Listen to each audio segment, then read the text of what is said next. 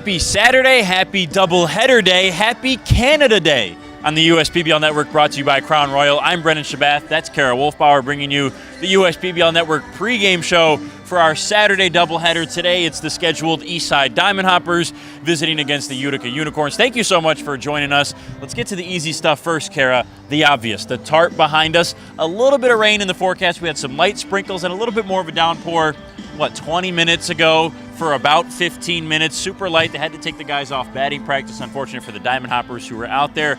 But we are going to get these two games in. We are going to start as of right now on time. First pitch scheduled at 5:30 here in game number one. But just not a great day for baseball weather-wise, but we are going to play two. I think the world wants some baseball today, though, because originally looking at the forecast did not look too promising, but watching the radar today, it looks like it's just going to pass us by. So I think Mother Nature's saying we need to bring on some USPBL baseball today. The baseball gods are making sure that we get two in today. For sure. It's a good matchup to get to between the Unicorns and the Diamond Hoppers. The Unicorns sit in first place right now, 9-7 on the year. The Diamond Hoppers very close behind. They took a win against these Unicorns in the non-public game on Thursday. They're now 9-8. So whoever wins game one is going to be the first team to 10 wins in the USPBL this year. That's an earmark on your season and a sign that you're doing well. But all four of these teams right now very close, very hotly contested. It's been an up and down season for a lot of these guys. We should have a good matchup tonight. I would say for the most part, the Hoppers, Mammoths, and the Unicorns have been going up and down. Unicorns have been making a strong push for everything. Beavers have been a little bit on the struggle side, but especially Mammoths and Hoppers, I think, have been starting to make that turnaround as we head towards the middle of the season. So these two teams tonight, watching the Hoppers face off with the Unicorns, I think it's going to possibly give the Unicorns a run for their money, who have been taking most of the games so far this season. Yeah, you're absolutely right. The Unicorns, the big story with them for the most up until this point in the season was that low team ERA. It was below 3 at one point. It's now below 4. It's a 3.91. But it's second place in the league behind the Hoppers. Ryan Corraldon, who got added to their squad after Jacob Wazinski was signed by the Twins. Corraldon has been shut down, lights out, a sub-2 ERA. Their team ERA is at a 3.71 now. They've done a fantastic job all year long, and they're best in the league pitching to left-handed hitters.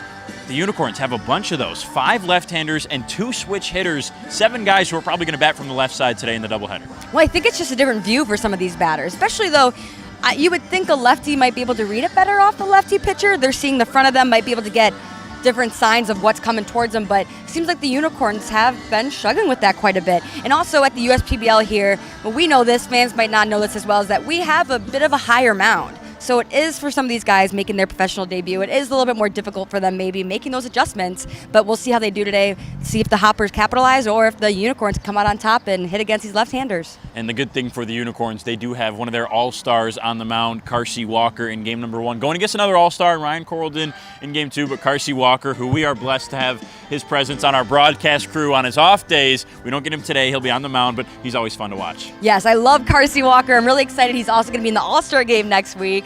And I told him we were missing him out here because he does a great job with us on camera work, but Carsey's been really picking it up recently. He had a game a couple of weeks ago. I believe he threw 8 pitches and got right out of the inning. They were all strikes. I don't know how he did it, but it went really well for him, and really excited to see how it turns out. Almost an immaculate inning, even better than an immaculate inning. So we've got 2 All-Stars on the mound today. We're going to play 2 games between the Hoppers and the Unicorns. It's a battle for first place. The Unicorns hold it right now, but by just half a game over the Eastside Diamond Hoppers. We might have manager Taylor Jellikowski of the Westside Woolly Mammoths joining us on the broadcast at some point tonight, so stay tuned for that. For Kara Wolfbauer and Brendan Shabath, we've got starting lineups and the pitching comparison after the break. Don't go anywhere. It's Canada Day on the USPBL Network.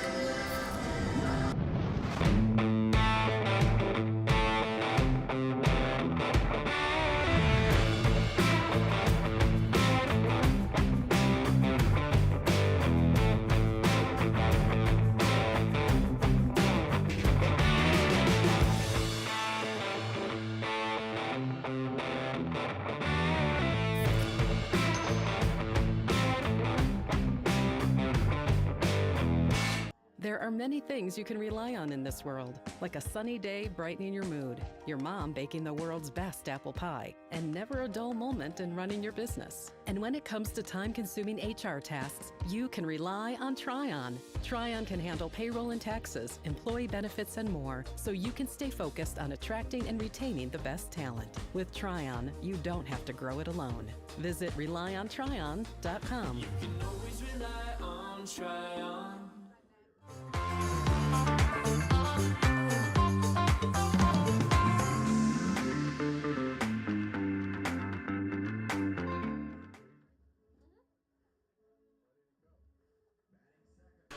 Welcome back to our Canada Day presentation of the USPBL. It's the Hoppers and the Unicorns here on Doubleheader Saturday. Canada Day is brought to you by Crown Royal here on the USPBL Network, and the rest of this broadcast is brought to you by the following: Ascension, Belfour Property Restoration, Budweiser, Dave & Buster's, DTE Energy, Fifth Third Bank, Jarbcom, Jimmy John's, Macomb Community College, McLaren Macomb, McQuaid Heating, Cooling, Plumbing, and Refrigeration, Metro Detroit Chevy Dealers, Pepsi, Scott's, and United Wholesale Mortgage. As always, we thank all of our proud sponsors for everything they do for the USPBL. The lineups have been exchanged. The lineups are being announced. Let's take a look at them a little bit closer right now, beginning with the Eastside Diamond Hoppers. Leading off and playing shortstop is Alex Pup. 2 home runs in the last 4 games for him. He's been on a tear, adding a little bit of power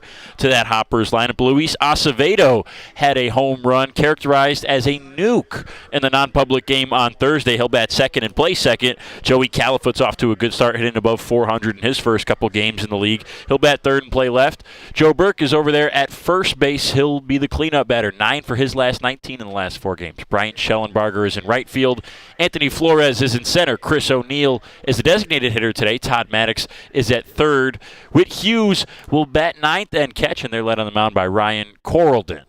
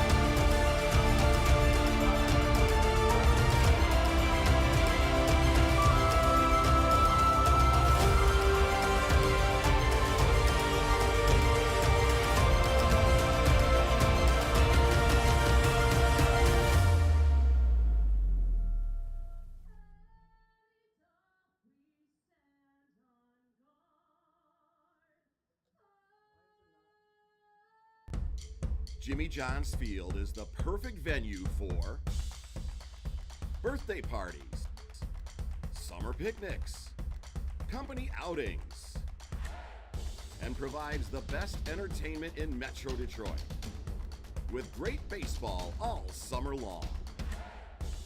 Spend your summer nights under the lights at Jimmy John's Field in historic downtown Utica. Why are all these business owners smiling? Because they rely on Tryon to handle difficult and time-consuming HR tasks like payroll, benefits administration, and more. Working with one of the nation's top professional employer organizations provides access to top-tier healthcare and employee benefit plans and Tryon's team of attorneys and HR experts. With Tryon, you don't have to grow it alone. Visit RelyOnTryon.com. You can always rely on Tryon. At Ascension, Michigan, we're committed to being your first choice for healthcare. Our nationally recognized heart program is the leader throughout Michigan in minimally invasive heart valve procedures. For joint replacement, spine, and cancer care, patients choose our specialists for advanced care and treatment. And we also excel in the things that can't be measured. Listening more closely, caring more compassionately. Yo, we gotta clean this place up, bro. So we gotta clean this place up. It's a mess. Coach, the house is a mess. Hey, you're gonna have to call somebody to get that house clean, because I need you guys down here now. Who can we call? Well, the company that does all the suites and company offices is Dawn to Dust Cleaning Service. What's their number? 586-932-4090. Give them a call. Hello, Dawn to Dust Cleaning. How can I help you? Hi, how soon could you guys come clean our house?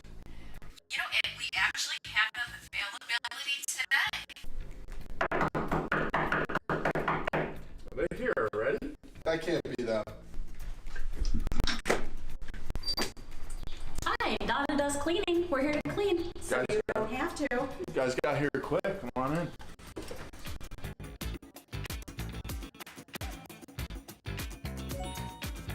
This looks unbelievable. Wow. Crystal clean. Definitely worth 5 stars. What do we think? Oh yeah, this is amazing. 5 stars for sure.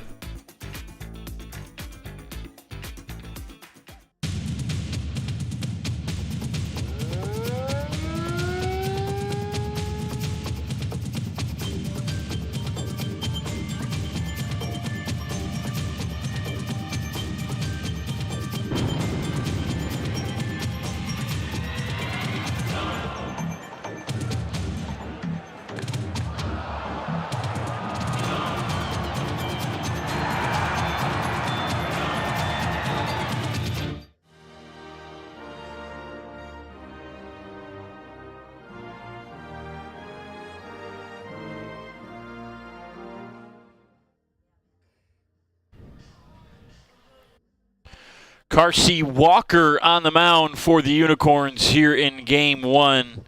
He'll face the Hoppers lineup that we read just before the break. To recap, it'll be Pup, Acevedo, and Califoot scheduled here in the top of the first, followed by Burke, Schellenbarger, Flores, O'Neill, Maddox, and Hughes in the first game for the Hoppers. Let's take a look at the defense brought to you by 3-Dimensional Services. Behind Carsey Walker, out there in left field, is Lucas Gooden. In center field, it's Nick Pastor. And in right, Jacob Moses gets to start here in game number 1. On the diamond, Patrick Baggett has the hot corner duties in the first game. Jacob Bisharat is over at first base. The double play combination up the middle is Donovan Curiel and Cam Norgren. Justin Gomez will catch here in the first game behind the plate.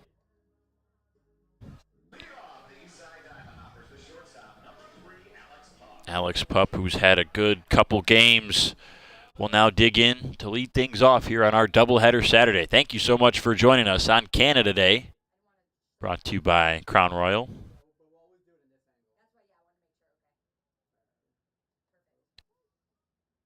And we've got the play ball. We're ready to go as Carsey Walker delivers the first pitch. It's a pop-up foul, playable for Bisharat on the right side. And less than 60 seconds in, we've got one pitch and one out as Pup is sent down.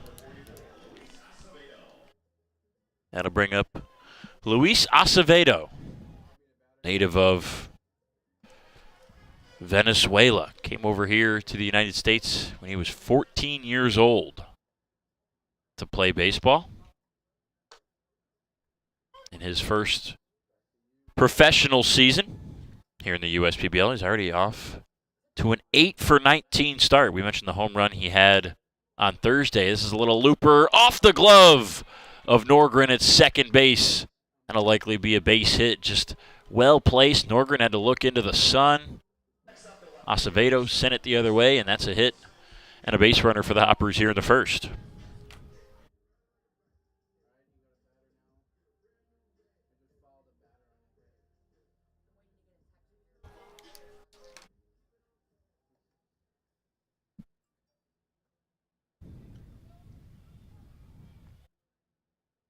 First pitch to Califoot as he digs in, the lefty facing the righty Walker. For Carsey Walker, lefties have a pretty significant advantage against the 23-year-old out of Saugatuck, Michigan. 1-0 outside, Acevedo threatening over there at first. There's the outside corner, actually, of the strike zone. 1 ball and 1 strike on Califoot. Carsey Walker this season, 8 appearances, 2 of them starts. This is his third. He's got a 2.40 ERA. Second best on the Unicorns pitching staff this year, a pitching staff that has been so good all year long. A sub-4 team ERA. For a while there, of all the pitchers on the Unicorns staff, only one had an ERA above 4. That was Connor Tomasic, who's out with an elbow injury right now and hasn't pitched in a couple weeks, and he was at a 4.1. Now the Unicorns have come back down to earth in the last couple games. The 1-2 to Califoot. Acevedo runs on the pitch, and it's fouled back. Now there's only 3 Unicorn pitchers with an ERA below 4. Everyone else is above that 4 mark. You see that pitch clock flashing 8. A couple issues early on today's game. It was like that at first pitch. It went to 20 for a moment. It was counting down correctly, and now it's still messed up, and Walker's going to step off. That's only the clock that we see out in center field. I'm not sure if the clock behind home plate, if we can get a look at that possibly, but if that one is flashing 8 as well, or if that one's counting properly, then we have at least 1 clock working. Waiting on the 1-2, Califoot, left side, Baggett's there. He'll fire back to first, and not in time. It's popped up. Acevedo thought about going for second and won't. Pretty decent contact on the line out from Califoot. That's 2 outs for Joe Burke.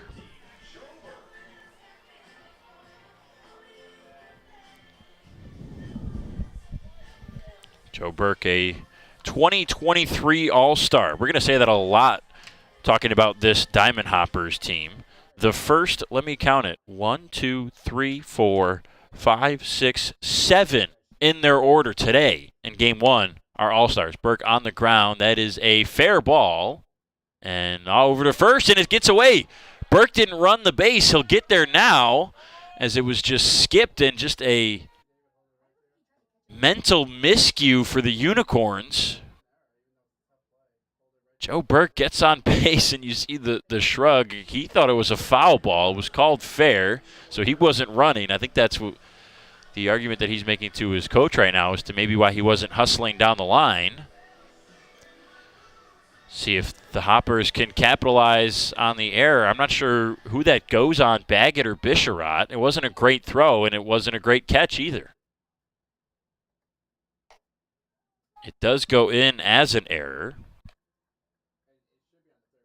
Answer in the chat who you think that is. Is that E5 or is that E3?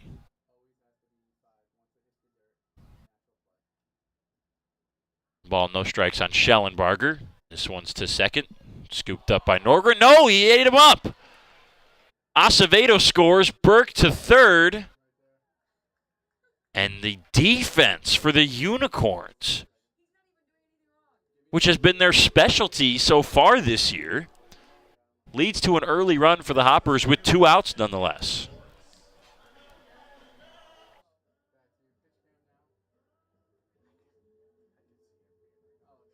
Back-to-back errors keeps runners on the corners for Anthony Flores. Acevedo scores. It's 1-0 Hoppers in the first. On the ground, foul to the left side.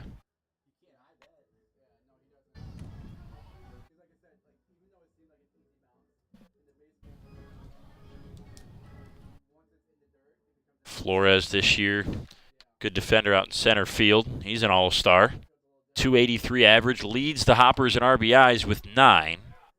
Can add to that total here, but he's behind 0-2. Talking about how good the Unicorns defense has been, they lead the league up until today in fielding percentage. 983 fielding percentage this year, league best. And 2 early errors puts them behind on the scoreboard. No balls and 2 strikes on Flores. And did that hit him? I think it did. It clipped Flores inside on an 0-2 pitch, and now the bases are loaded for the slugger Chris O'Neill. Unicorns just unable to get off to a good start.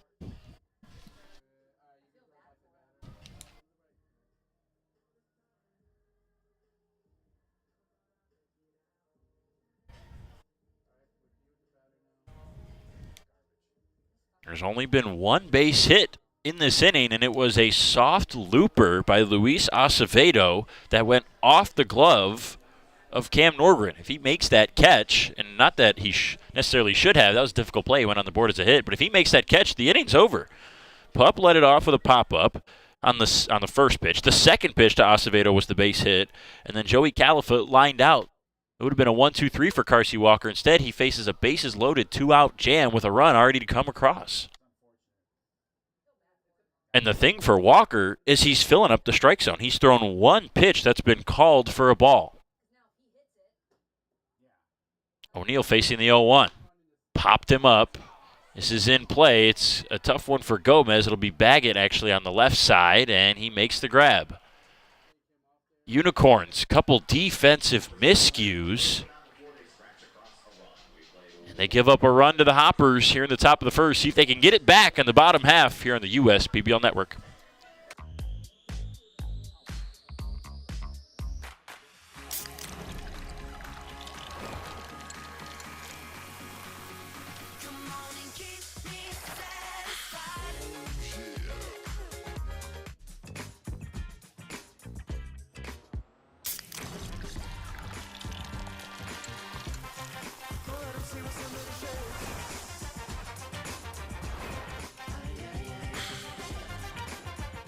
Slide into a new home. Work with a local mortgage pro who works for you. Get a cheaper, faster, easier home loan. Find a mortgage broker near you today at findamortgagebroker.com. You hear about the promo that Jimmy's John's got going on? 5 off 20? How they pulling it off? Magic? You got David's Copperfields in there? Show yourself, Copperfields! Jimmy John's. $5 off orders of 20 or more.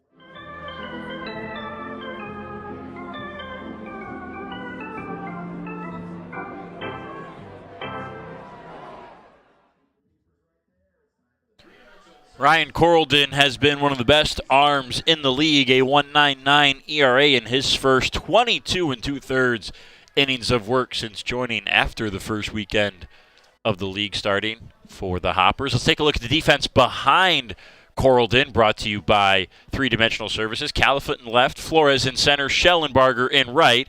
Pup and Acevedo, the double play combination. Todd Maddox and Joe Burke on the corners. And Whit Hughes is the catcher.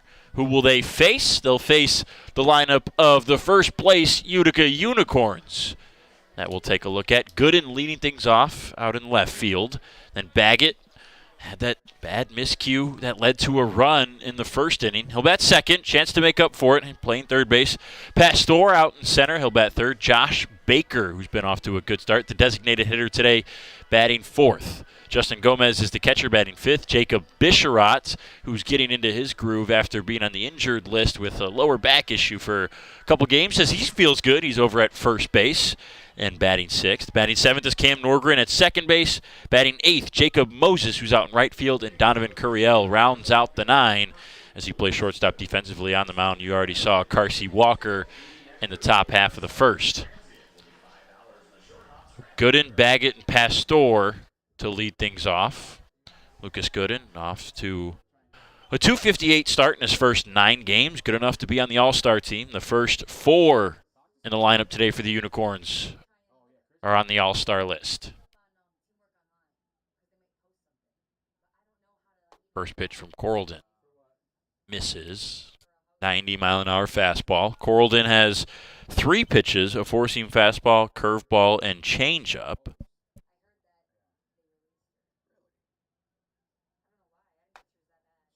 That's in for a strike. See the tail on that fastball. Has some movement. Goes on the board at 90, more like 93, 94. On the ground, hard to first, but foul.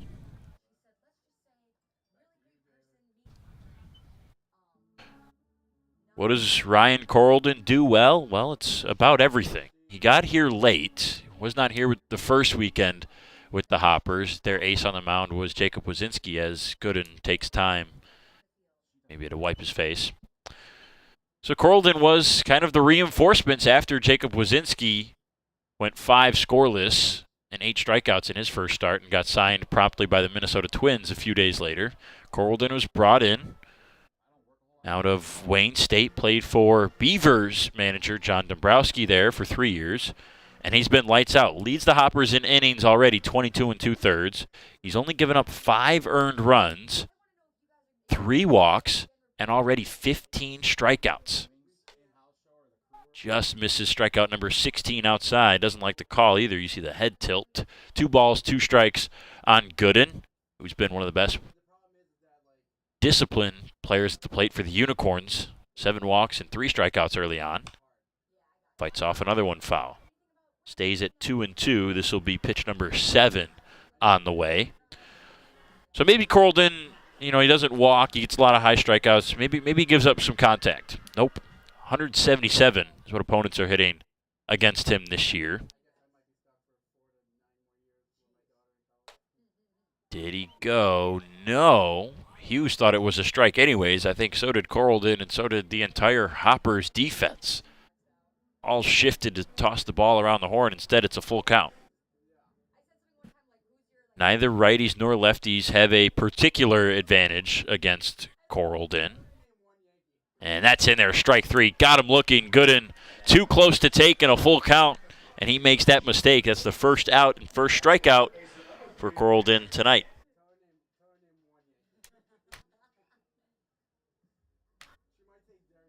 Both lefties and righties hitting below 200. Righties against Corlden, 9 for 53 so far this year. He won't face many today. 5 lefties in the lineup in Game 1 for the Unicorns, along with 2 switch hitters. This is one of them, Patrick Baggett, the third baseman. And that one's up for ball 1 on the curveball.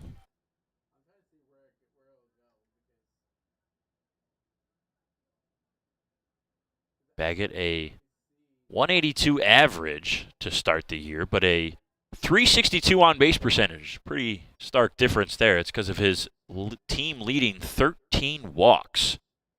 He's top 5 in the league in walk percentage through his first 15 games. This one's out to center field. Going back is Flores, and he got a pretty good jump on a ball that's squarely in the left center gap. Well struck from Baggett, but it's a long fly out. Baggett was hitting the ball hard in batting practice. He's not a guy who's necessarily going to show a whole lot of power. Didn't hit for power in his one season at Reinhardt University. Just 3 home runs. And the flag, here you see, pretty limp as compared to yesterday. It was consistently and stiffly blowing out to the outfield all day yesterday. It didn't result in home runs. We only had 1 from Zach Beadle that came late in the blowout as the Mammoths beat the Beavers 11-2 last night. Pastor receives low and in, 1 ball, 1 strike.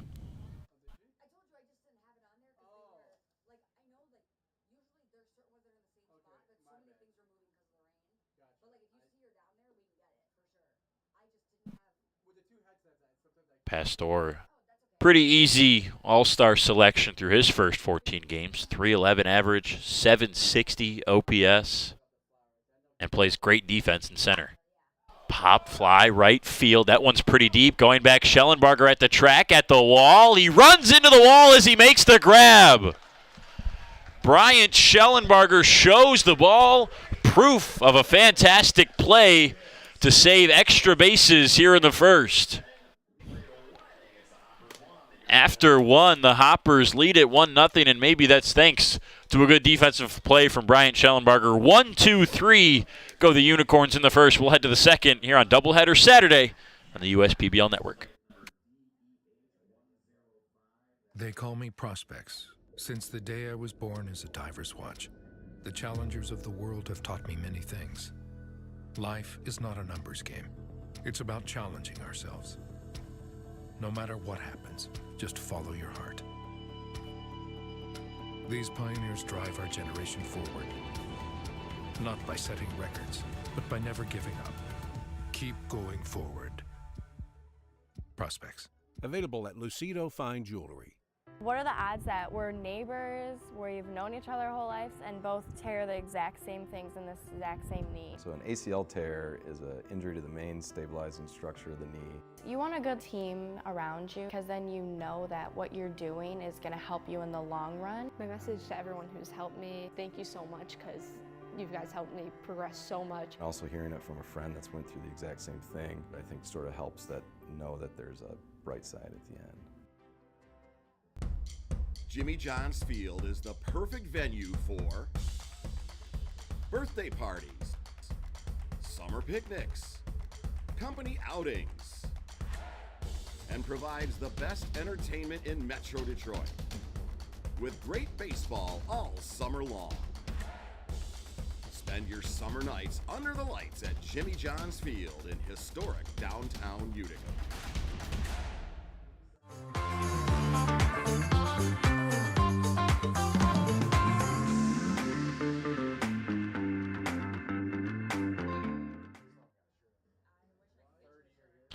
That man, Carsey Walker, pitched well in the first inning, but here's how it went.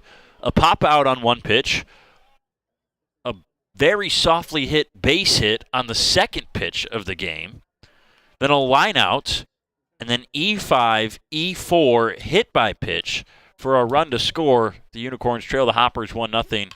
Maddox right up the middle, off the backside of Walker. Baggett will go scoop it. Certainly has no chance to throw out Maddox, who runs well at first. Carsey Walker waves his catcher off, says he's fine. That caught him right on the behind on the right side. And quickly, one pitch and a base hit for Todd Maddox. So it's Maddox.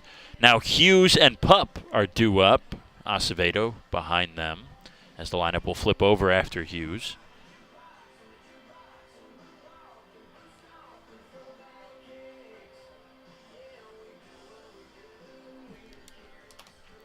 So quick little mound visit, make sure that Carsey Walker is all good, as Nick Caruso, assistant manager for the Unicorns, comes out. Caruso, my broadcast partner last night, making his debut. Congratulations to him. Did a fantastic job. It's always fun getting players and people who still play and work intimately in the game of baseball in the booth to hear their thoughts. Especially, I'm a big fan of catchers. Catchers are like the quarterbacks of a baseball team.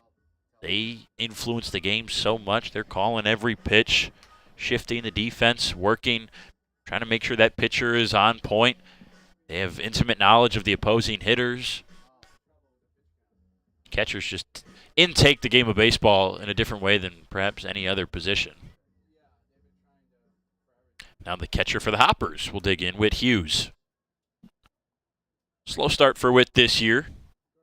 207 average. It was a little bit below that. He's racked up a couple hits in the last few games. 12 games, 9 starts. They do have the switch hitting catcher slash third baseman Taj Porter, who often gets in and gets a start. On doubleheader days like today, Porter will start behind the dish in Game 2 as Hughes swings through strike 1. Hughes out of St. Clair Community College, an all-star this year. 8 all-stars in the 9 hitters for the Hoppers here in Game 1. In the dirt. Good block by Justin Gomez. St. Clair Community College, 71 at-bats for Hughes in his year there in 2019. Hit 225, no power, 521 OPS.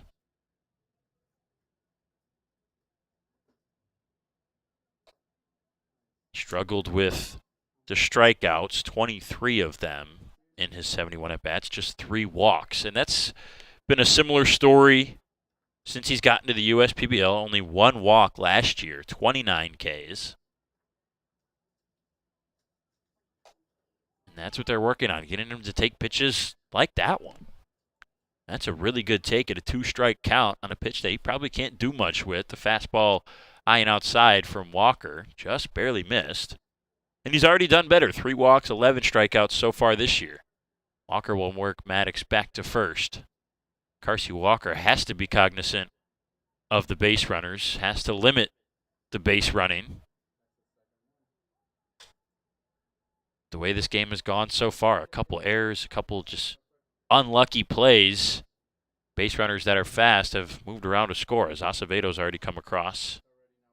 There's a shot of that clock behind home plate. That one also flashing 8, so some pitch clock issues. Not sure what the umpires are doing. Clearly they're comfortable enough to continue playing.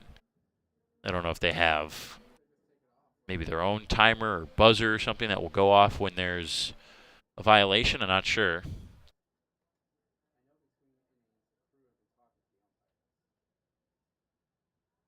We'll count. Hughes back up the middle. Nice play by Curiel to second for 1. Relay to first. That is in time. A nice double play. 6-4-3. Curiel, Norgren, Bisharat. And now there's 2 outs for the top of the order, Alex Pup.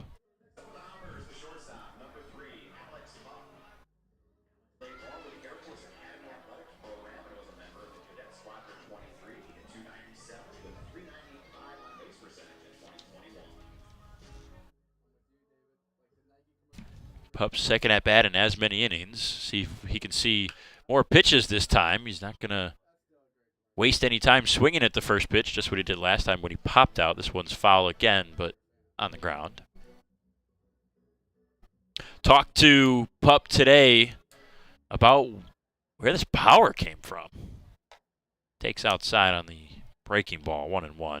Didn't show any power last year. 1 home run in his 41 games, which led the league. He was an everyday guy, everyday starter at shortstop for the Hoppers, and was great hitter. 272, 704 OPS, got on base consistently, was aggressive on the base paths, could steal, not to mention the gem that he was defensively.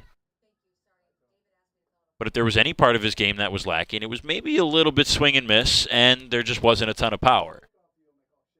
And just wasn't expecting much of a change in that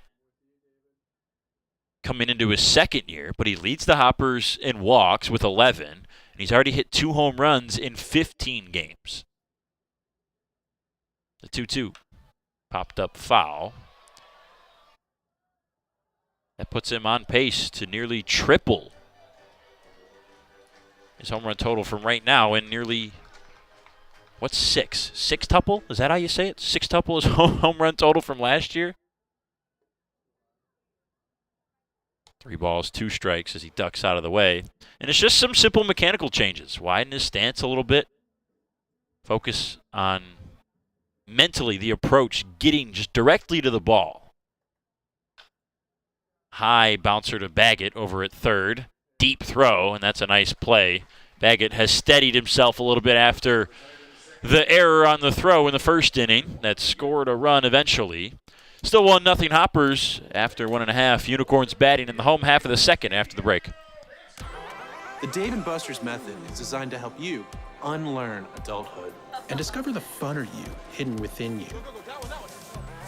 The you that doesn't think about adult things and stuff. Ashley, I don't want to hear anything about your car registration when we're at Dave & Buster's. Okay. The you want to be. Let the Dave & Buster's method illuminate you. Begin the method today with 5 free games. You know you want to. There are things you can rely on in this world, like your dog being happy to see you, coffee getting you through the day, and the government changing business regulations. And when it comes to navigating those regulations, you can rely on Tryon and its team of attorneys. Tryon can also tackle time-consuming HR tasks like payroll and employee benefits, so you can stay focused on growing your business. With Tryon, you don't have to grow it alone. Visit RelyOnTryon.com. You can always rely on Tryon.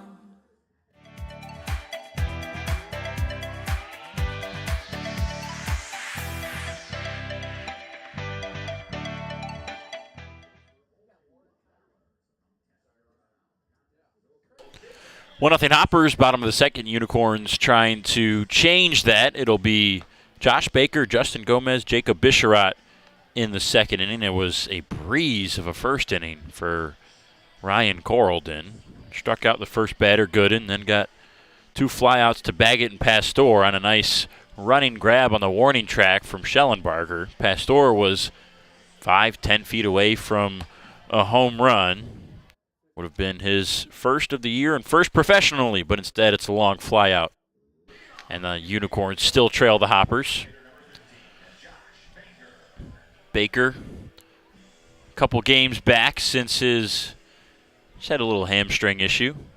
Only missed 2 games. They had a third game that got rained out that he probably would have played in. Hitting .257, already 2 home runs on the year. Both of those came on opening day for the Unicorns. A 2-homer day.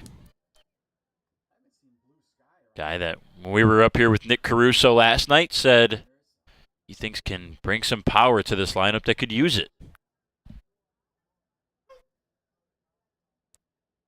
Slugging percentage right now for the Unicorns at just .300. Significantly in last place in the league.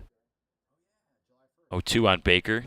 Checked his swing, didn't go. Hughes held it for a moment, but they're not going to get the call.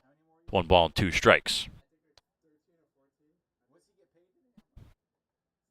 It's just 6 home runs on the year, only 16 extra base hits for the Unicorns. This one's skied in the air to left. Califoot easily there, and he dropped it off his glove. Baker will go to second. Looked like he just battled that sun, and last minute, Califoot maybe couldn't fight it off. Hit off his glove. That will be an error. It's the third error we've had today. First for the Hoppers. Unicorns had 2 in that first inning. You see the sky. That sun comes in on the third base side of Jimmy John's field, so it's usually more of an issue for the second baseman, the right fielder, the first baseman, stuff like that. I don't know if Califoot had to deal with it. He's got the sunglasses out there and left. Gomez takes inside edge for strike 1. So now the first man in scoring position.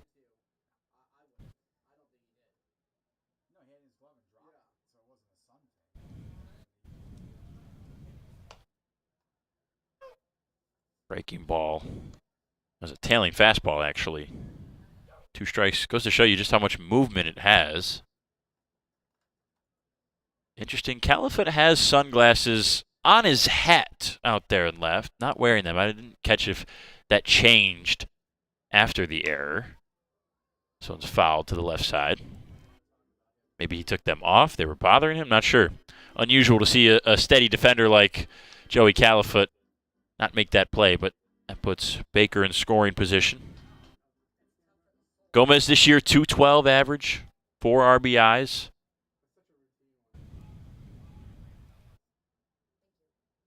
Oh, 2 fights another one off foul. One of the older guys in the USPBL, 26 years old, out of Bellflower, California. Professional experience for Gomez before coming to Jimmy John's Field. He was with the Cincinnati Reds for 2 years in the minors, starting back in 2019.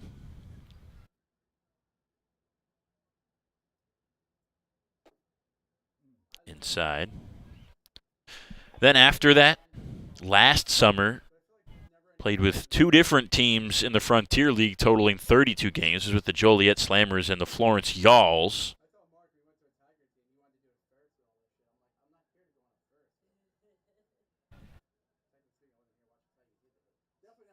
The 1-2. Out there to left, Califoot, chance to make up for it coming in. He will make the grab, and you can see him really accentuate looking that ball into his glove. And a decent recovery for the left fielder for the second out. Check that, first out. Should be second out had he made the first catch, but. Now Bisharat will dig in. We talked about the power that's added to the lineup from Josh Baker. Jacob Bisharat, another guy who brings some of that. You can see the power potential just in his stature. 6'4", 225 in that right-handed batter's box. Receives inside, ball 1.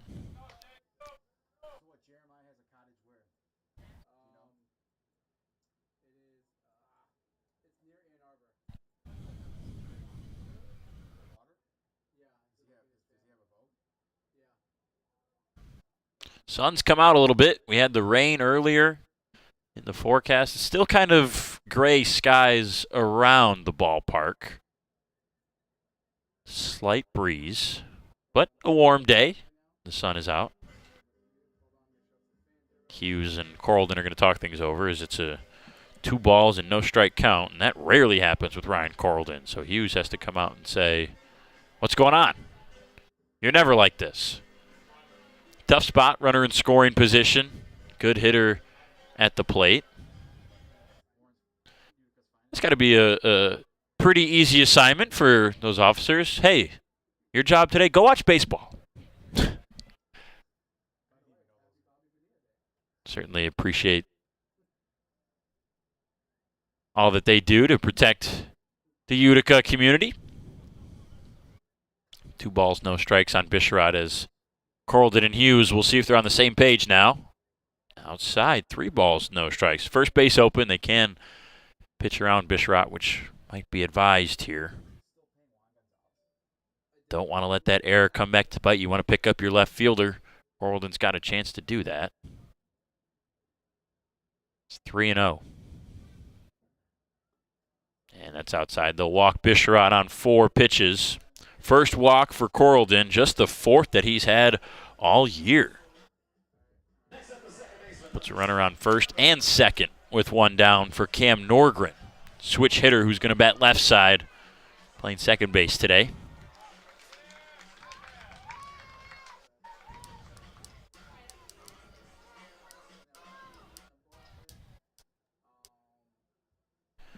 Baker at second, Bisharat at first. Coralden comes set, glove at the chest. Delivers a ball outside.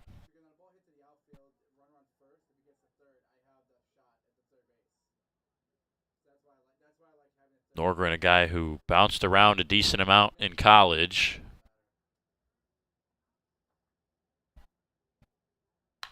Smokes this one foul to the right side, just out in front of the off speed. Came out of Coralden's arm at 78.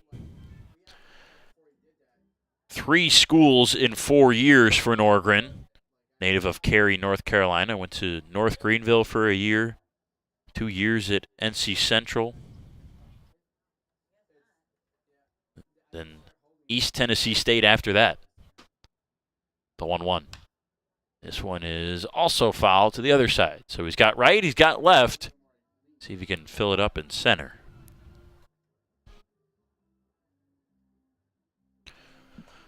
Hoppers, 3 wins in their last 4 games to get a game above 500 now.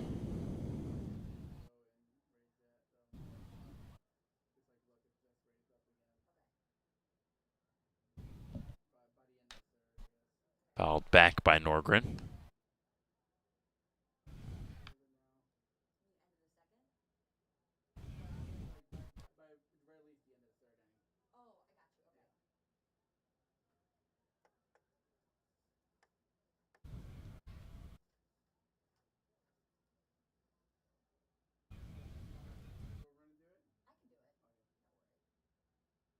Swing and a miss. Coralden gets his second punch out in a big spot. That's the second out here in the second. 2 down now. That'll bring up the right fielder, James Moses. I think I mistakenly called him Jacob earlier. My apologies. So many J's on this Unicorns team, and they're all Josh Baker, Justin Gomez, Jacob Bisharat, James Moses. 4 out of 5 scheduled hitters in a row in their lineup. Sometimes they get jumbled. 0-1 on James. Comes from Towson, Maryland. Spent 2 college seasons at Towson. 102 games there, 288 average. Really good numbers over that long of a stretch.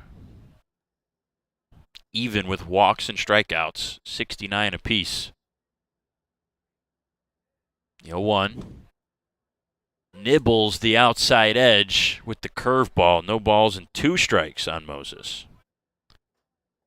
Coralden trying to get out of a jam. He's in this jam because of an error that started the inning. It allowed Josh Baker to get to second base on a long, what should have been, flyout. Out to right. Schellenbarger was playing up the gap, and that's going to drop for a base hit. Coming around to score is Baker. Heading to second is Moses. He is not in time. They got him. Schellenbarger stripes him out from right field, but Moses does the damage with the base hit.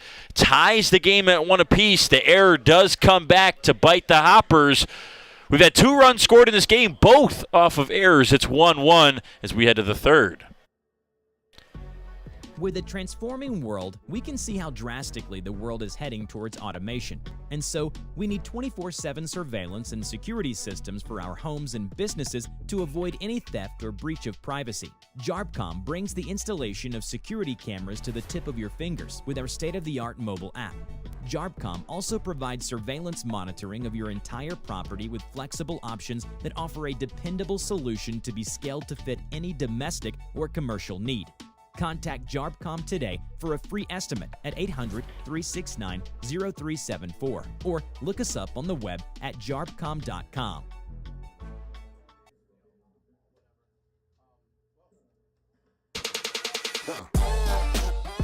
Check your checking. If your account doesn't get you pumped, amped, or geeked, make the switch to Genius Checking from Genesis Credit Union. It's just genius.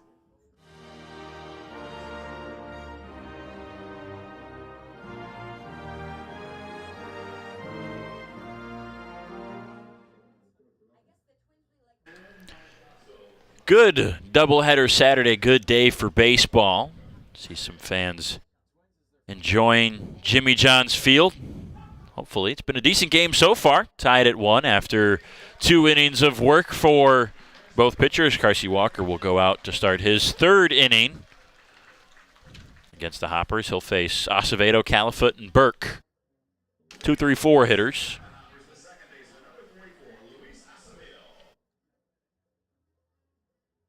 Acevedo, we mentioned, out of Venezuela, learned today he's good friends with Jesus Luzardo, pitcher for the Miami Marlins. They're playing right now. That's actually a big game for the Marlins. They've got division foe and NL best Atlanta Braves. Acevedo smokes this one to left. That one's off the top of the wall. He'll try to stretch this for 2. That throw is off to the left side, and Luis Acevedo, another extra base hit, leads things off with a double in the 3rd.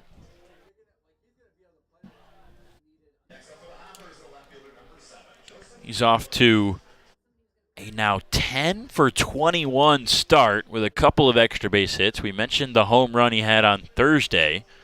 Singled in his first at-bat, now a double here. Smoked it off the left field wall.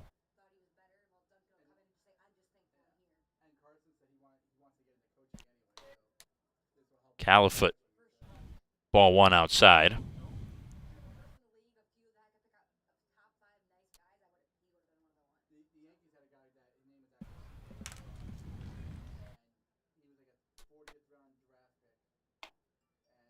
And inside for ball 2.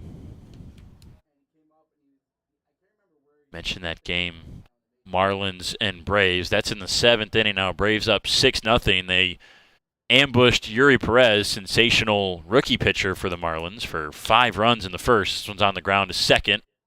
Norgren will scoop that one up and throw to first. That advances Acevedo 90 feet from scoring position.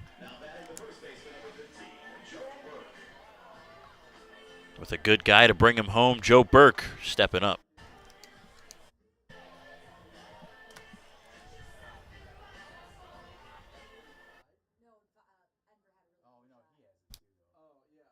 Burke reached on that critical error in the first inning in his first at-bat. Swings through strike 1 in the second. He wasn't even running down the line in those bright orange shoes because he thought he was... I think he originally thought the ball was foul as it dribbled right along the third base line. And he wasn't really running hard to first. He thought it was foul. It was called fair, and Baggett on a lobbed throw to first base. It couldn't be picked up by Bisharat. Scooted by him, and Burke was able to make it over, keep the inning going. A run would come. This one's high, deep to left center field. Going back is Pastor. That one is gone. Joe Burke is locked in and loaded. He launches for a 2-run blast.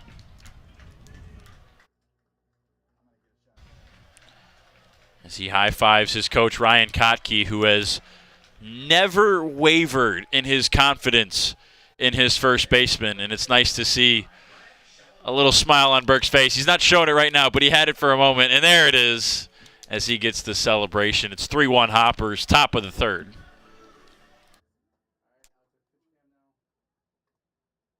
Talked about the boost in power that the Hoppers have had in the last couple games.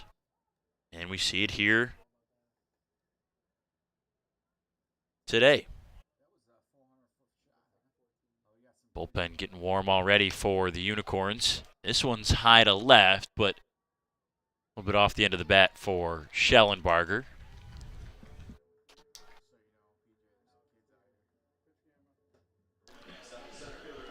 The Hoppers, with that home run, have moved further into first place. They led the league with 13. That's now 14. Came in as the best slugging percentage in the league at .366. That's already gone up.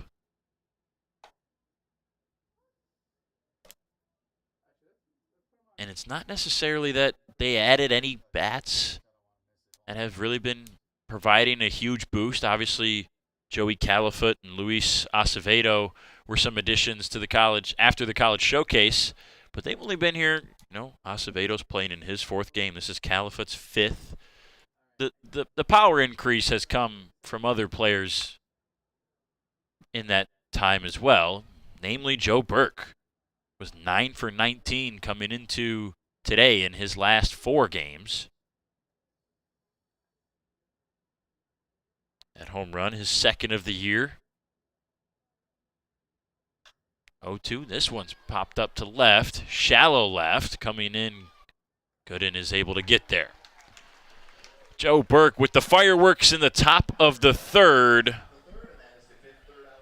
Makes it 3-1 Hoppers for the 5th third out of the game.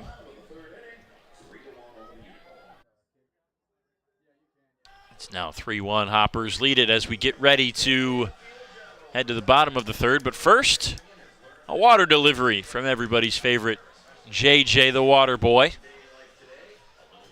The field general by day, the water boy by middle 3rd. Brought to you by Michigan First Credit Union. And Chelsea Cooper's got the DTE Kid Race the Mascot. Johnny, guys, it's time for the DTE Kids Race the Mascot. I'm here with my buddy Josh. He's a little hot today, but Lancelot's even hotter, so we decided to give Lancelot a little bit of a head start. But Josh, I got faith in you, bud, so start here on first. I'll meet you at home on your mark. Get set, go! I saw Lancelot doing a little trash talking over there. Ooh, Lancelot has a little pep in his step today, Josh. You got to pick it up. All right, guys, this is going to be a close finish. Guys, make some noise for Josh. Woo! Oh, high five. Woo, Lancelot, good effort today, bud. Nice job. An impressive effort from Lancelot, but just not enough. The Mascots fail again. 3-1 Hoppers lead the Unicorns. We're in the bottom of the 3rd thanks to Joe Burke, who had the 2-run bomb to left center field, his 2nd of the year, 1st of the game for the Hoppers. Scheduled hitters for the Unicorns in the 3rd to try to get back in this game, trailing by 2 runs. The 9-1-2, Curiel, Gooden, and Baggett against Ryan Corraldon, who did have a walk to Bisharat last inning, but other than that, it's been premium with a capital P strike throwing for Corraldon.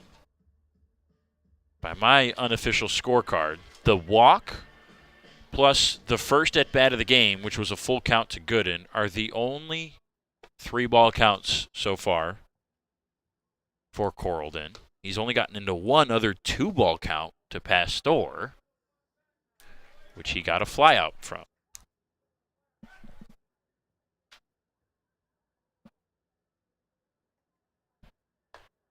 Now he's got a little bit more room to work with a 2-run lead. And head tilt there on the 1-0 that missed somewhere. I couldn't tell you where. I thought it was a strike. 2 balls, no strikes on Curiel. Tipped back. Donovan, the starting shortstop, all-star shortstop for the Unicorns, has played and started in 14 games for the purple and white. There's a little bit of red in that logo, too, for the Unicorns. Native of West Covina, California. We talked about in the last game for the Unicorns, him taking a year off to go back to California and coach his younger brother, Derek, who is just the #1 rated prospect in baseball in the United States of America in the class of 2024. Pretty impressive stuff from the Curiel family, 1 pro already. There's a base hit for Donovan out into center field. A little bit slow start to the year for Donovan, and he has turned it around. And I would say last 5-6 games, now up to 244 average. And in that base hit, and that's only going to increase. Leadoff man on. Only the second hit surrendered for Coralton so far today.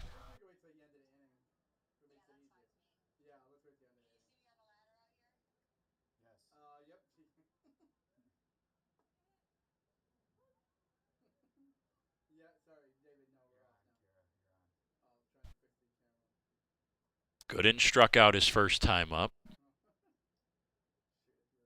2 strikeouts so far for Coralton. 1 walk, 2 hits, 1 run. The 0-1. Curveball well outside.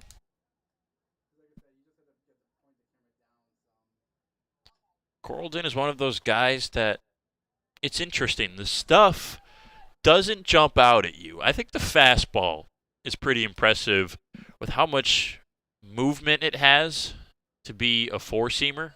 Curiel fakes the steal over at first base. That pitch misses. Now it's on our sheet as a 4-seam. There's a chance that he also throws a 2-seamer. But it just looks like there's some pretty good life on the 4-seam fastball from Coralton. But the curveball and changeup are decent swing and miss pitches, but more just well located. He's just in the strike zone consistently, and even on the pitches that he misses, they're right around and debatable whether they should be balls or strikes. And there's something to be said about it's not an overpowering fastball. It's not super impressive stuff as far as how he spins it, but he throws strikes and gets outs. Bit of a jam in the third, though, as the first 2 are on. Walk to Gooden. Curiel with the single. He moves over to second. Nobody out for Patrick Baggett.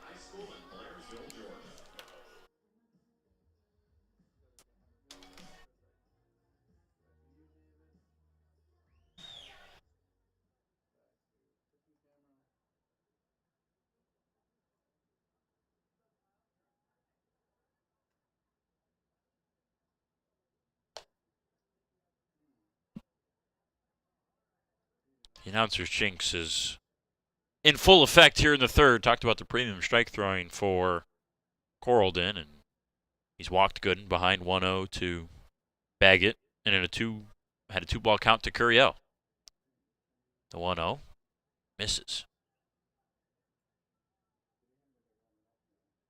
For those of you that are unfamiliar, the announcer's jinx, it's a special superpower that we announcers have. Anytime we say something that we believe to be factual or proven, that a player is a good free throw shooter or a running back doesn't fumble the ball, the opposite of what we just said is going to happen as soon as humanly possible. And here it is, 3 balls and no strikes on Baggett, right after we talk about Coralton strike throwing.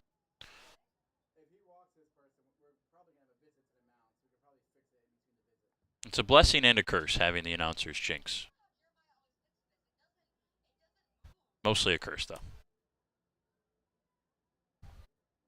The 3-0 inside. He walked him on 4 pitches, and I think Whit Hughes is going to go out there and talk things over with the Hoppers ace. Uncharacteristic. He had, count it, 3 walks in his 22 2/3 innings of work before today. He's got 3 walks in 3 innings today. And nobody out in the third. A bases-loaded jam. Even Ryan Kotke is going to come out to get in on this conversation.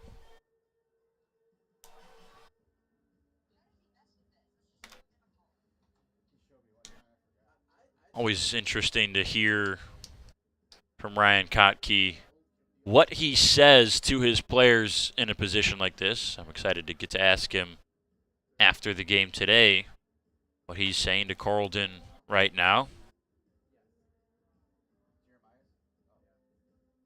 Kotke, a good baseball mind, a good understanding of the human element of the game and of his players. He was a player himself. current coach at St. Clair Community College.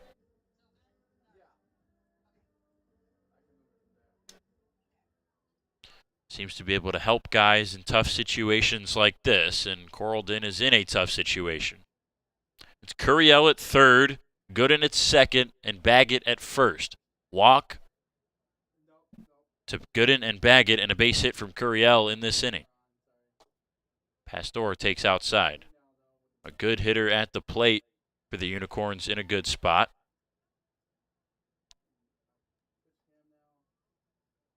.311 average coming into today. Pastor had a good swing in his first at-bat, but it was just a long flyout. It was feet away from being a home run. It would have been his first of the year. That's really the only thing he hasn't done yet is hit for power. Steals some bases, plays good defense in center.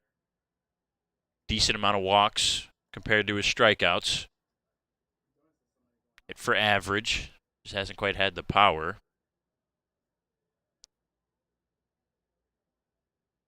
2-0. Strike one. Coralton gets a much-needed strike after walking Baggett on just 4 pitches.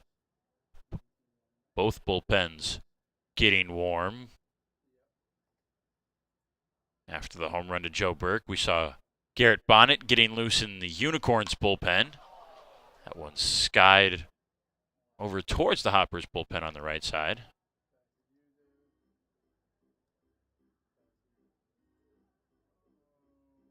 That was Christian Stelling getting ready. The left-hander out of Imperial, Missouri.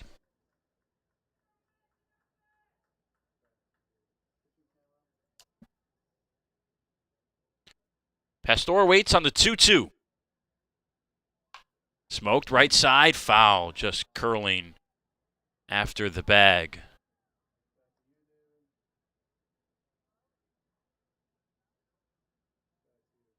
And the bullpen's getting warm this early. We're here in the third inning of our 12-inning doubleheader on a Saturday. It's not unusual, given that it is a doubleheader Saturday. Out into center. Flores charging in. He'll let it drop. Pick it up on one hop. Has no play. Curiel comes around to score. And the Unicorns have cut the deficit to just 1, and it's still bases loaded, nobody out. On a good base hit from Nick Pastor to bring home a run.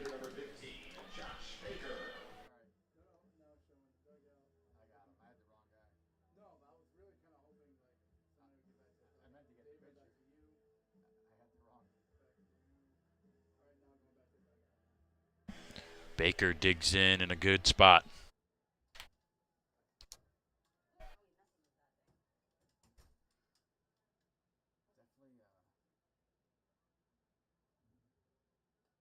High and tight, that gets past Hughes. Coming home is good in the slide. Head first, safe.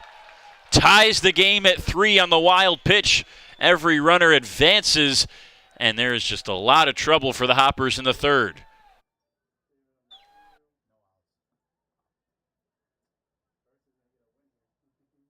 Coralton has just not been his usual self today.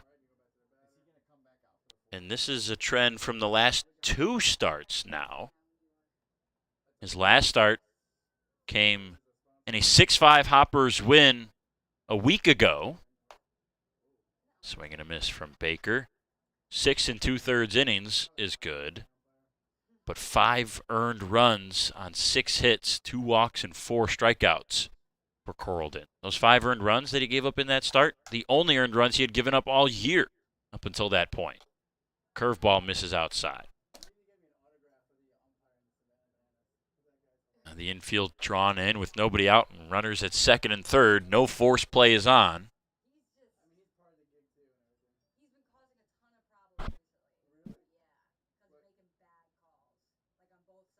Baker takes outside. That one's get by Hughes again. Coming home to score is Baggett. He scores standing up, and the Unicorns have taken the lead. 4-3. The inning went single, walk, walk, single, and then 2 wild pitches have scored 2 runs.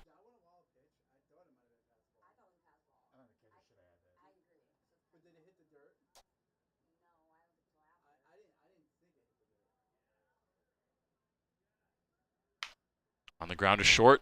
Pup makes a nice play, looks the runner back to third, and will throw to Burke over at first as Baker grounds out in the 3-1 count. Nice play by Pup to ensure that the runner didn't go anywhere and get the out. The runner at third is Pastor, who had a single just one at bat ago. But he's over there on 2 wild pitches that have plated 2 runs. Just 1 out. Kotke comes out, and Ryan Corraldon's day is done. Very atypical start for the Hoppers ace. Now it's going to be up to Christian Stelling, a new addition, the left-hander, to right the ship as the Hoppers have given up the lead. It's 4-3 Unicorns in the bottom of the third. They're going to take the pitching change, and we will as well here on the USPBL Network.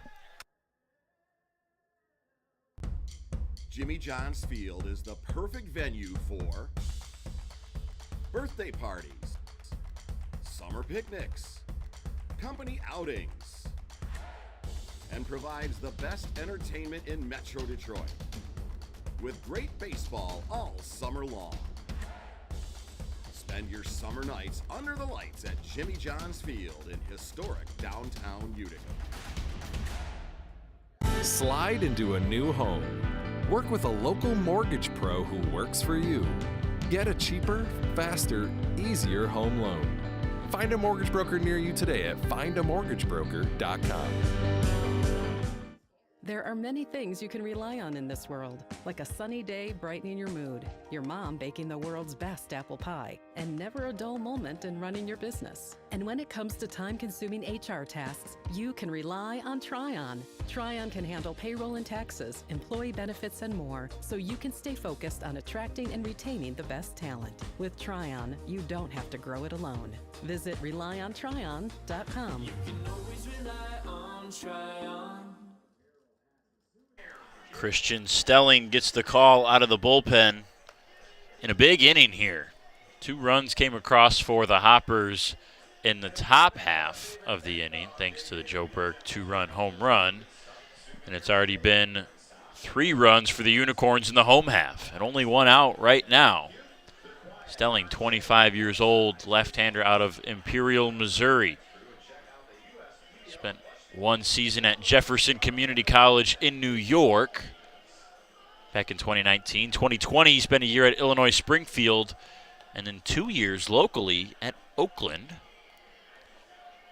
All totaling 83 innings, a 5.53 ERA in his college career. Command has been a bit of an issue for Stelling in the college days. Right around 6 walks per 9 innings. That's compounded with 9 strikeouts per 9, almost 10, which is a good number, but followed by the 6 walks. Has to find a way to get in the strike zone a little bit more. High to Gomez for ball 1.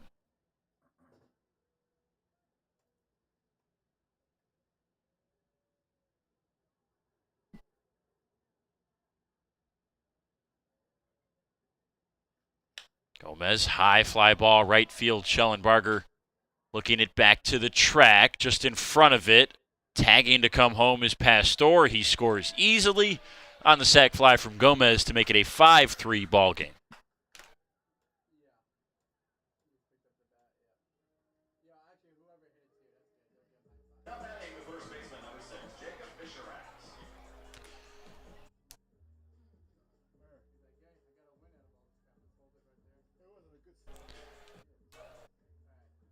Jacob Bisharat's turn with 2 outs, nobody on.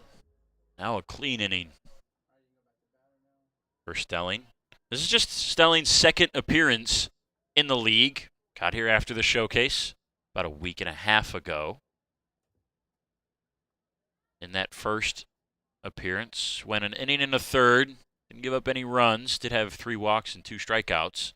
Only gave up 1 hit in his 8 batters faced. Bisharat pops it up, Playable for Hughes. He discards the mask. Calling him off is Maddox, and he'll make the grab. So Stelling does record the 2 outs needed, but a sac fly from Gomez brings home another run. 4 come across in the inning, and it's 5-3 Unicorns. We'll head to the 4th here in the USPBL Network. First State Bank is a locally owned and operated business. We're part of your community. At fsbcares.com, you'll find ways that we're making a difference by featuring locally owned and operated businesses, providing access to helpful financial resources, and engaging with community.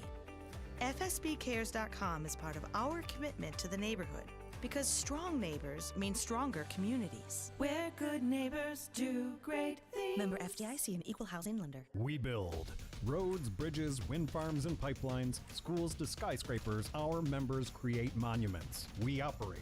We're the operators and mechanics behind the advanced heavy machines that move Michigan forward. We maintain boilers and HVAC. Our members run the complex heating and cooling systems that we all depend on.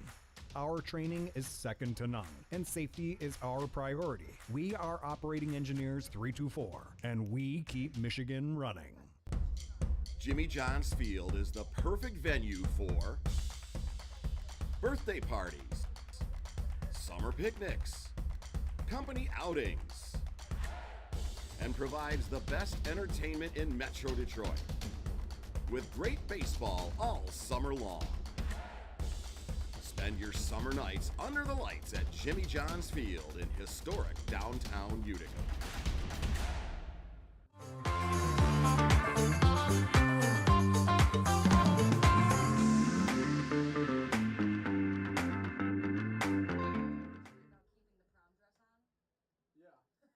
Chris O'Neill against Carsey Walker and launches the pretty baby blue bat. Criminal from Chris O'Neill, and he can't do anything but laugh about it. That is a pretty North Carolina blue bat. Love that thing.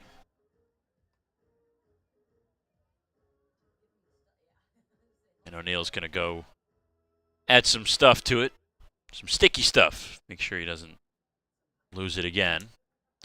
O'Neill popped out his first at-bat. It'll be 7-8-9 O'Neill, Maddox, and Hughes here in the top of the 4th. The Hoppers now trailing for the first time today after conceding 4 runs. The bottom of the 3rd. 0-1. Check swing went too far. No balls, 2 strikes. Walker has done nothing but hits and runs. Hasn't had any strikeouts or walks. It's been a lot of soft contact outs. He's thrown a lot of strikes. This hasn't resulted in a K yet.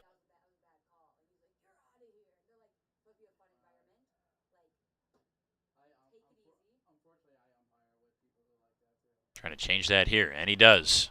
Swing and a miss from O'Neill on the slider outside. First strikeout for Walker. First out in the 4th brings up Maddox. For Carsey, it's a 4-seam fastball, sinker, slider, and changeup.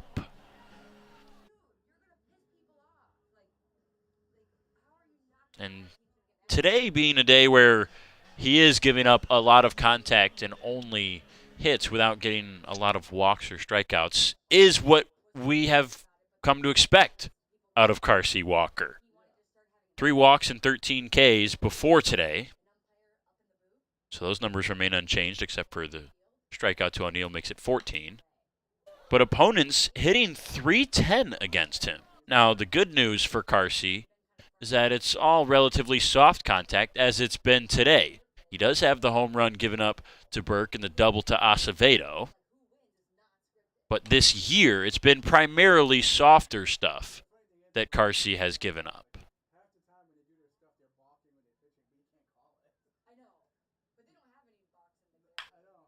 Fly ball, left field, looking back. That one is way gone. Chris O'Neill.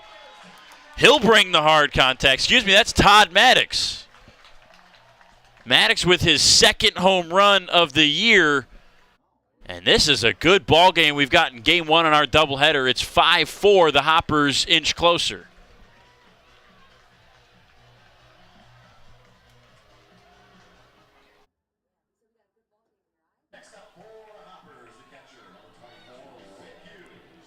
Maddox, the third baseman here in game one. Getting that slugging percentage up even more. He's got a low batting average so far this year, 175 before today, but slugging the ball at 350, that's a good ISO power, which focuses solely on extra base hits. The guys with the highest ISO power are going to be some of the best true power hitters. And Maddox is one of the better ones in the league. It's only going to increase with that home run. 5-4 game now as Hughes will step out and call timeout as he's quickly behind 0-2.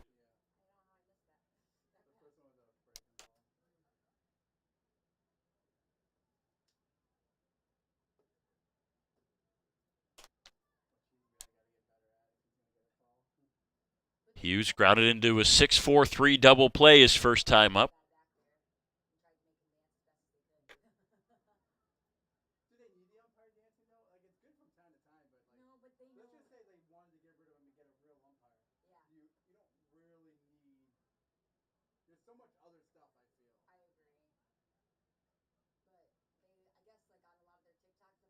Two popped up on the infield. Norgren and Bisharat.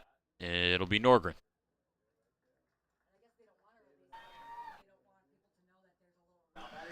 Lineup flips over now to Alex Pup for his third at-bat of the day.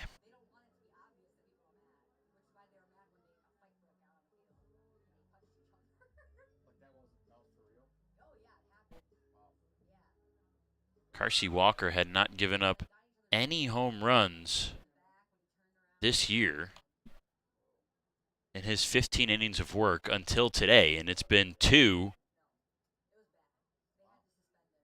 through his first 3 2/3 innings.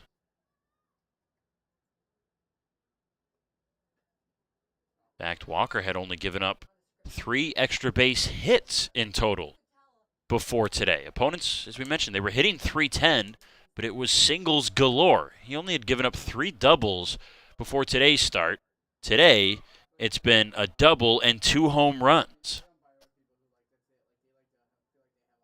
Not what we expected from either starter. Ryan Corraldon matched his walk total of the season in his 3 innings. Walker's matched his extra base hit total. 2-1, now 3-1 on Pup.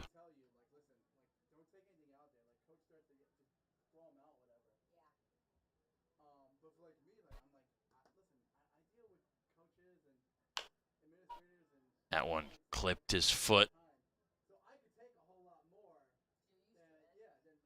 Pup doesn't wear any protection on that lower leg that you see a lot of guys do these days. He's got the elbow pad on the left elbow to protect from being hit by a pitch. Nothing on the legs, and a foul ball off the foot or off the shin. Need an extra second.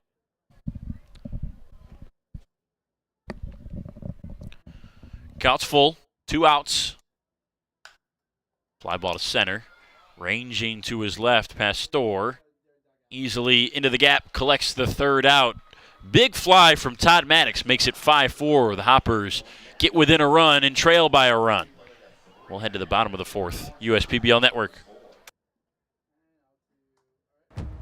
We're for people, the pioneers, the underdogs, the players, and the slow and steadies.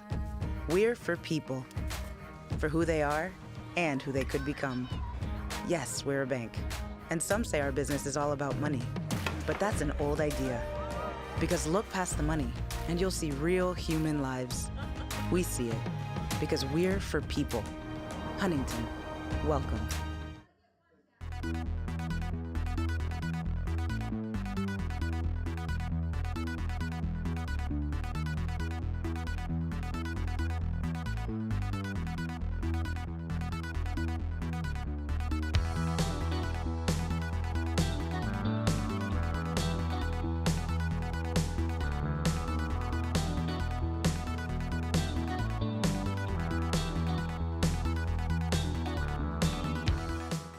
You hear about the promo that Jimmy's John's got going on? 5 off 20? How they pulling it off? Magic?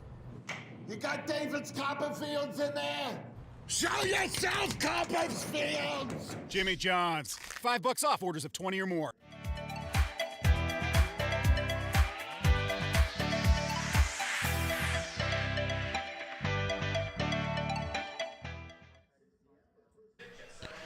Christian Stelling came on last inning to relieve the starter Ryan Corraldon, who only made it 2 1/3 innings.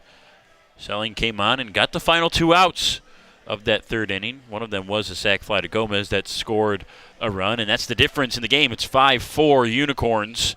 They're batting in the bottom of the fourth. Norgren, Moses, and Curiel scheduled against the left-hander Stelling.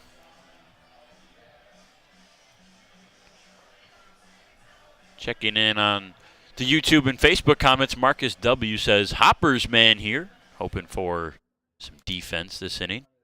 Christy O'Neill says, cheering for the Hoppers from Barnesville, Georgia. The Shane Saw says, Joe Burke is a stud. Go Hoppers. Burke with a 2-run blast already in this game. As Norgren digs in.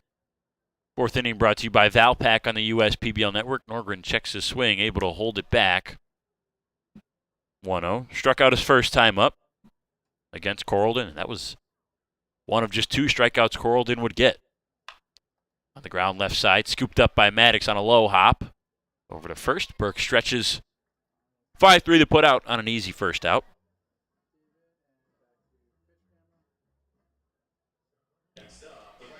On Facebook, Jackie White says, I see you, B. Dizzle, sounding great as always. Thank you, Aunt Jackie. Always appreciate it. Shelly Mariner Matheny says, watching from Clarksburg, West Virginia. Jerry Tomasic says, Schererville, Indiana in the house. Happy 4th of July, everyone. Happy 4th of July to you, Jerry. Strike 1 to James Moses. Ron Matheny also says, Clarksburg, West Virginia, go Unicorns.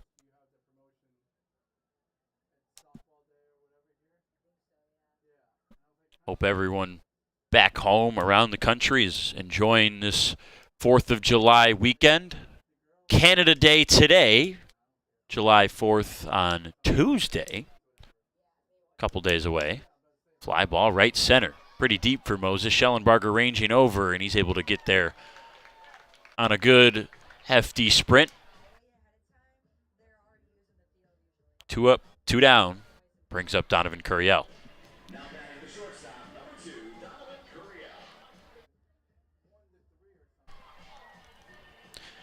Curiel singled and scored to spark that 4-run third inning.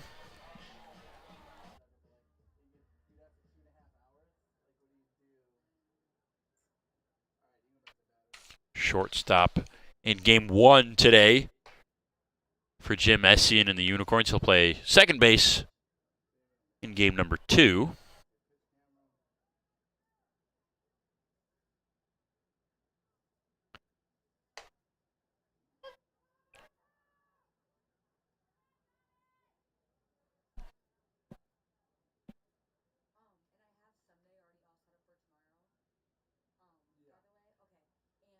One.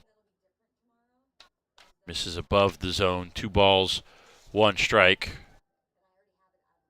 For Stelling, just 3 pitches, 4-seam, curveball, and changeup. That curveball misses above the zone again. 3-1.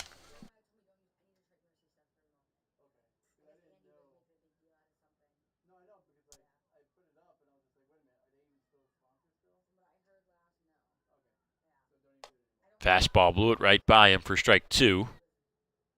Comes up on the board as 85, means it's closer to 88, 89. Think of the gun on the scoreboard here as the temperature, and the actual number is the feels like.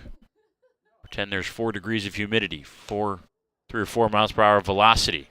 Pumps it by him again. That one up at 87 as Stelling reared back and threw it in there for another strikeout, his first of the game. 1, 2, 3, 4th.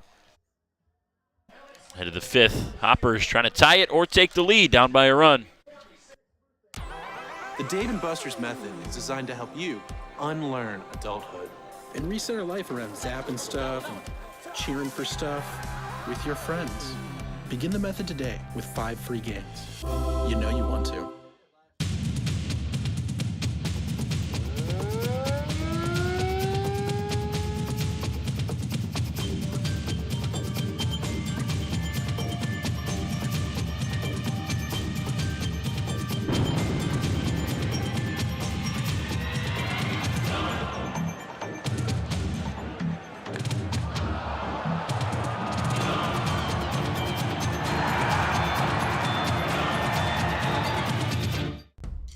Jimmy John's Field is the perfect venue for birthday parties, summer picnics, company outings, and provides the best entertainment in Metro Detroit with great baseball all summer long.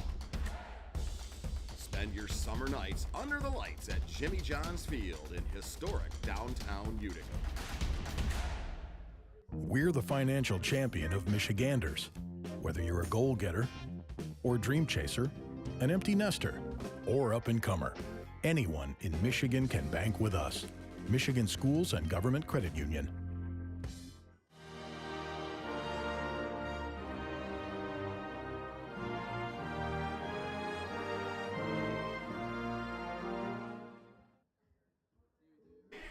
Acevedo, Califoot, Burke.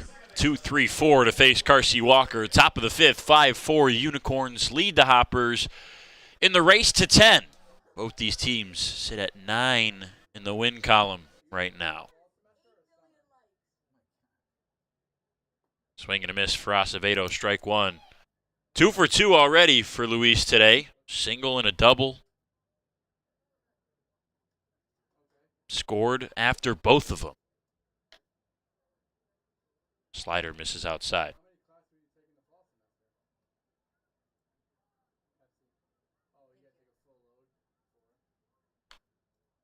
Foul tipped over the catcher Gomez. Acevedo hit for decent power in college. The 3-year home run and slugging total for him does not necessarily stand out. 7 home runs, 402 slug to go along with his 303 batting average. But 6 of those 7 home runs came in his final season, which was this year in 2023. That's at Weber International in Florida.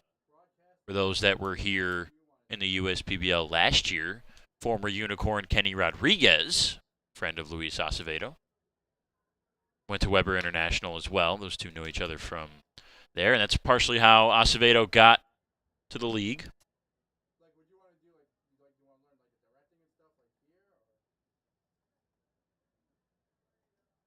Two, foul back.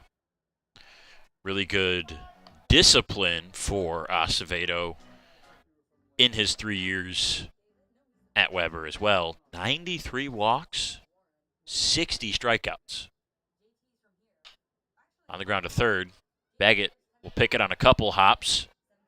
Over the top throw to first for the first out. We sometimes see guys, good hitters, that aren't often power hitters, it seems like, more disciplined guys, who will have more walks than strikeouts. It's a very good indication of a guy who's got good discipline at the plate and is often a good hitter, but it's not the be-all, end-all. But often when you do see it, it is not as big as 33 more walks than strikeouts in 3 years. That's very impressive from Acevedo back at Weber. Califoot, same thing when he was in college. In his 2023 season, 49 walks and only 23 strikeouts. Pop this one up, Baggett, long run left side. It hits the net before just falling to his feet. Califoot was outstanding in college at Edgewood, a D3 school in Madison. 331 average, 500 on base, and a 628 slug in his 2023 season.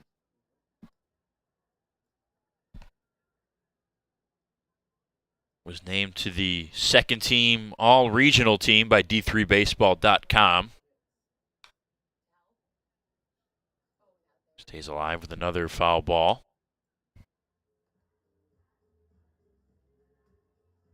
School records for Califoot in home runs, doubles, games played, at-bats, and walks. He's having a good at-bat here. 3 balls, 2 strikes, has stayed alive with a couple foul balls.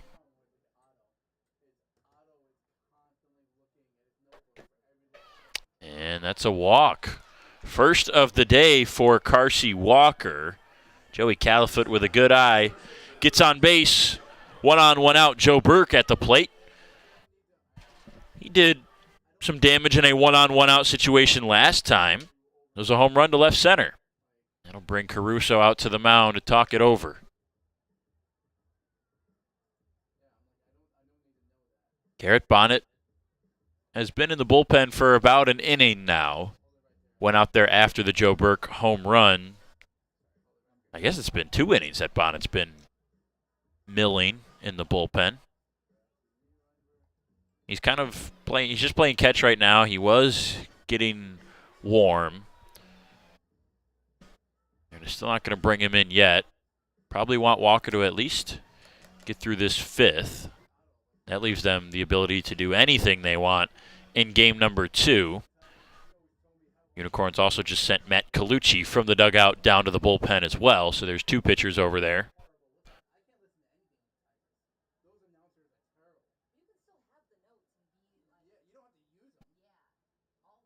Califoot at first, Burke at the plate, swings and misses.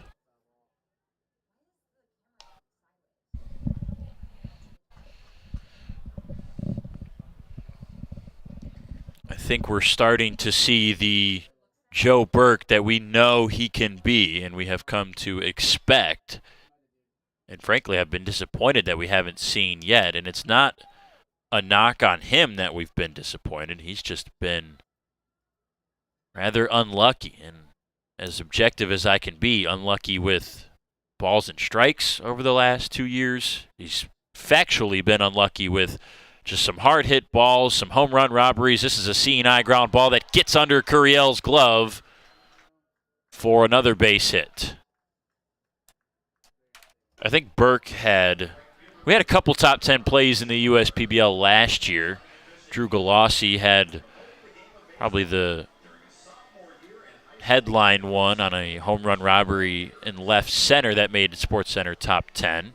Can you guess who he robbed? Joe Burke. He had a couple in the non-public as well that were robbed of extra base hits and some home runs. He's just been one of those guys who does the right thing day in and day out, puts in the hard work, shows up on time,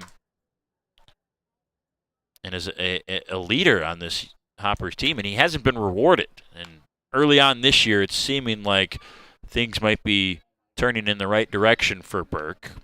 We talked about after his home run, Ryan Kotke, his manager, and his unwavering confidence in his first baseman, and that's because Kotke sees it every single day in BP and in their infield work and just daily practice and meetings. Schellenbarger puts it out to left. That one's in a good spot. That will drop just short of the warning track. Coming around to score is Califoot. Burke's on his horse to third. They're going to wave Burke around. The throw from Curiel is in time. No, he's safe.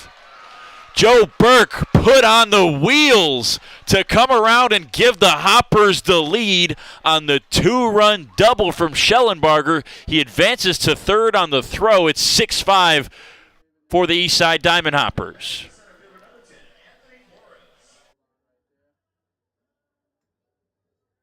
There's some Hoppers fans that are certainly happy with what they're seeing, and Jim Essien is going to come out and get the baseball from Carsey Walker.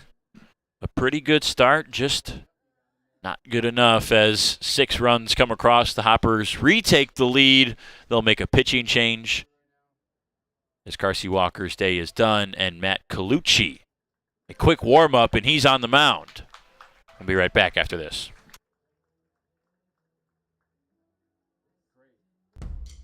Jimmy John's Field is the perfect venue for birthday parties, summer picnics, company outings, and provides the best entertainment in Metro Detroit with great baseball all summer long.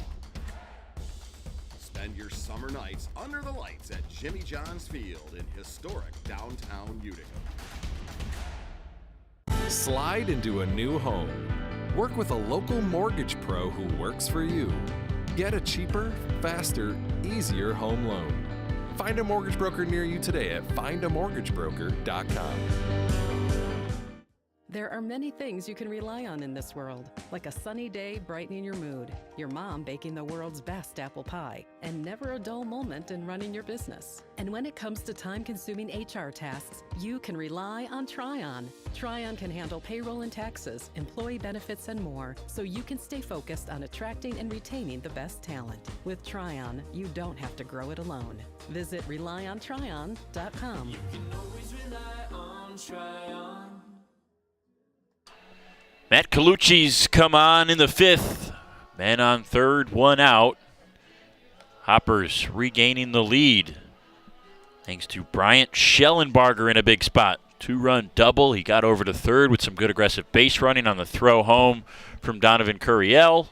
That makes it 6-5 in the position we find ourselves in now. Colucci, the right-hander, 23 years old, out of Amherst, New York. Went to sunny Brockport in New York, a state university there, for 5 seasons. This is his 10th outing, all of them in relief so far in his first professional season. Has kept the walks low, a team best 3 so far. But we have come to learn that trends are being bucked in game 1 of our doubleheader. Carsey Walker had given up no hard contact at all this year. Just 3 doubles, the only extra base hits he had given up. He'd given up singles a bunch. Opponents were hitting .310. And today, it's been 4 extra base hits, including 2 home runs that he's given up. On the other side, Ryan Corlden had only walked 3 guys, same as Matt Colucci. But then he walked 3 today alone to double his walk total. We'll see if Colucci can keep it low. He'll face Flores, and after him is Chris O'Neill. The infield comes in now with 1 out and a runner on third. Flores looks outside, ball 1.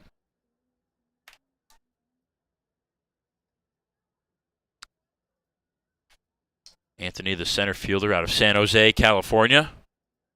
0 for 1 today. Flew out in the 3rd inning. Reached on a hit by pitch. His first at-bat in the 1st. This is shallow right. Not sure if this is deep enough to score the run. Moses makes the grab. Schellenbarger fakes the tag. And that was a good strong throw from Moses out and right to hold the runner. So Colucci gets the job done with the first out. The first out for him, second out of the inning, brings up O'Neill.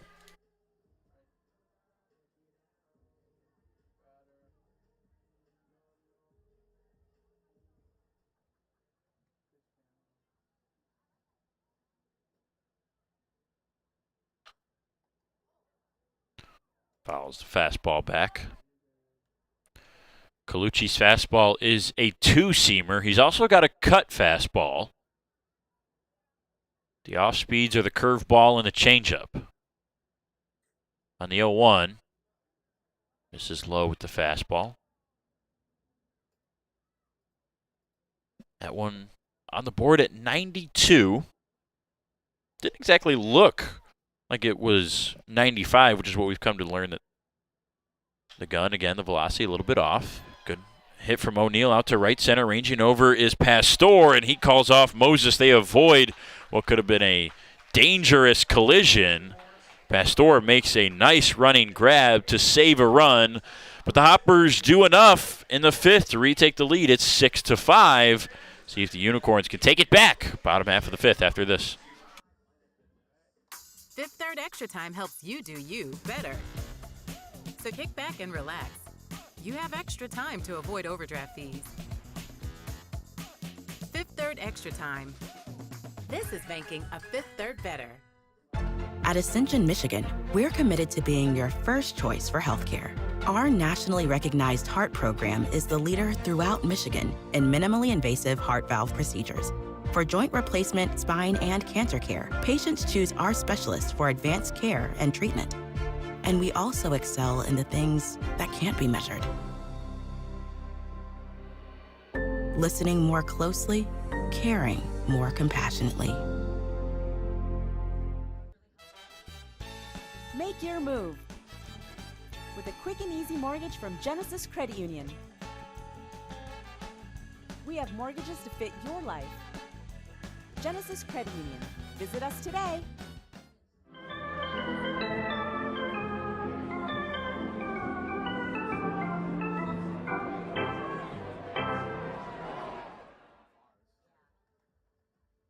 It is still Christian Stelling's inning. As we're in the bottom of the fifth, he'll face the top of the order, Gooden, Baggett, Pastor, now with a one-run lead. Came on trailing by a run in the third inning. Was able to get a 1-2-3 inning last time. He's retired every batter that he's faced, all 5. Going back to Justin Gomez in the third. Reminder, our doubleheader Saturdays, 2 6-inning games. So only 6 outs left for the Unicorns to retake the lead. It's been a back-and-forth game. Hoppers started it with an unearned run in the first on 2 errors for the Unicorns in that first inning. Then the Unicorns got an unearned run of their own in the second, tied at 1 after 2. Hoppers took the lead 3-1 on the Joe Burke 2-run home run in the top of the third, and the Unicorns only responded with 4 runs on 2 hits and 2 walks. Every batter that reached in the inning, all 4 of them came around to score, and then the Hoppers would get 1 in the top of the fourth to inch closer on the Todd Maddox home run to make it a 5-4 game. Nothing for the Unicorns in the bottom of the fourth on a 1-2-3.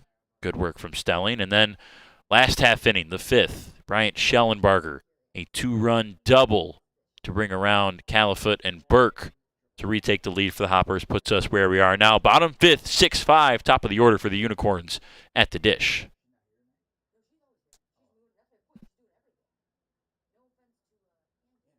Two balls, 1 strike on Gooden. Walk and a strikeout so far today.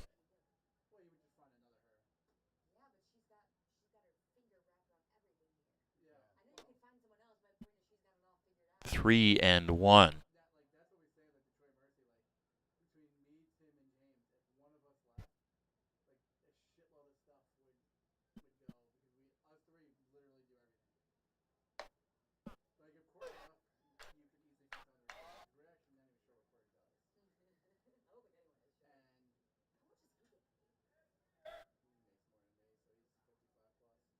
Full count now. Missed it low. Back-to-back walks for Lucas Gooden. Leadoff man on. First walk that Stelling has surrendered. Brings up Patrick Baggett. He's 0 for 1 with a walk and a run scored. Patrick Baggett maybe has the coolest toy of anybody in the league. I have yet to hear a contending argument from anybody else. He has one of those Oculus virtual reality headsets, and he uses it as a toy. There's fun games you can play on there, but he also uses it to practice. Says what he did last night was he put his bat in his hand. You can put one of the controllers with those things around the bat, I believe, as well. And he took 100 inside fastballs in his living room, trying to practice working on getting to that inside pitch. The 0-2 fouls the outside pitch off to stay alive. And says he loves that thing. It says it seems relatively realistic. You can tell when you catch one good or when you're out in front or have bad contact, obviously, when you swing and miss. Says you don't need a ton of room. You need about the size of the on-deck circle to swing your bat. He uses his actual bat when he practices that. And that's all you need. You need the size of the on-deck circle in your living room. Make sure there's no fragile things around or people and swing away, get some practice in. I believe he said he was taking 100-mile-an-hour fastballs as well. Train the eye to get the fast ones so that the slower ones look even slower than they are. I might be incorrect. I might be mixing up that he just took 100 fastballs inside and was working on those. Said it was just top hand work. That back right hand. See if it pays off here. Waiting on the 1-2 runner at first. Inside, ducks out of the way.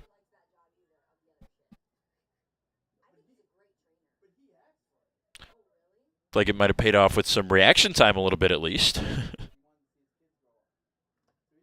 Outfield plays Baggett straight up. The infield at double play depth. There you see the alignment. Acevedo's a little shallow there at second. Stelling, the lefty, delivers. Fought off foul. Baggett is not going to go down easily. Fell behind 0-2 in this at-bat, and now he's worked it to 7 pitches. We mentioned a team best 14 walks on the year. He's only struck out 6 times.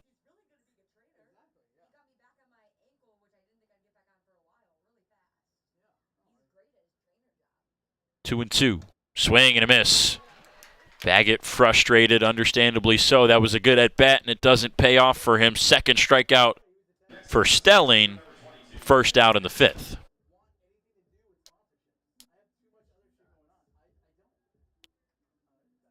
Nick Pastor just made a good play to save a run out in right center last inning. Now gets a chance to make a good play offensively.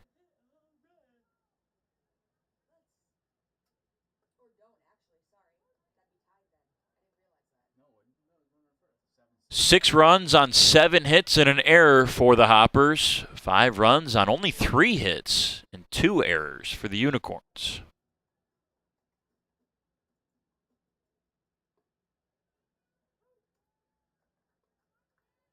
The 3 hits came from Moses, Curiel, and this guy, Pastor.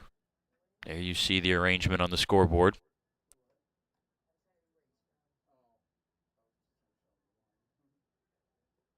Skips away from Hughes. Allows Gooden to get to second base. Now in scoring position. The Unicorns this year with runners in scoring position, batting .256. That's right about the middle of the league.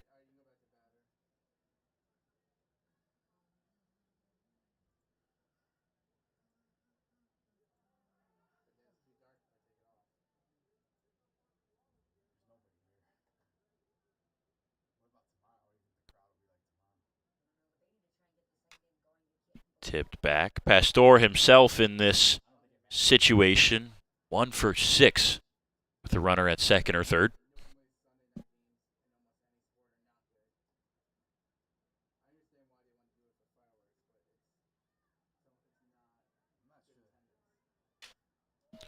Little flutter to left. That's in no man's land. It'll drop. Nobody's covering third. Ed Maddox had to go back to try to get it. Pup was there, Califoot as well, and it was just perfectly placed by Nick Pastor. Runners on the corners with one down, and you could see him and Caruso on the other angle. Bit of a wry smile as he knew he got away with one. You could hear that was soft contact off the bat, but hit them where they ain't. Moves the line down to Josh Baker.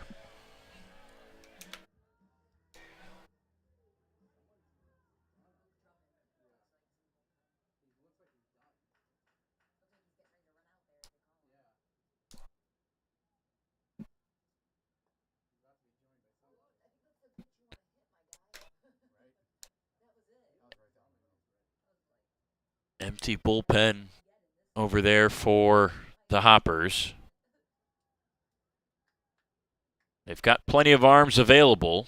Runner goes down to second. Hughes the throw. That's a nice one. Did he get him? No. Pastor in there safely. 5th steal of the year in 7 tries. And that negates the double play and the force out. Big time steal. Unicorns down by a run, trying to change that. That was a good, crisp throw from Hughes. It was to the first base side, which is what you want. And a good tag from Pup as well, but just not in time. Pastor got in there with a head-first slide. Nice grab by Hughes on the pitch outside. 2 balls and 1 strike on Baker. We mentioned the arms available. Pretty much everybody except Andrew Verbrugge, who's the scheduled starter in Game 2 for the Hoppers. But nobody's warming up. Stelling in a tough spot. It's going to be his. Popped up left side. This might be a big out. Maddox is there, and he'll make the grab. Exactly what the Hoppers wanted. A foul pop out for the second out.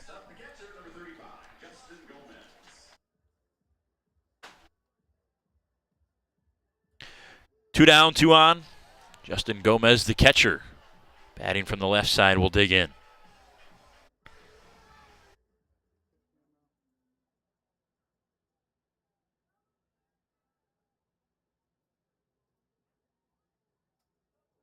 Hughes, a nice block there.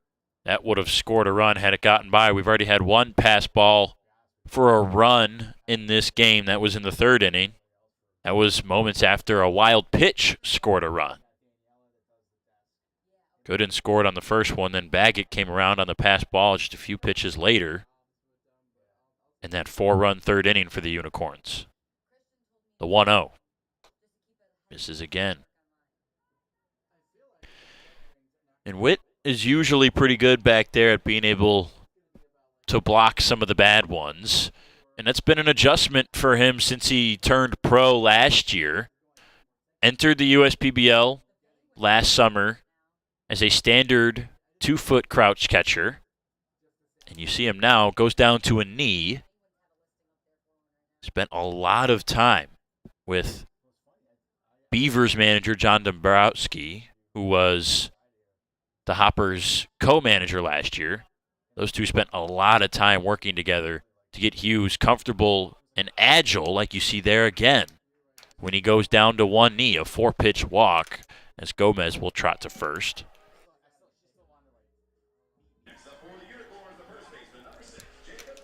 And the reason that catchers go down to a knee these days, a lot more than they used to, is to steal that low strike.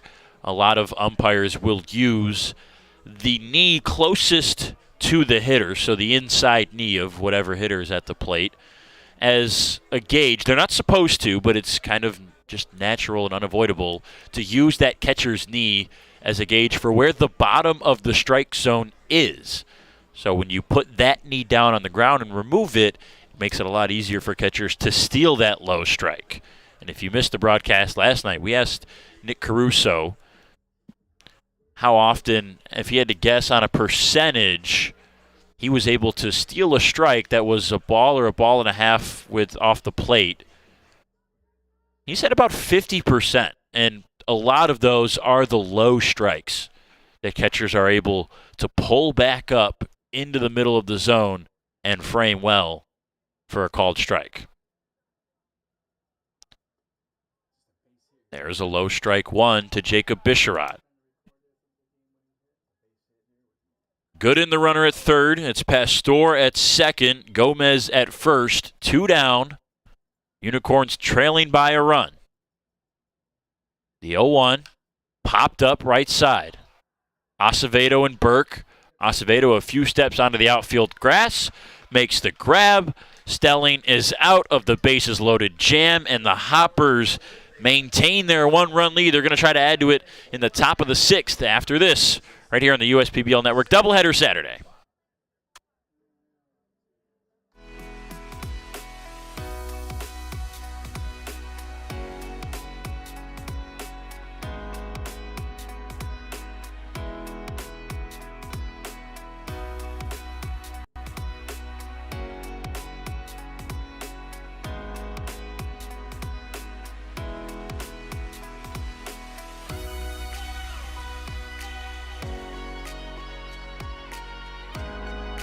Throughout your life, from big moments to ones well-earned, we're your financial guardian angel.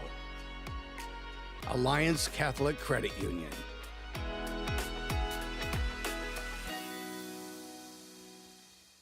Slide into a new home. Work with a local mortgage pro who works for you. Get a cheaper, faster, easier home loan. Find a mortgage broker near you today at findamortgagebroker.com.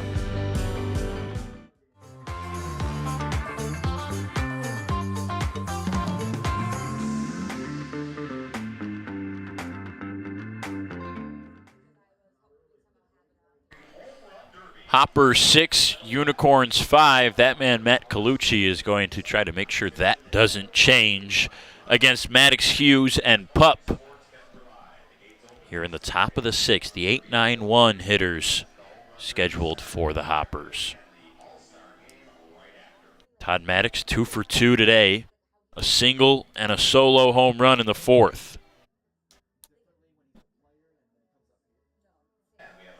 Colucci came on at the end of that 5th inning with 1 out and a runner on 3rd. That was Schellenbarger after his 2-run double.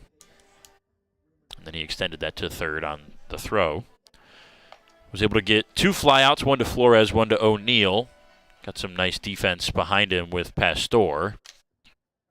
See if he can go 1, 2, 3 and get his offense a chance to tie it or take home the win in the bottom of the 6th. Maddox's home run in the 4th was his 2nd of the year.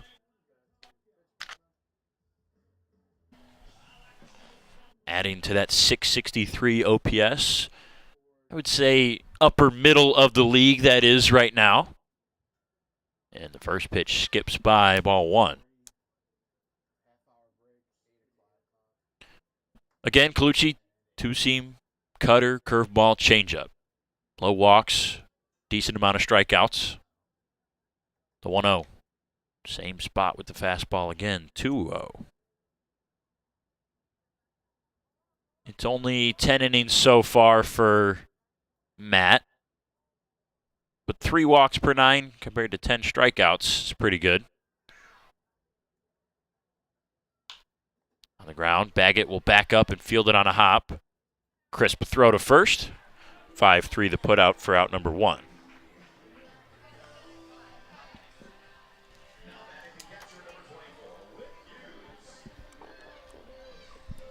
Hughes is 0 for 2 today.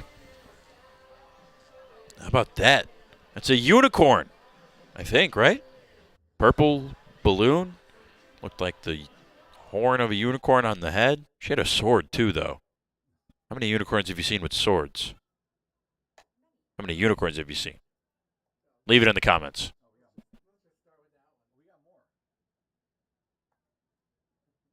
Here's another one. So there's 2 we've seen today. With Hughes out to right field, that one is going to drop in front of Moses for a base hit. Hughes gets aboard with 1 down.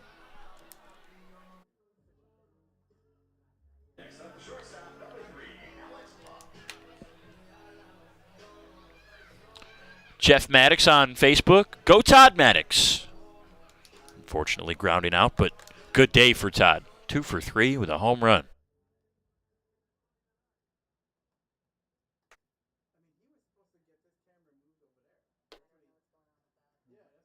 Outside for Pup. Pretty surprising 0 for 3 day today. I think it's the announcer's jinx. I have to take fault and apologize to any of the poor performances today because of the praise some of these guys were getting.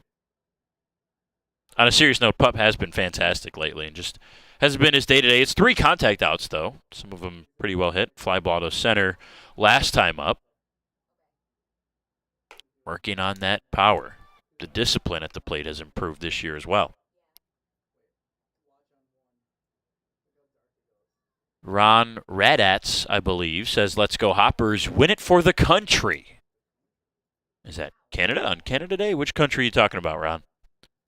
Giovanni Moceri says, come on, Christian Stelling, former Golden Grizzly. Also says, frog up on YouTube.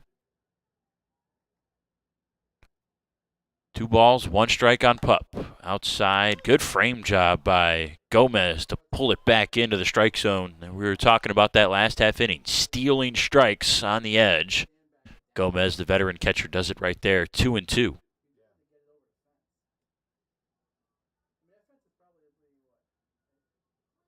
Check swing. They say he went, and Pup disagrees. That's a strikeout for Colucci. Pup thinks it was ball 3. Instead, it's strikeout number 1 for Matt Colucci and out number 2 for the Hoppers.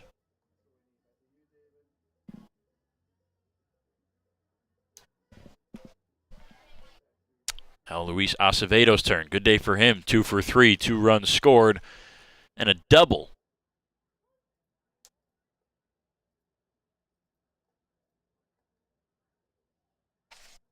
We'll see Acevedo in the All-Star game next week. Should be a fun one. Make sure to tune in or come on down to Jimmy John's Field. July 8th, Home Run Derby and the All-Star game. With some of the additions to the league just in the last week, the Home Run Derby has increased its billing significantly. That's going to be a fun one to watch with some of the guys that just got here. Names like Livingston Morris from the Mammoths, Fox Lamb probably as well that we saw yesterday.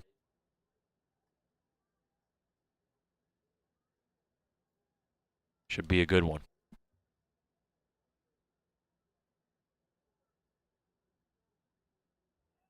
Move back to first. That's a good quick one for Colucci. He had Hughes leaning a little bit. Hughes isn't exactly a base-stealing threat, so maybe he wasn't expecting a throw either. Now Colucci delivers. Check swing. He went too far. Strike 3. Colucci gets a couple of strikeouts to end the 6th, and the threat, just a base hit for Whit Hughes and nothing more. Last chance for the Unicorns, down by a run, trying to be the first team in the USPBL to 10 wins on the season. See if they can do it in the bottom of the 6th here on Game 1 of our Saturday doubleheader on the USPBL Network. Why are all these business owners smiling? Because they rely on Tryon to handle difficult and time-consuming HR tasks like payroll, benefits administration, and more. Working with one of the nation's top professional employer organizations provides access to top-tier healthcare and employee benefit plans and Tryon's team of attorneys and HR experts. With Tryon, you don't have to grow it alone. Visit RelyOnTryon.com. You can always rely on Tryon.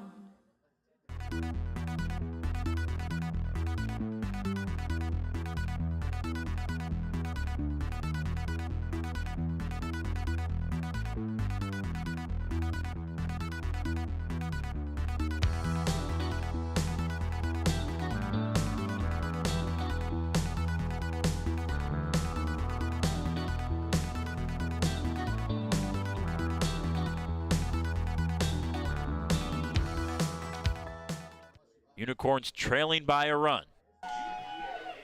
The 0-1. Bases loaded, 2 outs is where the Hoppers found themselves last inning with a slim 1-run lead, and it was Christian Stelling who was able to get that pop out from Jacob Bisharat. Puts us where we are now, 6-5, bottom 6th, last chance for the Unicorns, bottom of the order. Cam Norgren, James Moses, Donovan Curiel due up. They'll face Luke Drummond, the reliever turned starter turned reliever again for today. He'll get the 6th inning against the 7-8-9 hitters. Drummond for the Hoppers was primarily in the bullpen last year, 22 outings, all of them in relief. This year, switched to a starter. 6 outings, 4 starts. This is his 3rd relief appearance out of the bullpen. He's got a 3.92 ERA, leads the Hoppers in strikeouts with 24 and half as many walks, a dozen so far in his 20 innings. So barring any substitutions, it'll be Norgren, Moses, Curiel on the bench and available for the Unicorns. Only Alejandro Lara, as Ryan Majors on the injured reserve. Norgren fouls it back. Neither of these teams are going to make significant changes to their lineups in the second game. On the ground, Pup charges into the glove, throw to first. Burke with a nice stab to pull that off the dirt on a good stretch. That's the first out. We will obviously bring you the lineups and the changes before the start of Game 2. Should be about 30 minutes or so after this game concludes. Will that be in a couple minutes, or will we see extras? Or maybe the Unicorns will walk it off here in the 6th. Down by a run. It's been a back-and-forth game. I think we've had 2 lead changes.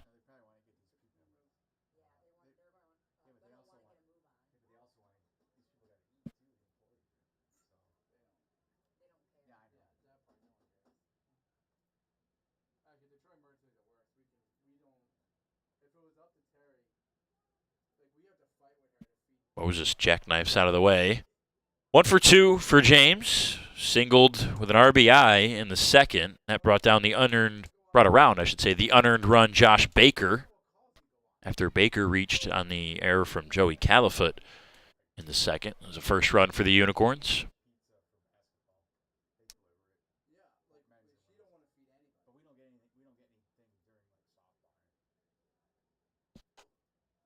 Moses went for the high cheese, the fastball by him at 88 miles an hour on the board.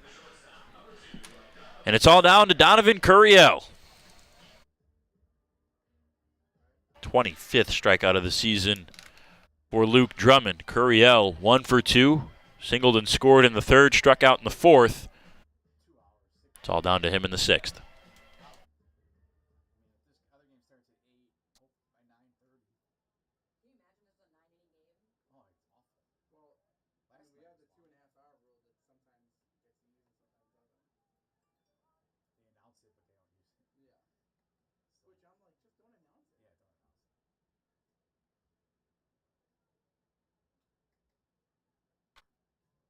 Curiel fouls it back, 1-1. The Unicorns have had just 2 base runners and only 1 base hit since the starter Ryan Corraldon was pulled back with 1 out in the 3rd inning.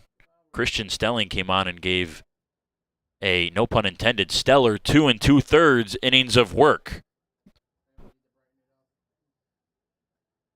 Walked 2 batters, gave up a base hit, and that was it.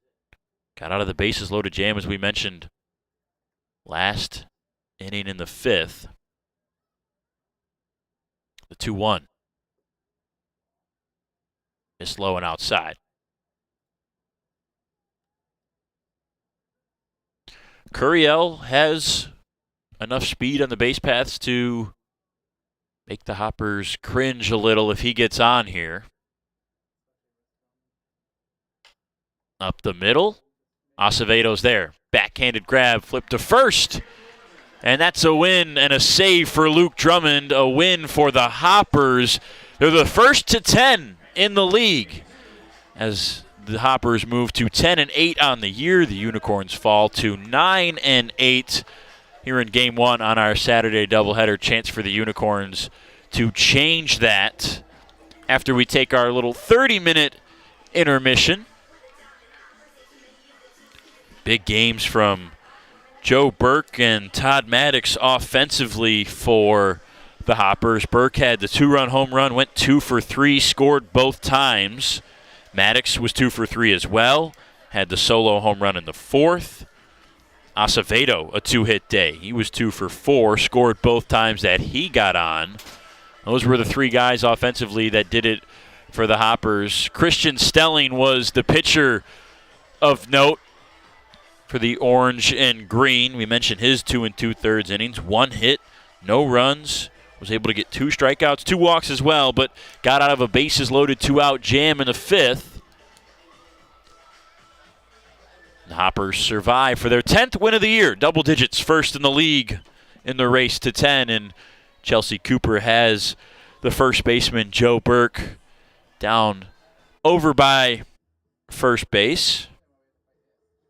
Moments away from our post-game interview here on our first post-game of 2 today on our Saturday doubleheader. Hope you enjoyed Game 1. The weather has cooled off a little bit here at Jimmy John's Field. Had some rain earlier, then some sunshine, now some gray.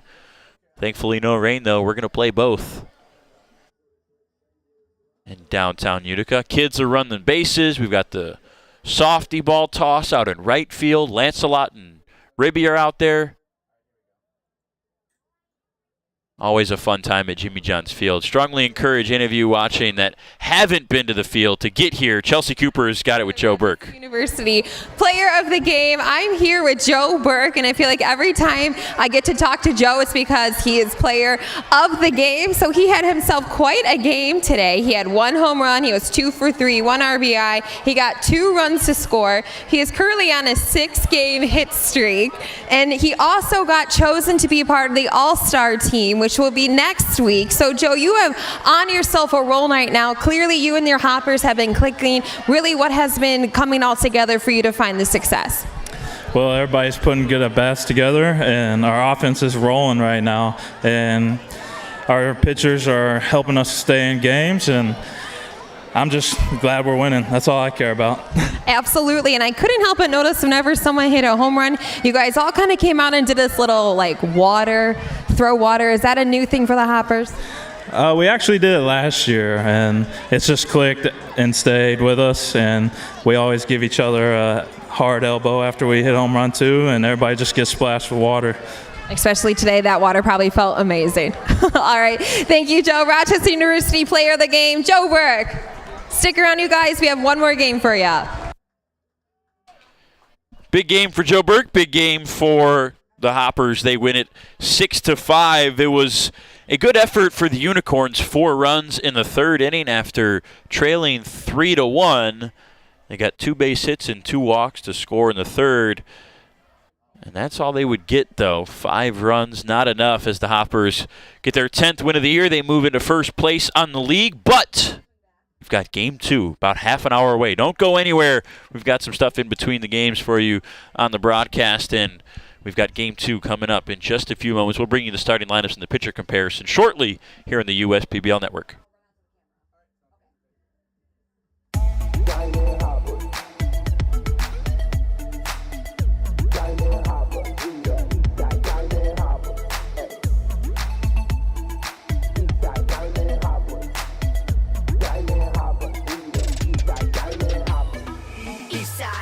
Diamond Hoppers, ain't too many of the teams can defeat us. You on the sideline, warming up the benches. Need a lesson, I can show you, I can teach ya. You see a Diamond Hopper fan, point 'em out. Ayy, fly ball, catch a frog, walk it out. Ayy, every time we score, I'm throwing up my diamond. Both hands in the air, same timing. Let's rock. Diamond Hoppers, Eastside Diamond Hoppers. Diamond Hoppers, we the Eastside Diamond Hoppers. Diamond Hoppers, Eastside Diamond Hoppers. Diamond Hoppers, we the Eastside Diamond Hoppers. Diamond Hoppers. Diamond Hoppers, we the Eastside Diamond Hoppers. Diamond Hoppers. Diamond Hoppers. Diamond Hoppers, we the Eastside Diamond Hoppers. We're for people, the pioneers, the underdogs, the players, and the slow and steadies. We're for people, for who they are and who they could become. Yes, we're a bank, and some say our business is all about money, but that's an old idea. Because look past the money, and you'll see real human lives. We see it, because we're for people. Huntington, welcome.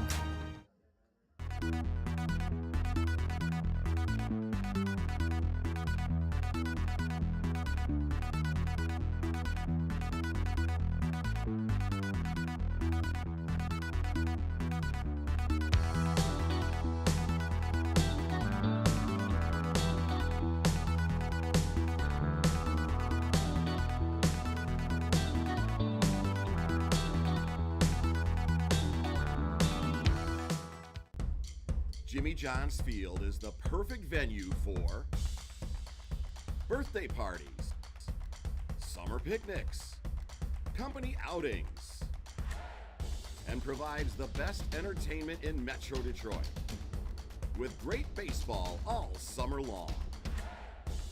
Spend your summer nights under the lights at Jimmy John's Field in historic downtown Utica.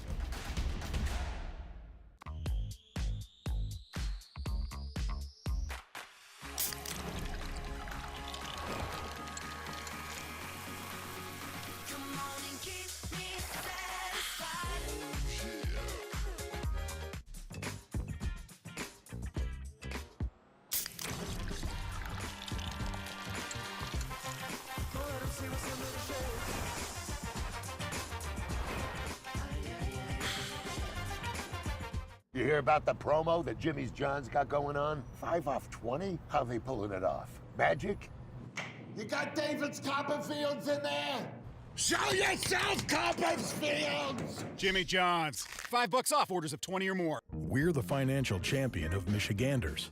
Whether you're a goal getter or dream chaser, an empty nester, or up-and-comer, anyone in Michigan can bank with us. Michigan Schools and Government Credit Union.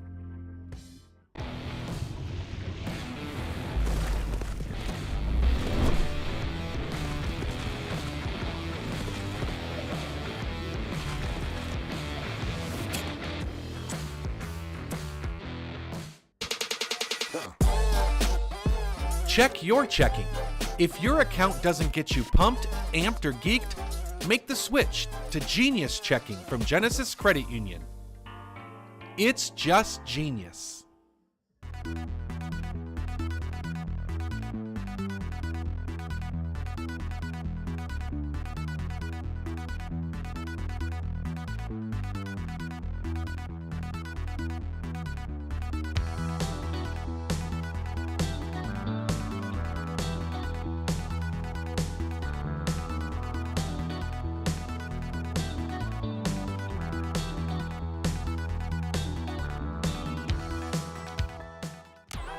The Dave & Buster's method is designed to help you unlearn adulthood and reset our life around zapping stuff and cheering for stuff with your friends.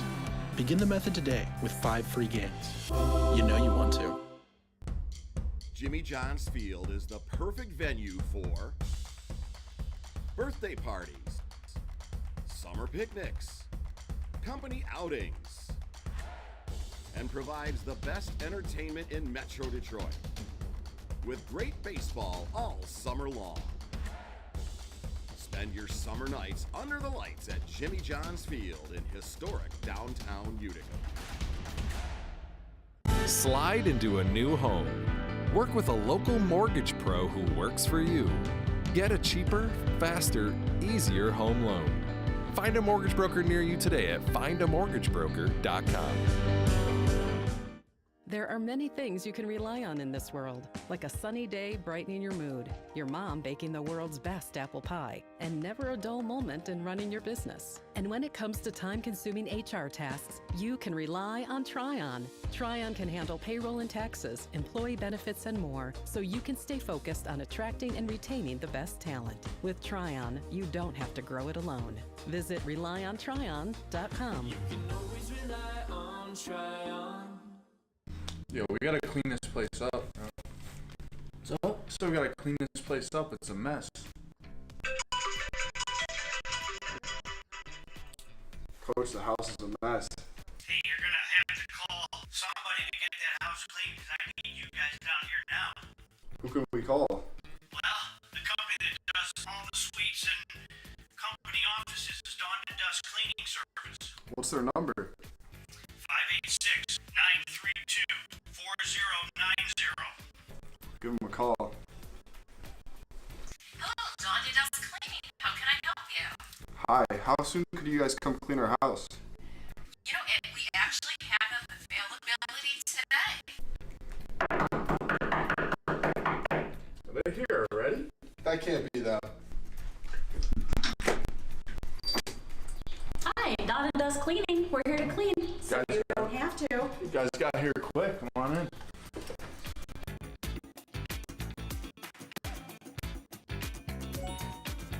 This looks unbelievable. Wow. Crystal clean. Definitely worth 5 stars. What do we think? Oh yeah, this is amazing. 5 stars for sure.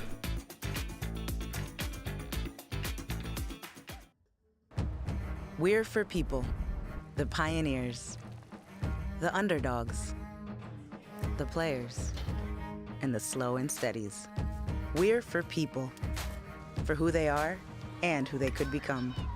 Yes, we're a bank, and some say our business is all about money, but that's an old idea. Because look past the money, and you'll see real human lives. We see it, because we're for people. Huntington, welcome.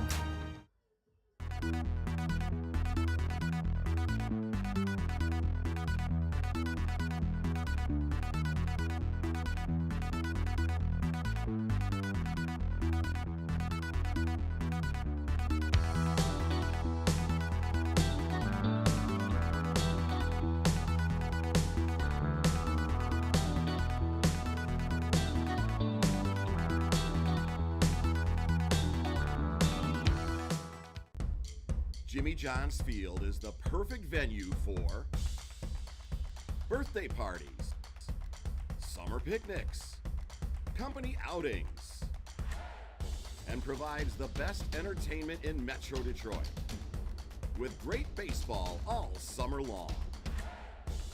Spend your summer nights under the lights at Jimmy John's Field in historic downtown Utica.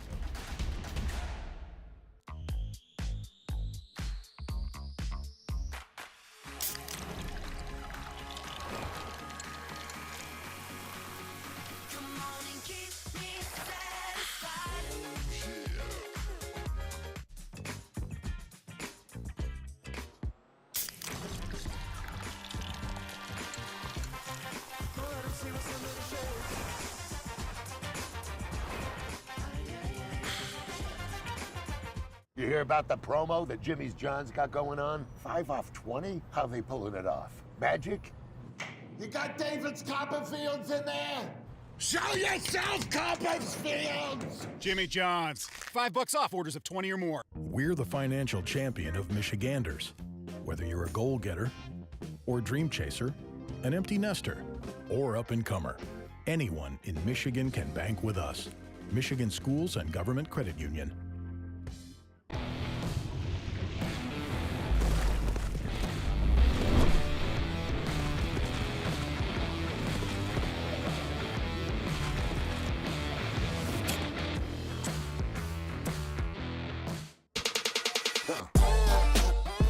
Check your checking. If your account doesn't get you pumped, amped, or geeked, make the switch to Genius Checking from Genesis Credit Union. It's just genius.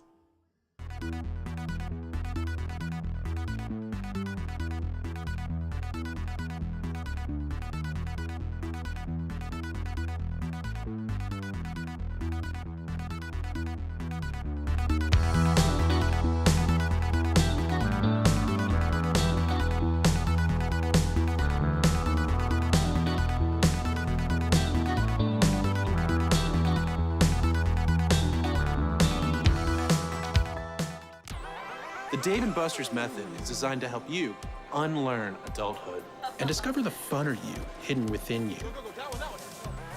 The you that doesn't think about adult things and stuff. Ashley, I don't want to hear anything about your car registration when we're at Dave & Buster's. Okay.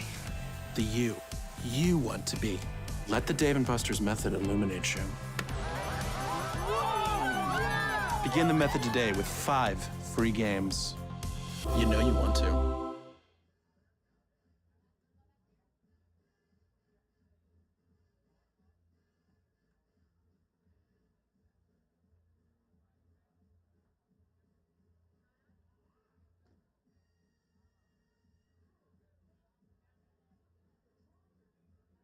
You hear about the promo that Jimmy's John's got going on? 5 off 20? How they pulling it off? Magic? You got David's Copperfields in there? Show yourself, Copperfields! Jimmy John's. $5 off orders of 20 or more. We're the financial champion of Michiganders. Whether you're a goal getter or dream chaser, an empty nester or up-and-comer, anyone in Michigan can bank with us. Michigan Schools and Government Credit Union.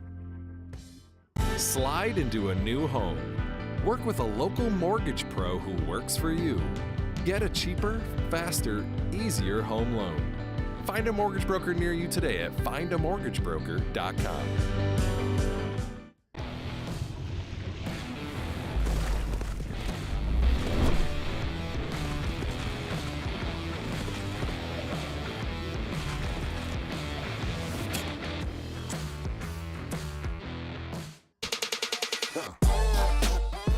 Check your checking.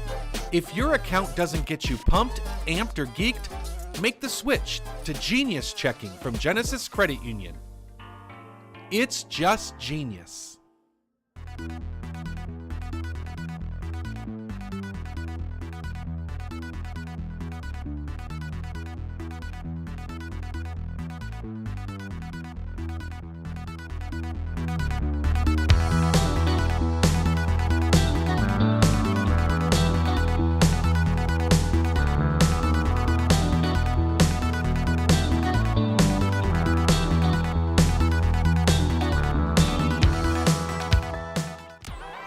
Dave & Buster's method is designed to help you unlearn adulthood and recenter life around zapping stuff and cheering for stuff with your friends.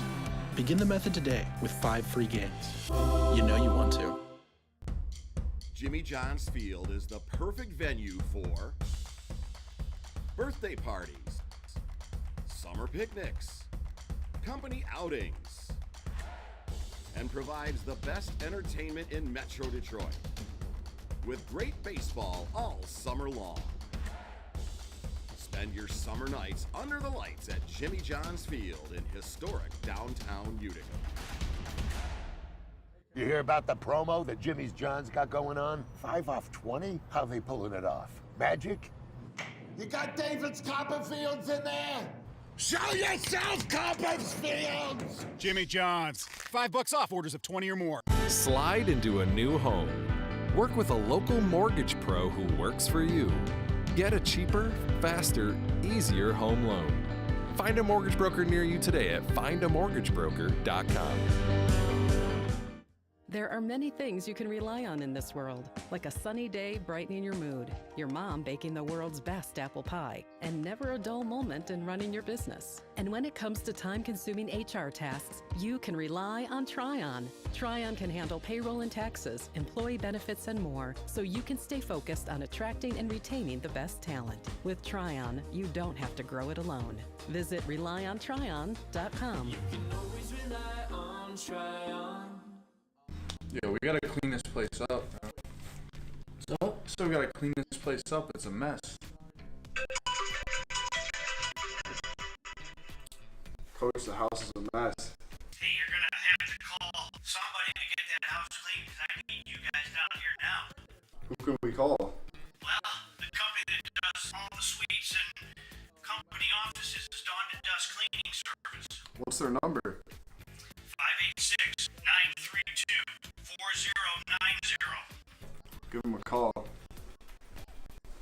Hello, Dawn and Dust Cleaning. How can I help you? Hi, how soon could you guys come clean our house? You know, we actually have availability today. Are they here already? That can't be them. Hi, Dawn and Dust Cleaning. We're here to clean, so you don't have to. You guys got here quick. Come on in.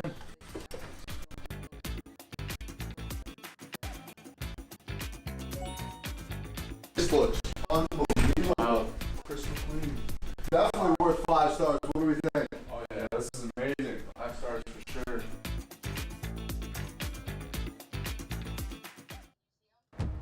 We're for people, the pioneers, the underdogs, the players, and the slow and steadies.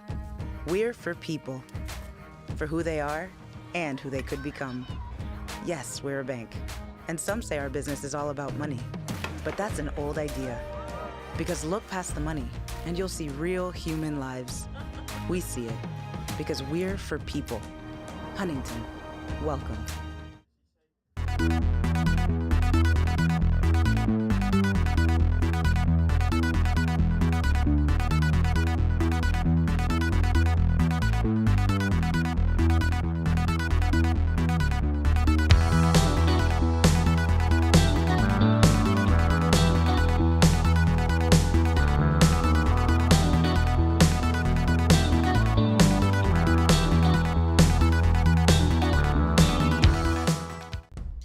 Jimmy John's Field is the perfect venue for birthday parties, summer picnics, company outings, and provides the best entertainment in Metro Detroit with great baseball all summer long.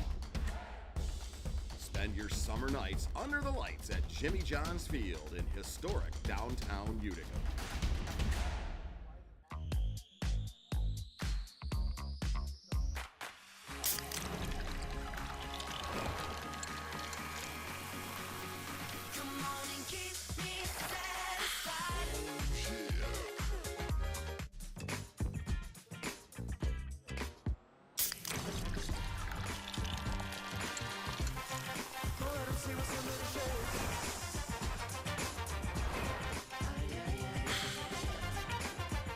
You hear about the promo that Jimmy's John's got going on? 5 off 20? How they pulling it off? Magic?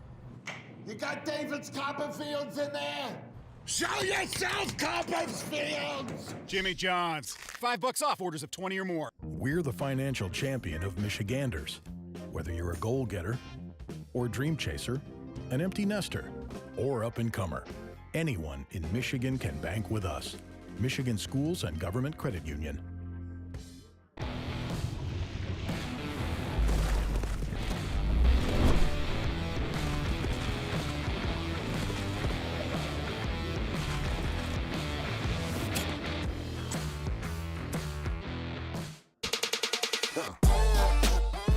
Check your checking.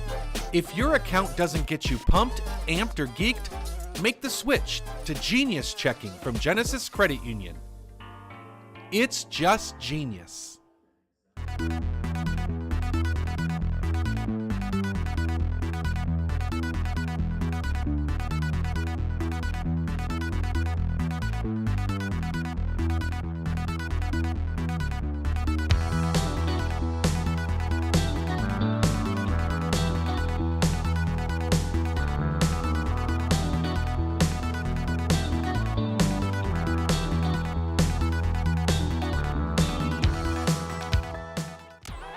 The Dave & Buster's method is designed to help you unlearn adulthood and discover the funner you hidden within you.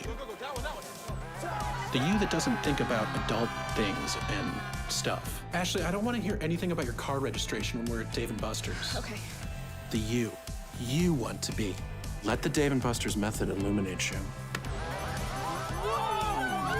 Begin the method today with 5 free games. You know you want to. You hear about the promo that Jimmy's John's got going on? 5 off 20? How they pulling it off? Magic? You got David's Copperfields in there?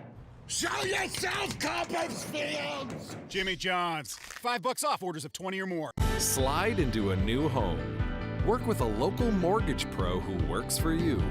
Get a cheaper, faster, easier home loan. Find a mortgage broker near you today at findamortgagebroker.com. The Dave & Buster's method is designed to help you unlearn adulthood and discover the funner you hidden within you. The you that doesn't think about adult things and stuff. Ashley, I don't want to hear anything about your car registration when we're at Dave & Buster's. Okay. The you want to be. Let the Dave & Buster's method illuminate you. Begin the method today with 5 free games. You know you want to.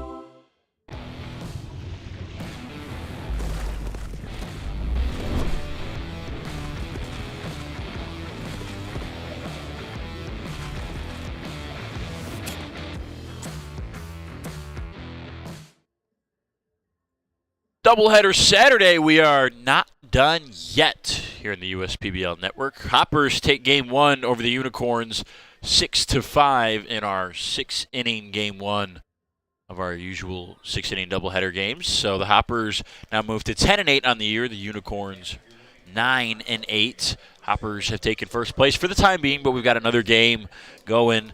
No lineups graphic, but we'll give you the lineups. Take what you had in game 1 and make minimal changes for the Hoppers. It's the same 1 through 7, but number 8 is going to be Chandler Dunn. He'll play over there at third base, and Taj Porter, the switch-hitting catcher, will catch and bat 9th in game number 2, with Dunn being over at third base. It's still Pup at short, Acevedo at second, Burke at first. Schellenbarger will be in right, Flores in center, and in left field is Joey Califoot. For the Unicorns, not much changes as well. 1 through 7 is the same, and so is number 9. The only switch is Alejandro Lara will play third base and bat in the 8 hole. They have a couple different changes defensively. Josh Baker was the DH. He'll play in left. Justin Gomez was the catcher. He'll be the designated hitter. Taking his place behind the dish is the first baseman from Game 1, Jacob Bisharat. Lardo's at third. Curiel switches from shortstop to second base. Baggett switches from third to short. And Lucas Gooden, who was in the outfield in Game 1, comes in to to play the infield at first base in Game 2. The outfield goes Baker in left, Pastor in center, and James Moses out there in right field. So a couple new faces, a couple additions. It'll be Andrew Verbrugge versus Tristan Harvin in a few moments here on the U.S. PBL Network. We'll be right back with the first pitch here on Game 2 of our Saturday doubleheader.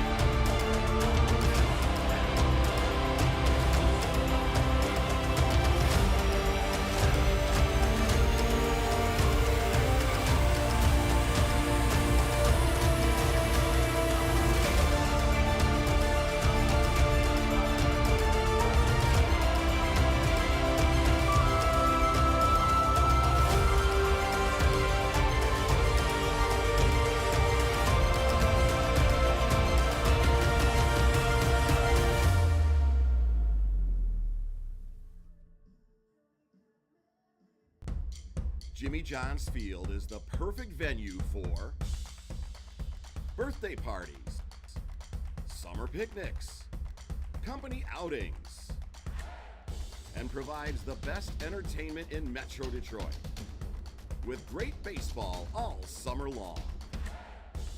Spend your summer nights under the lights at Jimmy John's Field in historic downtown Utica. Yo, we gotta clean this place up. So we gotta clean this place up. It's a mess. Coach, the house is a mess. Hey, you're gonna have to call somebody to get that house clean because I need you guys down here now. Who can we call? Well, the company that does all the suites and company offices is Dawn to Dusk Cleaning Service. What's their number? 586-932-4090. Give them a call. Hello, Dawn to Dusk Cleaning. How can I help you? Hi, how soon could you guys come clean our house? You know, we actually have availability today. Are they here already? That can't be them. Hi, Dawn to Dusk Cleaning. We're here to clean, so Guys, you don't have to. You guys got here quick. Come on in.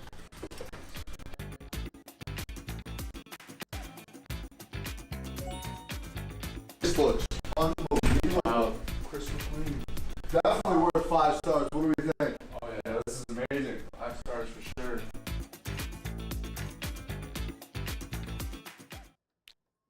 Alex Pup digs in. Tristan Harvin delivers the first pitch. It's a strike at 8:01 for Game 2. Thank you for joining us. I'm Brendan Shabath. Solo dolo today here in our Saturday doubleheader. Pup fouls it back. 0-2. Alex was 0 for 4 with a strikeout in Game 1, hoping for better fortune in the second game. It was a good one for the Hoppers as they win it 6-5. Now 2 games above 500 on a good little streak the last couple games. They've won 4 of their last 5. Joe Burke with a 2-run home run in game number 1. He's now got a hit in 6 straight games.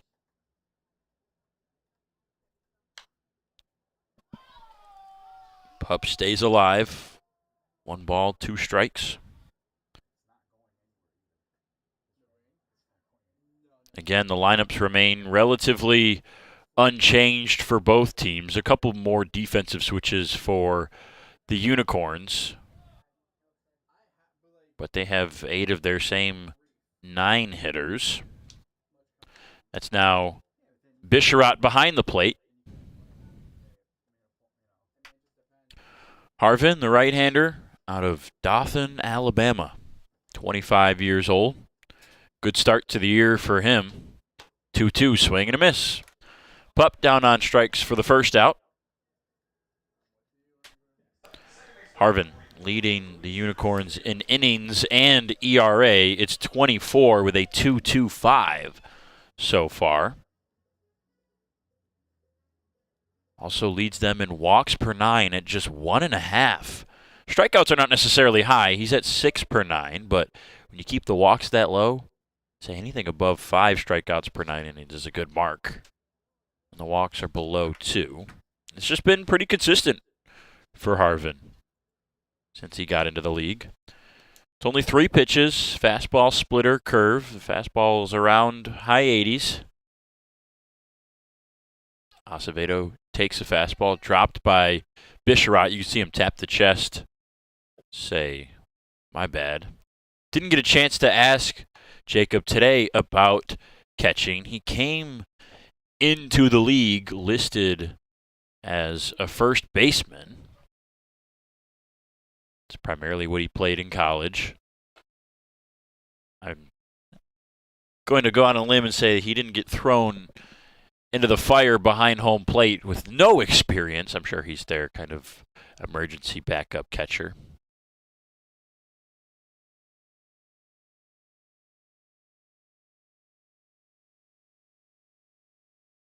A little bit of drizzle coming down at the start of game number 2. Hopefully we can avoid any of the heavy stuff. It's been decent downpour around the Mitten State so far today, and it's kind of just happily avoided Utica for the most part. Air quality's better today. Better than yesterday for sure.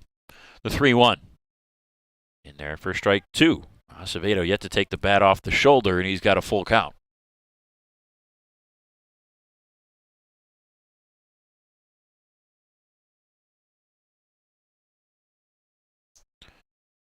Payoff pitch, and that's ball 4. Acevedo watches it low, and he'll trot over to first. Third time he has reached in 5 plate appearances today, when you include game 1 stats. He was 2 for 4 with 2 runs scored. And now Joey Califoot.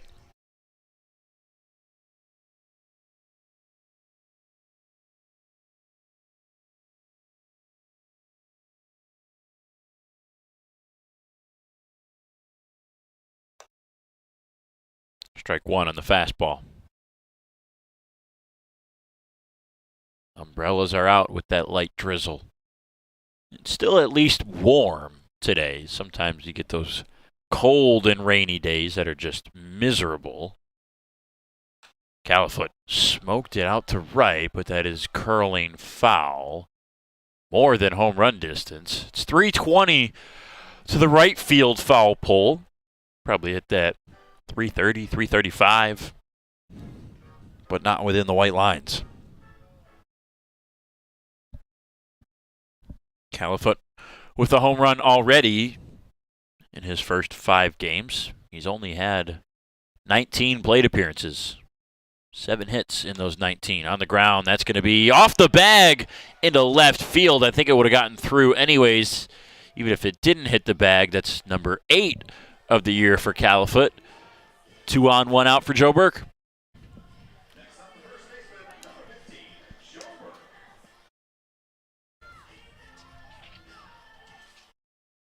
There's where it hit. I think that would have been a very tough play for Lauda to make at third base anyways. In fact, it hitting the bag might have slowed down Acevedo. If that gets all the way to the corner, because it was hit pretty sharply, Acevedo might have been able to get over to third. Instead, he's at second.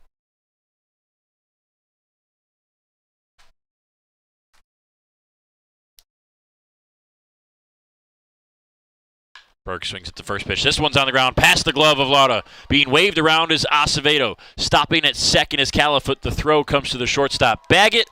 That's an RBI single for Joe Burke. And again, the Hoppers are on the board first here in the first. What a day. What a run for Joe Burke. 7 straight games with a base hit. And he's now 12 for his last 23. It's just above 500 in the last 5 games. Joe Burke is dialed right now. RBI already.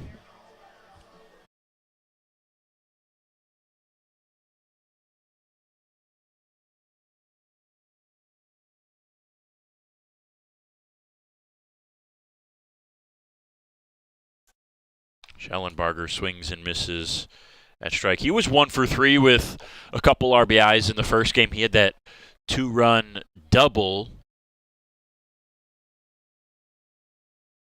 in game number 1. Sits behind 0-1. Just stabs out of the way, 1-1.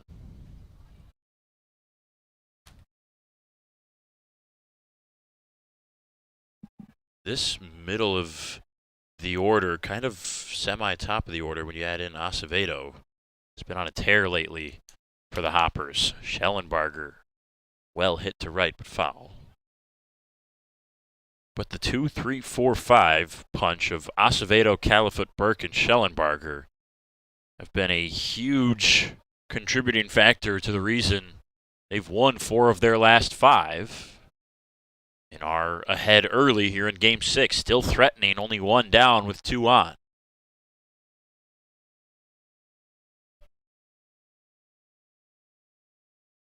The 1-2 popped him up in on the hands. It's over to the left side. Lauda racing. He'll make the catch just on to the foul territory track.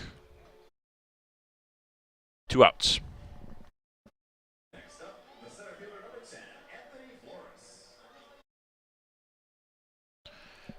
Brings up Anthony Flores.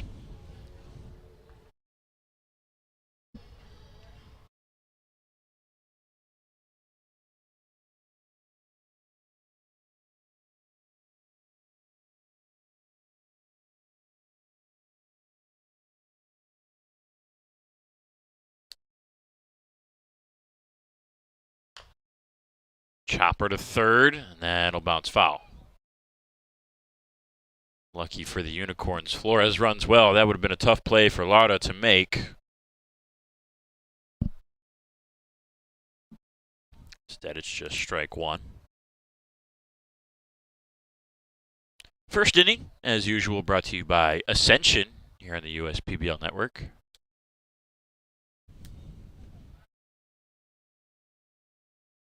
Hope you enjoyed game number 1. Hope you're enjoying this 4th of July weekend.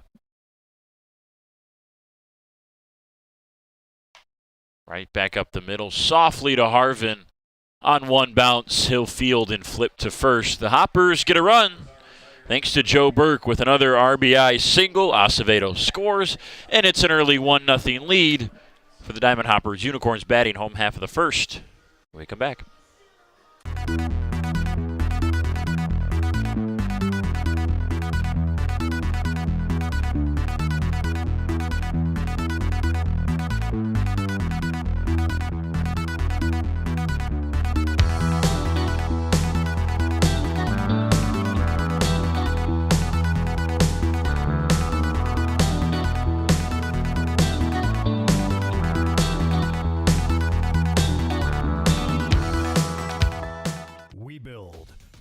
Bridges, wind farms and pipelines, schools to skyscrapers, our members create monuments. We operate.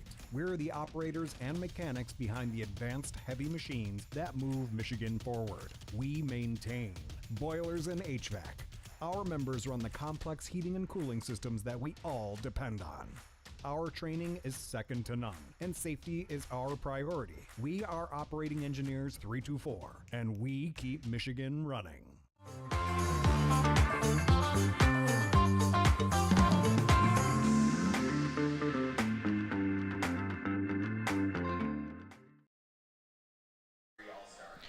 Andrew Verbrugge on the mound, making his 5th start of the year for the Hoppers.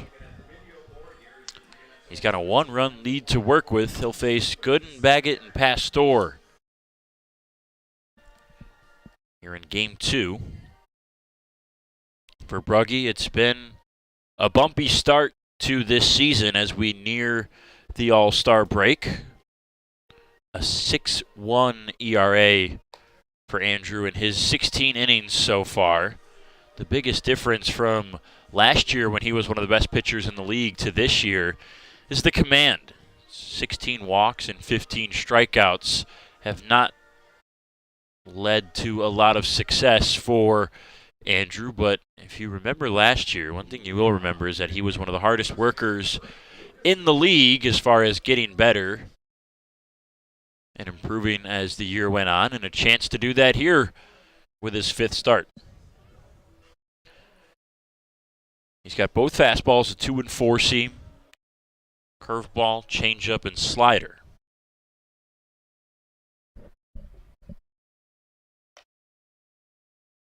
Strike 1 to Gooden.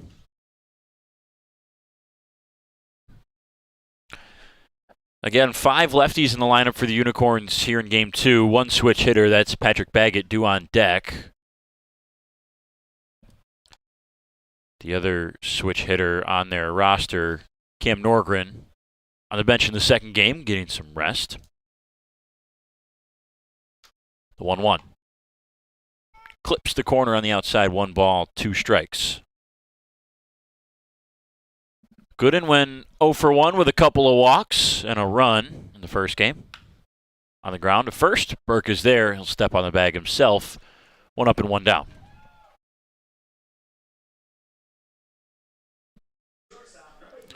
For Brugge's numbers from last year to this year in the hitting category is pretty similar. Opponents hit .243 against Andrew a season ago. This year, .254 early on. Better against righties he is than lefties, but both respectable numbers. They don't stand out as areas where he needs to immediately improve.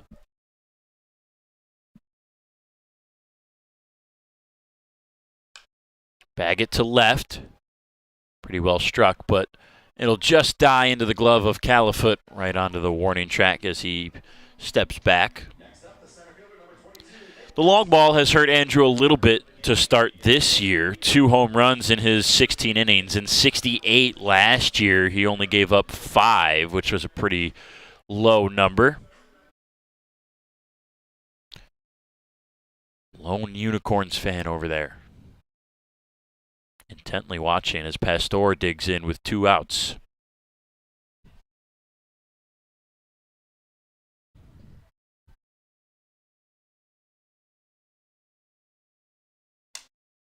That broke his bat, and that will not stay fair.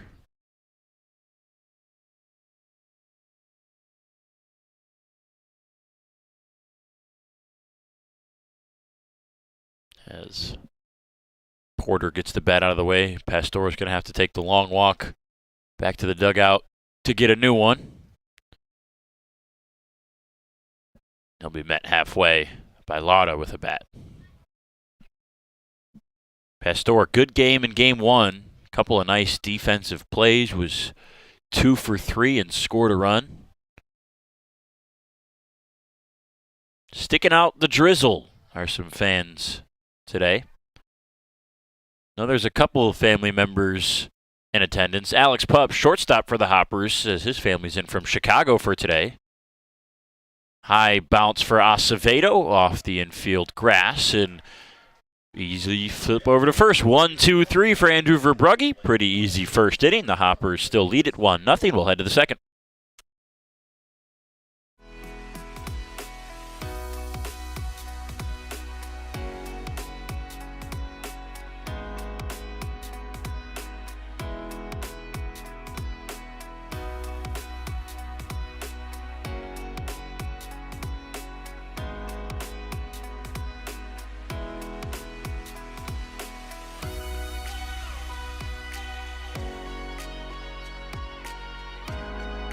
Throughout your life, from big moments to ones well-earned, we're your financial guardian angel.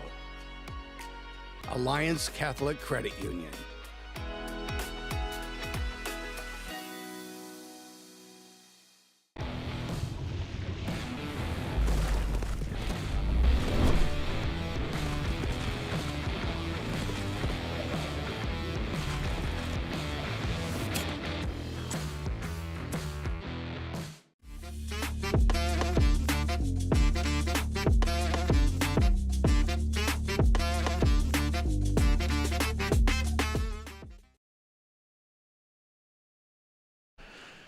second inning. 1-run lead for the Hoppers.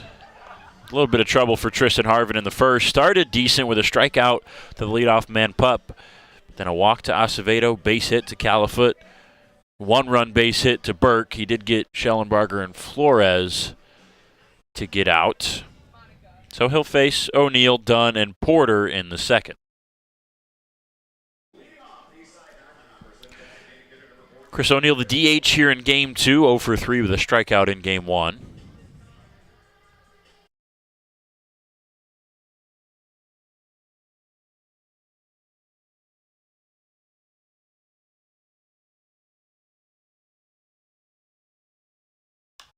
First pitch, fly ball to right. That's in a tough spot. That will get down foul. Looked like it might have been buried in the corner for Moses, but just misses foul.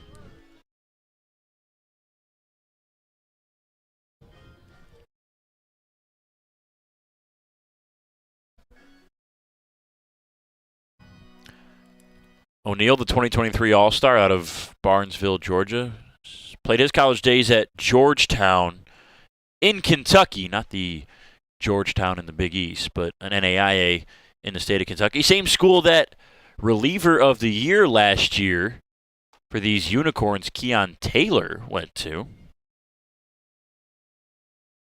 Those that were here last year remember how lethal Keon Taylor was on the mound. He had that wide, and I mean wide, sidearm right-handed delivery. 0-2, and O'Neill swings and misses at the breaking ball. Bisharat will throw to first on the drop third for the first out.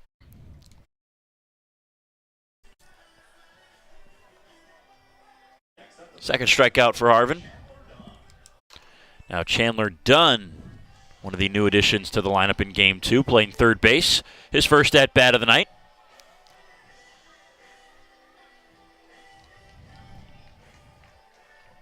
Dunn, primarily second and shortstop. Has played only second base, I believe, since coming to the USPBL this year. Played some shortstop in college. 0-1.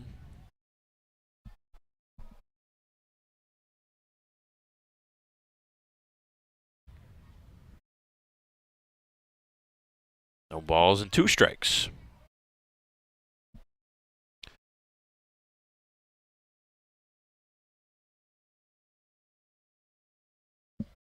Dunn not going to take his time out, just going to dig right back in.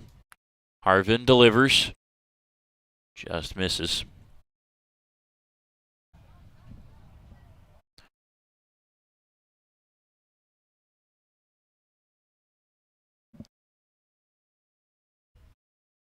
Swing and a miss. Got him with the fastball just outside. 91 on the gun. 2 up, 2 down by the strikeout.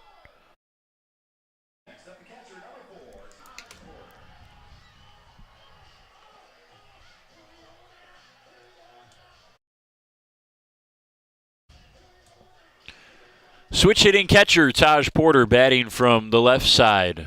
Steps in.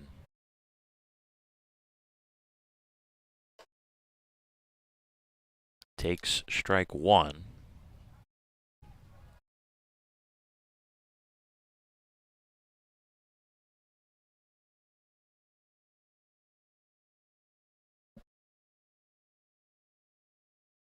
And Harvin is cooking this inning. Has thrown 1 pitch called outside the strike zone. Ahead 0-2 here on Porter. That one skips in for the second called ball.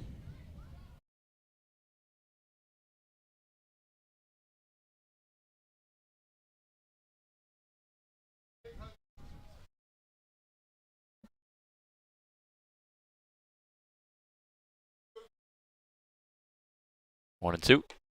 Inside 2-2. Porter batting from the left side as the switch has primarily just been a left-hander with so many right-handed pitchers in the league. He's only batted on the right side 4 times. He's 1 for 4 over there, 4 for 25 on the left. Thought about going.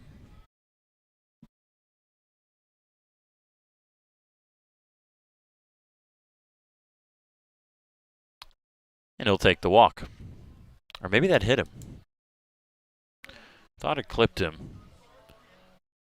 We had the reason I thought it might have been a walk, even though I thought it was ball 3, was that last night, if you weren't watching, Chris Davis, I still don't know what this was because I'm talking to some people. Some people said they had it as a walk. Some people had it as ball 3. But Chris Davis took what we thought up here in the booth, myself and my partner Nick Caruso, was ball 3, and chucked his shin guard and elbow pad, all his equipment, and ran down to first. And me and Nick were like, wait, I thought that was the 3rd one. And sure enough, the umpires got together and they thought it was ball 3. The scoreboard had it as ball 3, so he came back and dug in again and got a base hit out of it. But then talking to Carsey Walker today, who is on the Unicorns, the starting pitcher in Game 1, he had it as ball 4. And he was working on our broadcast crew last night on the score bug, so he was intently watching. So don't know what it was. That one, though, was a hit by pitch for Porter. And this is a fly ball for Pup into center. Back a few steps is Pastor for an easy grab. So 1 base runner, 1 hit batter, but a good steady adjustment for Harvin in the 2nd inning. He strikes out 2 and gets out with no damage. It's still 1-0. At Ascension, Michigan, we're committed to being your first choice for healthcare. Our nationally recognized heart program is the leader throughout Michigan in minimally invasive heart valve procedures. For joint replacement, spine, and cancer care, patients choose our specialists for advanced care and treatment.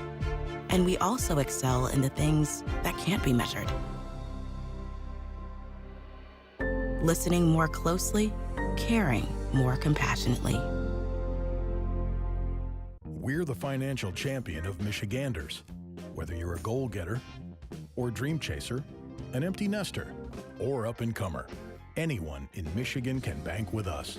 Michigan Schools and Government Credit Union. Fifth Third Extra Time helps you do you better. So kick back and relax.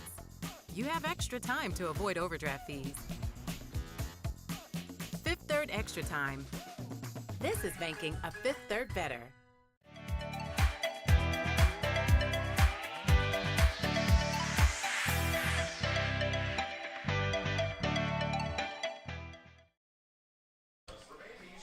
Andrew Verbrugge faced only 3 batters last inning, got 3 contact outs, so he'll face the 4, 5, and 6 in the Unicorns lineup, Baker, Gomez, and Bisharat, in the 2nd inning with a still 1-run lead.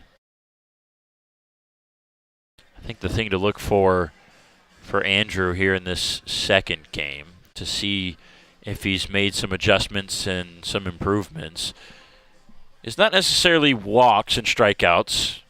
Obviously, those can tell a story. But we saw last night Jesse Galindo had a really good start, and he gave up 7 runs in his good start. And it was a good start. He got soft contact. He got just C&I ground balls and had a couple errors and just didn't go his way. I think a similar thing for Carsey Walker. He had a lot of soft contact before giving up some extra base hits and some home runs, which is very uncharacteristic of him. But for Carsey Walker and for Ryan Corlden, who had the start for the Hoppers, both were throwing a ton of strikes in the first couple innings, and then it just kind of went wayward for them as the game progressed. Corlden only made it 2 1/3 innings before that 4-run 3rd inning, and he was pulled. So it's not necessarily just about the walks and the strikeouts, but how often is Verbrugge throwing strike 1? How often is he getting into hitters counts? How often is he getting into 3-ball counts? Right here, he responds to the ball 1 with a strike painted on the outside edge.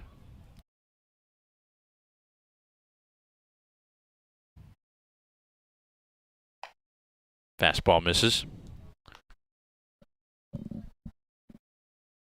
The curveball for Verbrugge a season ago was his put-away pitch.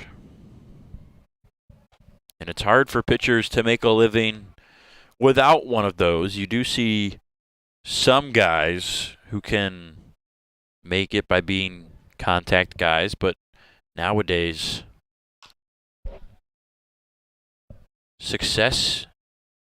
for for a pitcher equals power, equals swing and miss. It's kind of the same at the plate. Everybody's looking for home run hitters and sluggers. They're looking for power pitchers as well, guys with high velocity, high spin, and that are going to get swings and misses. Outside 3-2, the game of baseball has changed in what is valuable nowadays. But there is something to be said for the guys that just simply get outs, no matter which way you slice it. It's a full count walk for Josh Baker. First of the game for Verbrugge. We'll keep an eye on that walk because those runners that reach via the free pass league-wide come around so often to score. I'd be willing to bet that if you look at the percentages of how runners get on base, whether it's by a base hit or a walk or a hit by pitch, I'd be willing to bet the walks come around to score at the highest percent. They are so critical to keeping teams off the scoreboard in this league.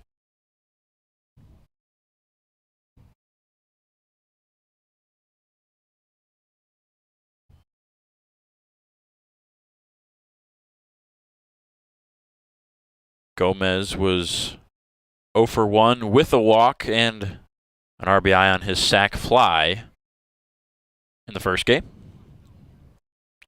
Batting from the left side, he's the 5th of 4 lefties and a switch hitter in a row in this order. And 3 pitches outside the zone after the walk to Baker is going to coax a mound visit from Taj Porter. And this has been the struggle for Verbrugge this season. It's the command. The contact is still decently soft. Opponents are not getting on base as much via the hit that you would think.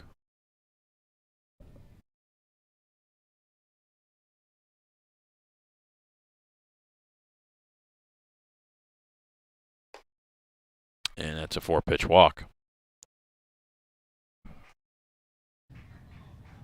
2 in a row spells trouble for the Hoppers here in the second. A slim 1-run lead brings up the power-hitting Jacob Bisharat.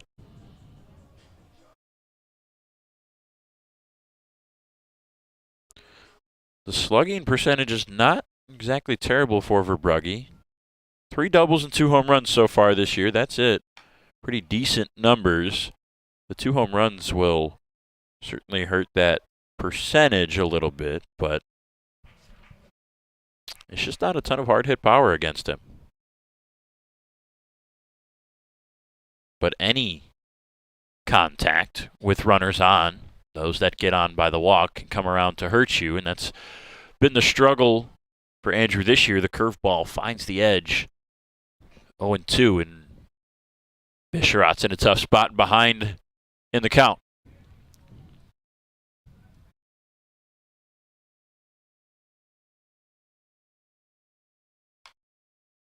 Fastball up, and Bisharat's able to fight it back.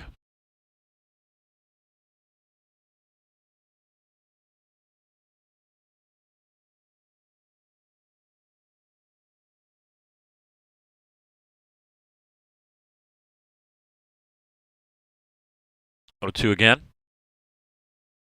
Just missed hitting him with the curveball.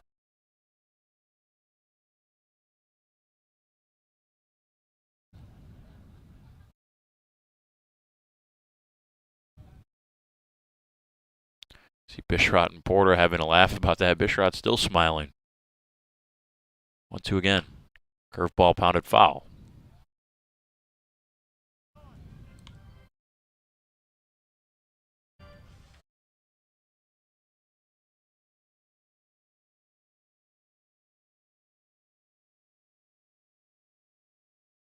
It's Baker at second, Gomez at first. Bisharat at the plate with nobody down in the inning. Porter framed it for a minute, but isn't going to get the call. 2-2 now.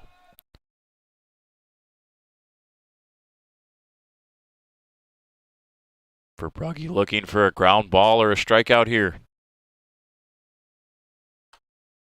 Got him, strike three. Bisharat goes down looking, bottom of the zone with the fastball.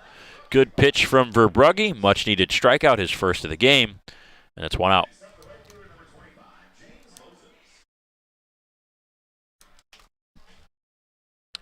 Now James Moses will dig in from the left side. 1 for 3 with an RBI in the first game.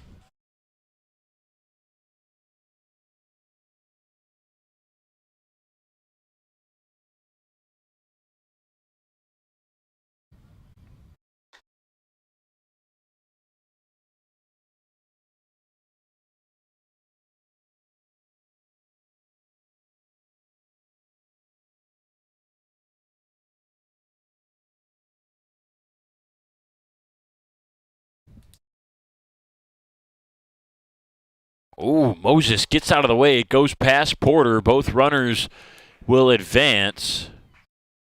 I don't think that hit him. Yeah, he's going to stay in. That just missed. Not sure how he avoided that one, but he did.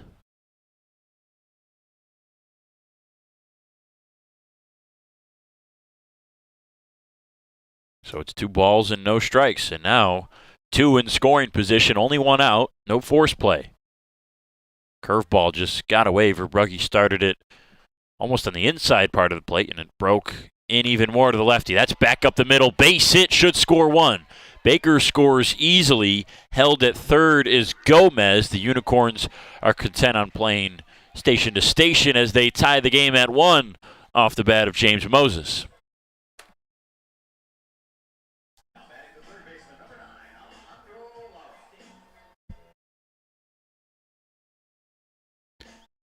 Good at bat from Moses there to avoid that bounding curveball and jump on the runners in scoring position opportunity with the base hit. Now Lara digs in and fouls the first one back. Alejandro did not play in the first game. He's over at third here in game 2.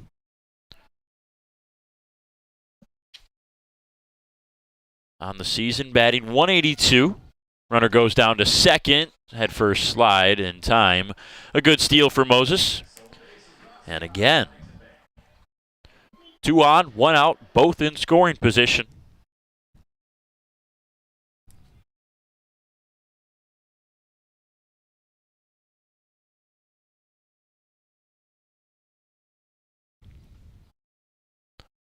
Curveball in there.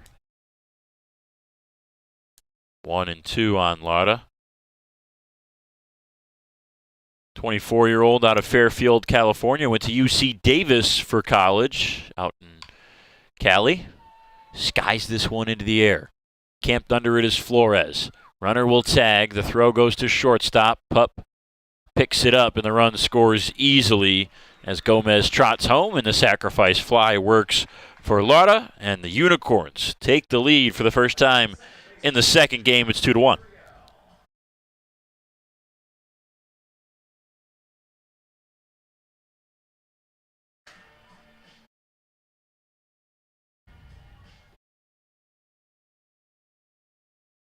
So 2 down now for Donovan Curiel after Lara did his job. Curiel fouls it right back.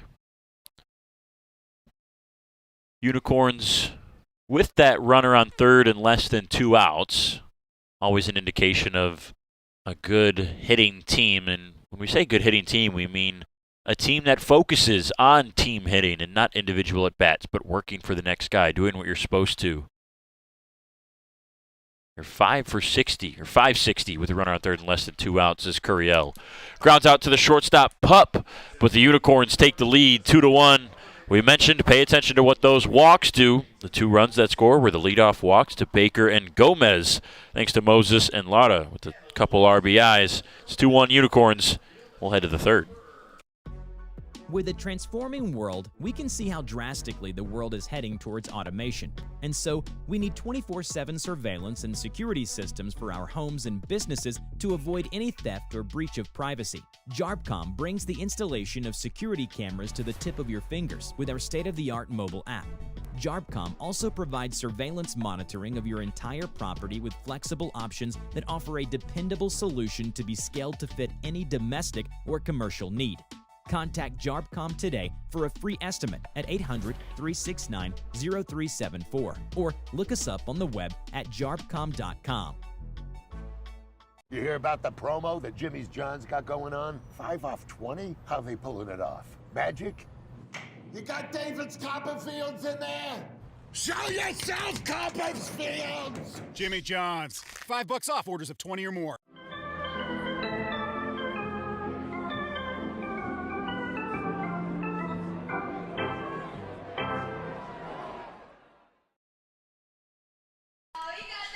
Tristan Harvin now on the mound in the third inning with a lead. He can breathe a little bit easier. It's only a one-run lead, though, and this Hoppers offense has threatened all day long today. 6 runs in Game 1, a run here in Game 2. If you were to total the runs up, we'd be tied 7 apiece as the Unicorns lead at 2-1. Harvin will face 2-3-4 Acevedo, Califoot, and Burke.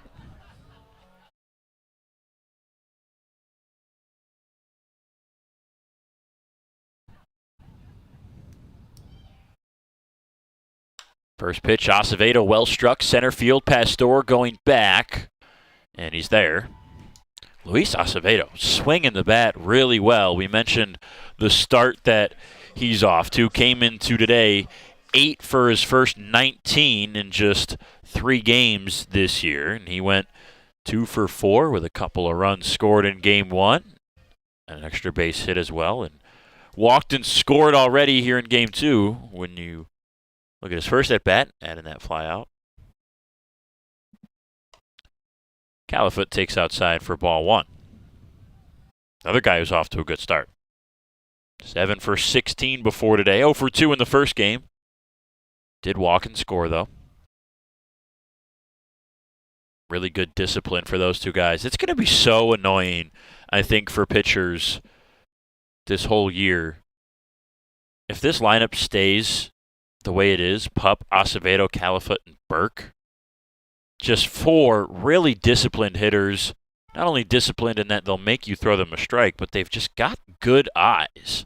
They'll jump on mistake pitches, and they will wait for you to give them a pitch that they think they can hit. And to face those 4 in a row, and it's those 4 plus Schellenbarger with the power that he brings in the 5-hole, who have done most of the damage this year. And it's obviously why they're the top 5 hitters. But to have those 4 in a row, I don't know if we'll see a lineup this year with a configuration where you have 4 hitters with as much discipline combined as those 4 do. Califoot just nicks it to stay alive. Singled his first time.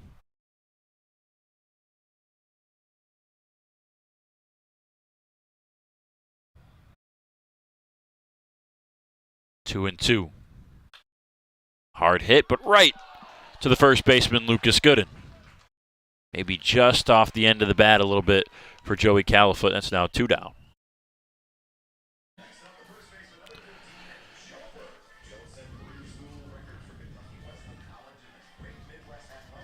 Now Burke will step up second time today. Already singled, already kept that 7-game hitting streak alive. Already has an RBI. The only run for the Hoppers, Luis Acevedo, was courtesy of Burke. First pitch. Catches the corner. I think that was the splitter for Harvin.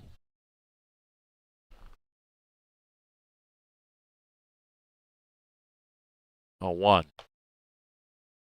Fastball tailed its way back in.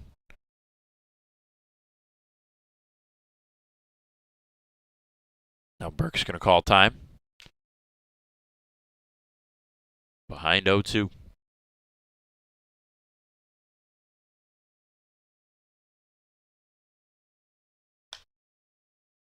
Little flare to right.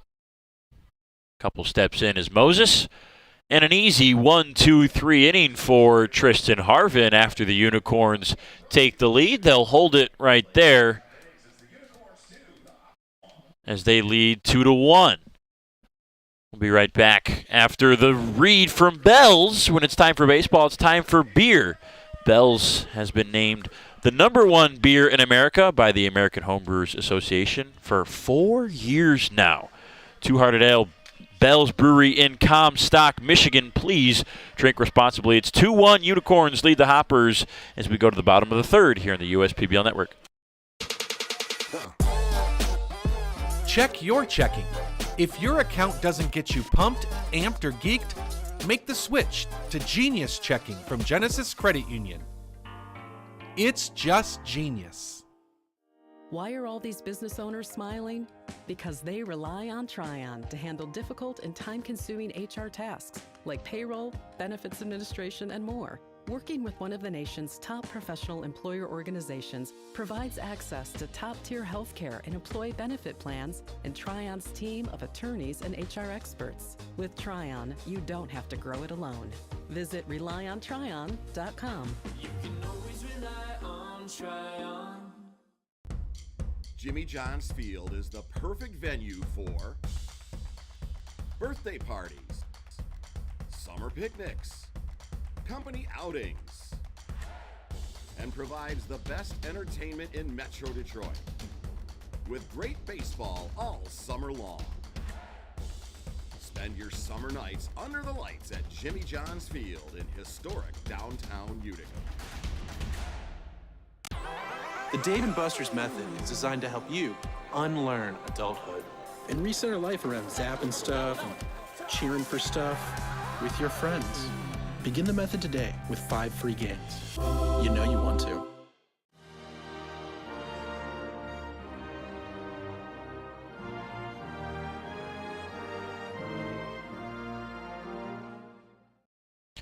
Top of the order for the Unicorns in the third, Gooden, Baggett, Pastor. 3 who didn't get in on the fun that happened in the second inning when the Unicorns got their runs. They went 1-2-3 in the first for Brugge. A little bit more trouble in the second with the 2 walks. See if he can change his fortune in the third.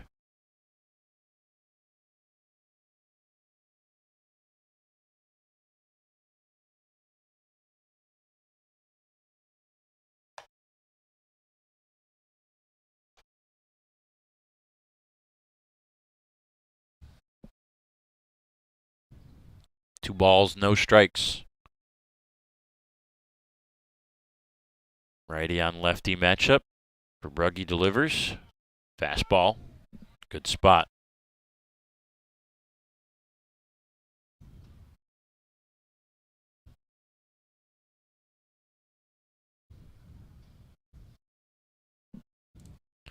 Curveball has just not been Brugge's pitch today.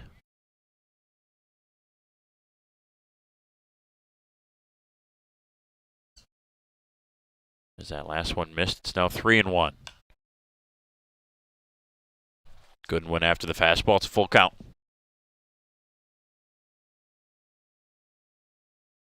Time for the jacket for that Unicorns fan we saw earlier. Still light drizzle. It's kind of that annoying drizzle right now. It has to be annoying for the players as Gooden strikes this one well to left. Califoot ranging over. Makes a good running grab. That what we call spitting rain.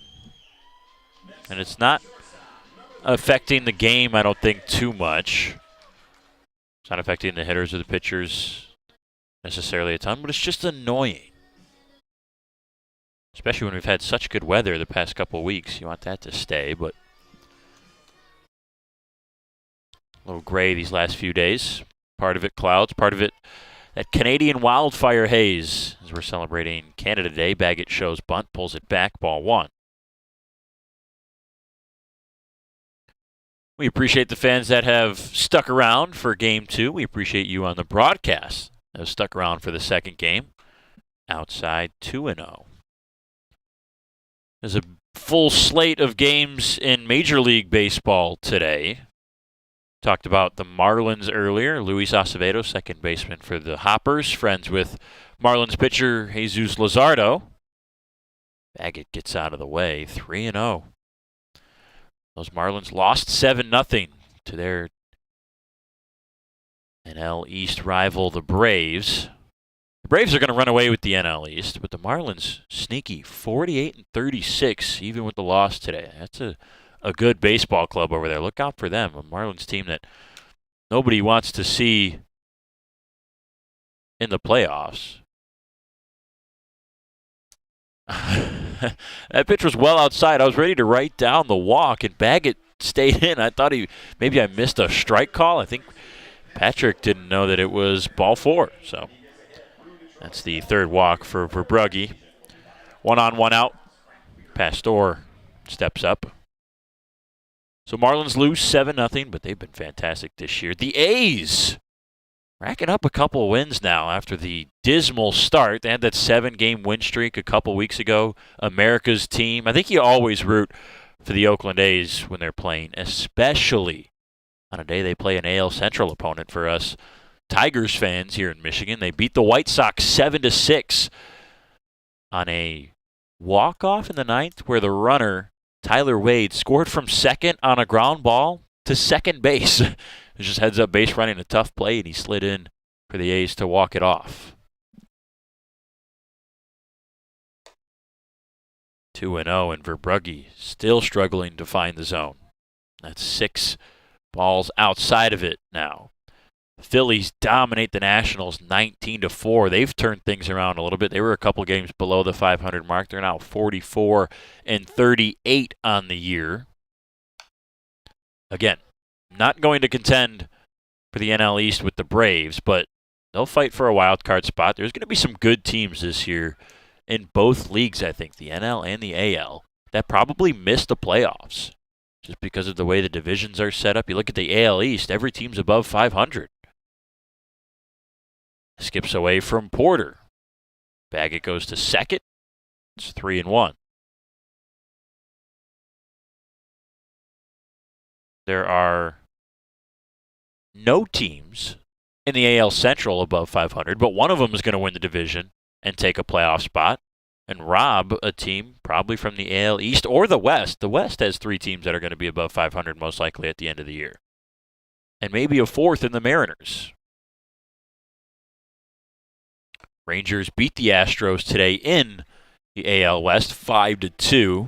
They're now 50-33. That Texas Rangers team is unreal. That's a lineup made for postseason baseball. It's the way it was created and sculpted in the offseason this year. And after the second walk in a row, Ryan Kottke remains in the dugout, but Joe Burke and Alex Pup will come and talk to their veteran teammate, Andrew Verbrugge.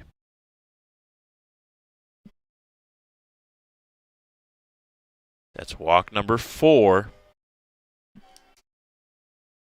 4 walks, 1 strikeout, 1 base hit, and 2 runs, but another threatening speed over there at second with Baggett as Baker will step up on that left side.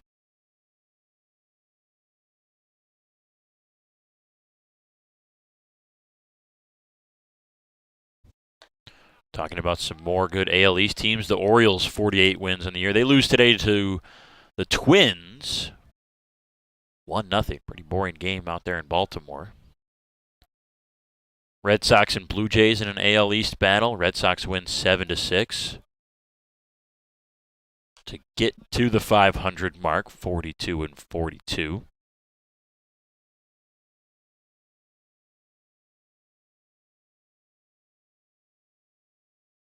The 1-1 to Baker, back up the middle and through. Diving Pup couldn't get there.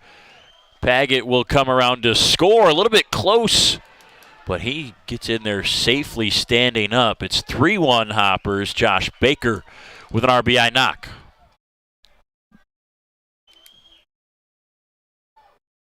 First hit of the day for Baker was 0 for 2, but scored on a run, reached on an error in the first game. Now a walk and a single in the second game.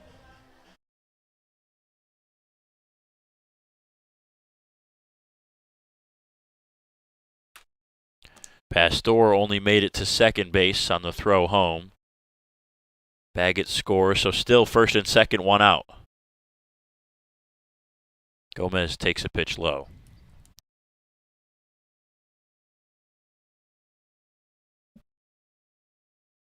Padres beat the Reds 12-5 today. That Cincinnati Reds team. Talk about the America's sweetheart with the Oakland A's. That Cincinnati Reds team as well. Ellie De La Cruz has been one of the biggest headline names in all of baseball, and he's only been here for about 15 or 20 games. Someone going back, checking the instant replay of our broadcast. High fly ball, shallow left center, converging. Califoot and Flores, and Joey Califoot collects it.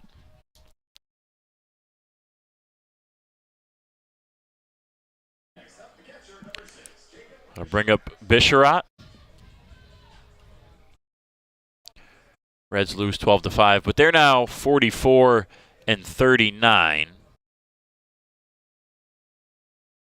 They have charged all the way back to be in a tie for first with the Brewers in the NL Central. 4.5 games above the Pirates and the Cubs. The St. Louis Cardinals, who were the favorite in that division, significantly struggling, 9 games out of first place. 34-47, 13 games below the 500 mark.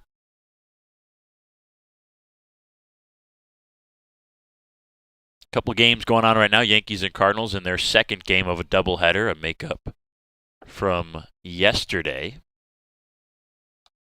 Cardinals won the first game 11-4. Yankees, despite the perfect game from Domingo Germán, are just simply put bad without Aaron Judge, and he's going to be out for a while.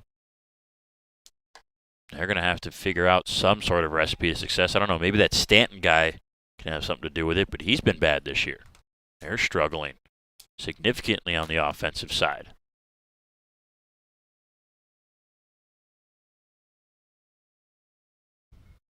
Bisharat waits on the 2-1. Fly ball right. Schellenbarger going back, still going to the track. Bisharat a little bit of a scare with 2 on and 2 out, but Schellenbarger makes the grab, and that's the third out. Unicorns tack on another. It's 3-1 as we head to the fourth.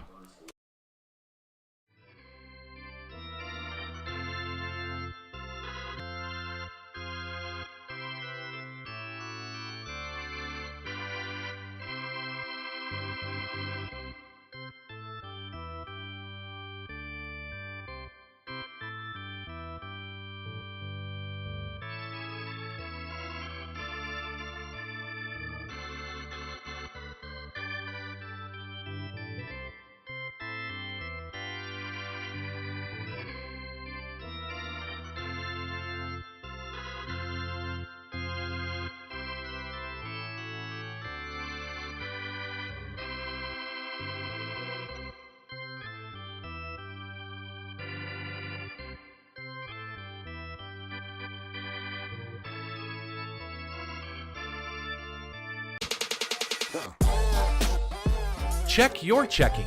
If your account doesn't get you pumped, amped, or geeked, make the switch to Genius Checking from Genesis Credit Union. It's just genius. Jimmy John's Field is the perfect venue for birthday parties, summer picnics, company outings, and provides the best entertainment in Metro Detroit with great baseball all summer long.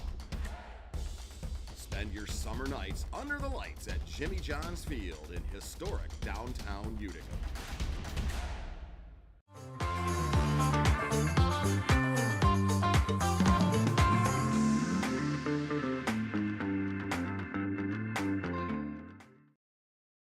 Still Tristan Harvin's game into the fourth. 5, 6, 7 hitters due up. Schellenbarger, Flores, and O'Neill. Tristan Harvin gave up a run and a couple hits in the first inning. Also had a strikeout. Since then, been pretty good. 2 strikeouts. He's faced 7 batters, and all except 1 have gotten out. Trying to keep that up here with a 2-run lead now as his offense added another in the last half inning.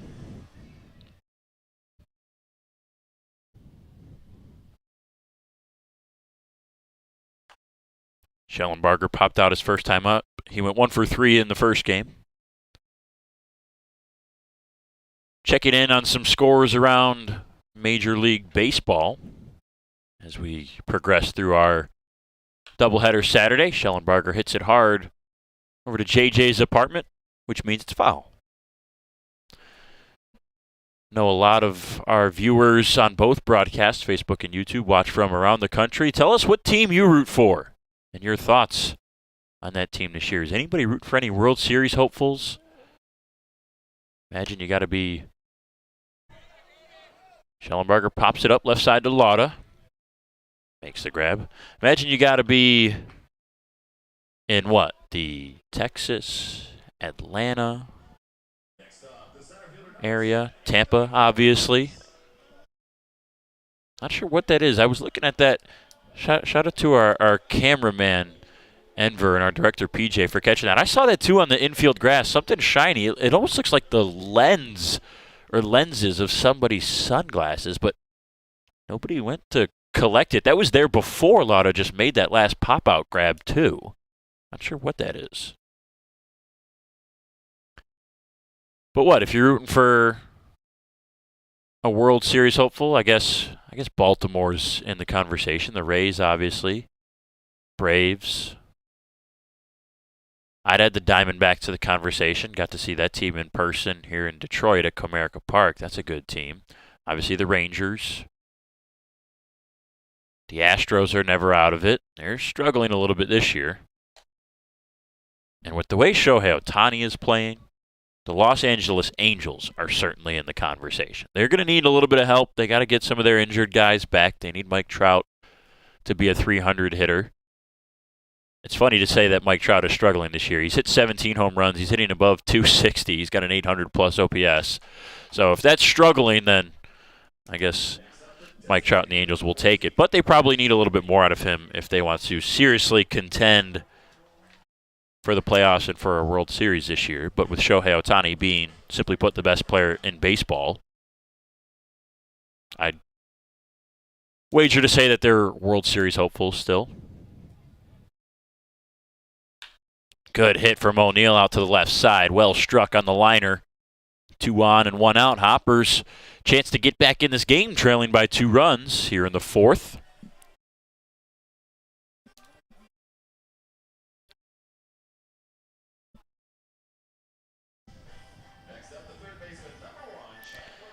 Now Chandler Dunn's turn.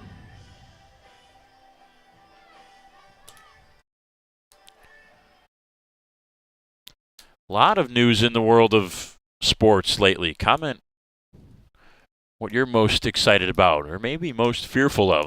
A lot of subjective news going on in the last couple days with what? The NHL draft, the NHL free agency, NBA free agency. A lot of splashes in that in the last 48 hours. A bunch of signings in the NHL today. Who do you root for? What did you like that your team did? What did you not like? Let us know on the broadcast. YouTube and Facebook, you can comment. Hope you're enjoying us on My Michigan TV as well. We appreciate all of you. 0-1 on Chandler Dunn. That one's high. Chandler struck out his first time up. Alejandro Perkins says the home run derby looks really good this year. Alejandro, are you talking about the MLB home run derby or the USPBL home run derby? They're both coming up. USPBL home run derby will be a week from today, July 8th. MLB All-Star break, I should say, is coming up as well. Second week in July. That home run derby is going to have Julio Rodriguez, who finished runner-up to Juan Soto last year. Vlad Guerrero of the Blue Jays will be in it. Mookie Betts, Randy Arozarena. Pretty big names in the MLB home run derby this year. It's going to be a fun one.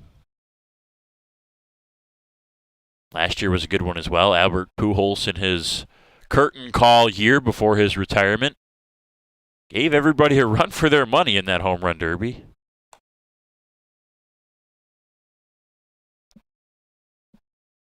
They should put Miguel Cabrera in the home run derby this year in his final season before retirement. I'm sure that would go with a lot of flyouts. 1 home run for Miggy so far this year. 3-2 on Dunn. And he'll call time.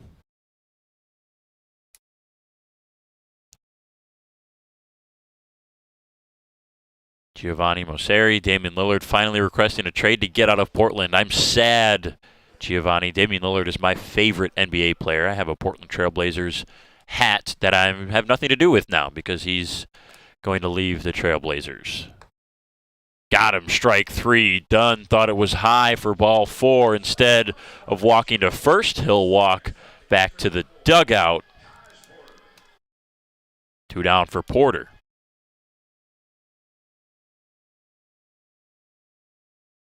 Fourth strikeout for Harvin of the day.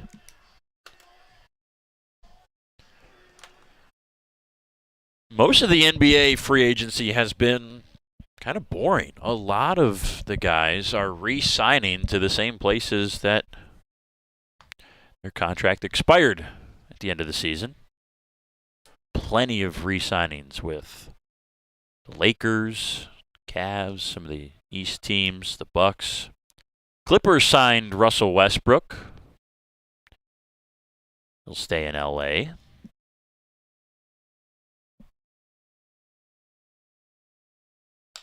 Porter, well struck to the left side, but easily there is Baker. Ooh, almost got over his head. Maybe misjudged it for a moment. Doesn't matter, though. Goes into the box score as the 3rd out. The Hoppers had a good chance. 2 on, only 1 out. A strikeout and a flyout. Tristan Harvin gets out of the scare and maintains the lead. It's 3-1 Unicorns.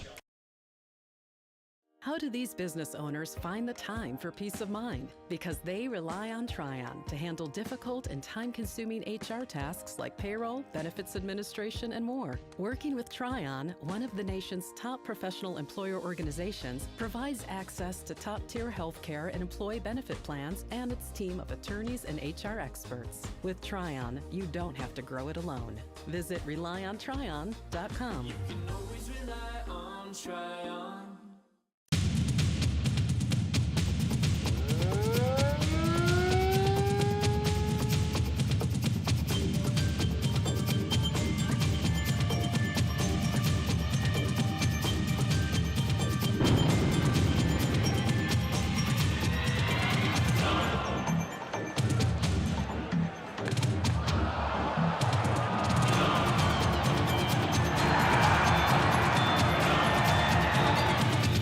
Hear about the promo that Jimmy's John's got going on? 5 off 20? How they pulling it off?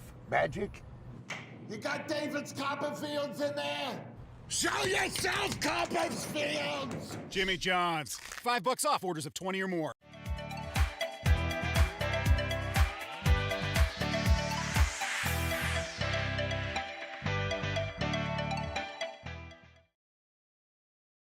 Andrew Verbrugge's day is done for the Hoppers. They trail 3-1. Nolan Riley takes over here in the 4th. Verbrugge finishes the final line. 3 innings, 2 hits, 3 earned runs, and 4 walks and only 1 strikeout. Pretty good when you look at the contact. Soft, no extra bases, but the control, the command just really struggled for Verbrugge, especially towards the end. Really difficult for him to find the strike zone in the last inning and a half or so. 3 of those 4 walks that he had came around to score. That's the difference in the game. Simply put, 3-1, and see if Nolan Riley, the right-hander out of Augusta, Kansas, can steady things for the Hoppers in the 4th. Riley, 4 seasons at Arkansas Fort Smith in college. Pitched for 1 of them. Wasn't outstanding. Had 41 innings, a 7.2 ERA. Low walks and low strikeouts, only 4 per 9. The walks were around 2.5 per 9. He's been steadily lowering that high ERA he had to start this year. He's got 8 innings and 10 runs, 9 of them earned, so his ERA is at a 10.12. It was up, I believe, at like a 17 at one point. Most of those earned runs came in some earlier outings. This is Riley's 9th appearance. Averages about an inning per appearance. Has kept the walks decently low at 3. Only 7 strikeouts to go with it. He'll face the bottom of the order. Moses, Lara, and Curiel, 7, 8, 9.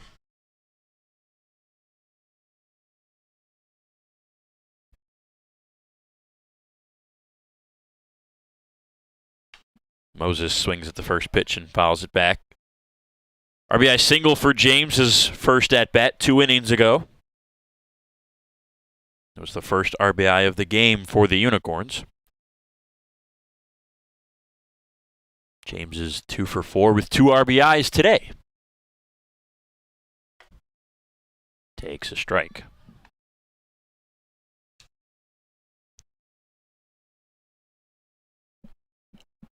Riley, both fastballs, 4 and 2-seam, curveball, and a splitter in his arsenal.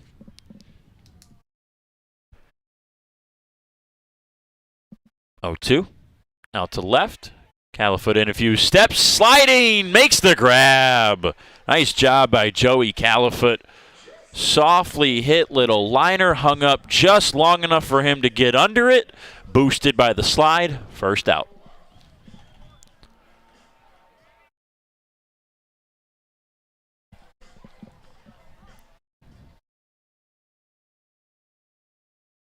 Alada will step in. Riley, opponents hitting .306 against him this year. Much more at-bats against righties and a significant advantage for him against right-handed hitters. It's only 10 at-bats on the left side, but in those 10 at-bats, 6 hits for the lefties.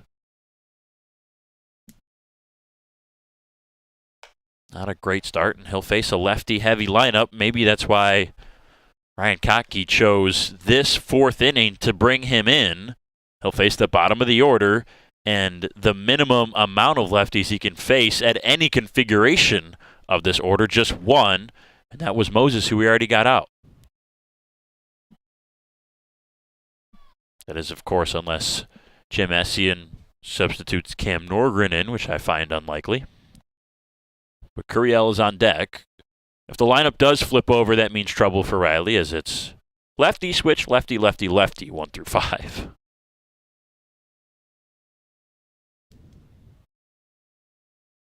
Outside, 2 and 2.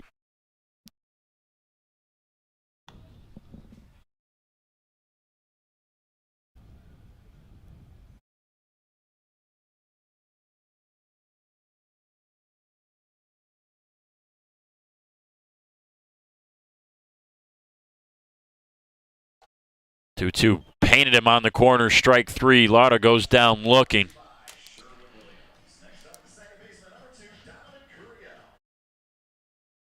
It's only 2 times the Unicorns have struck out in this game, both looking. One of those belonged to Verbrugge, the other obviously to Riley.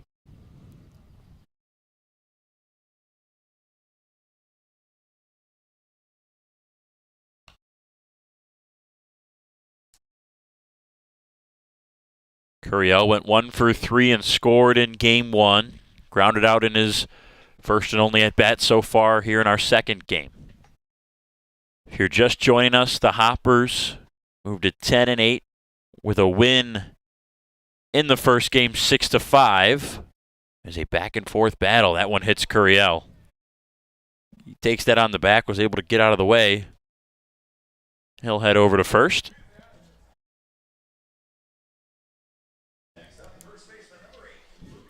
Lineup flips over for Gooden. His 3rd at-bat in the second game. This game started with the Diamond Hoppers picking up where they left off from Game 1. They had a couple of base hits and a walk in the first inning.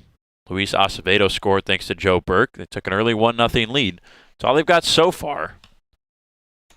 Since then, only three, for the Hoppers. Tristan Harvin, the starter for the Unicorns, has been pretty good after settling in after that first inning. The Unicorns took advantage of a couple walks from the starter, Andrew Verbrugge. Brought those guys around with a couple of hits and sacrifice flies. All three runs that scored so far in the second game for the Unicorns were batters that reached on the walk.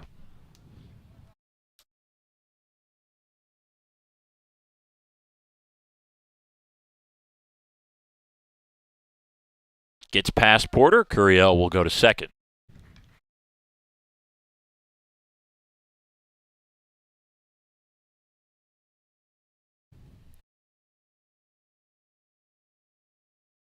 Gooden is 0 for 2 in the second game. Ground out and a fly out. Wind has been steady today, not strong, but consistently towards the outfield, aiding balls a little bit. We've seen a lot of flyouts to the outfield. The only home run we've had, the only two we've had were from the Hoppers in the first game. Burke and Maddox with the long balls. There you see the pennant flags in left. That's the Beavers on the top there. Champions last year, taking down these Unicorns in the championship game. Obviously, with only 4 teams in the league, every team makes the playoffs. The Unicorns went in as the heavy favorites.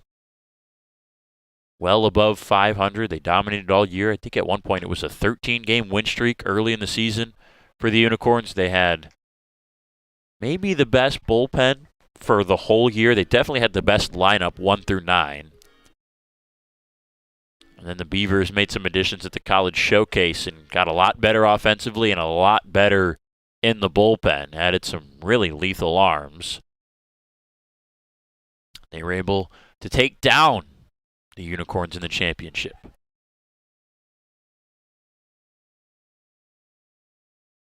Gooden with a couple 2-strike balls to stay alive. It's still 1 ball, 2 strikes, 2 outs. A runner at second. That's Curiel who reached on the hit by pitch. Nolan Riley trying to keep this game right where it is at 3-1 Unicorns so his offense can get back in it in the 5th. Blocked by Porter.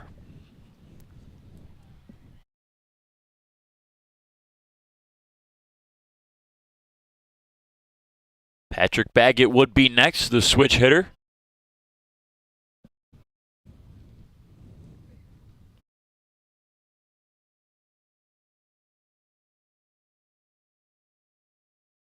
Two.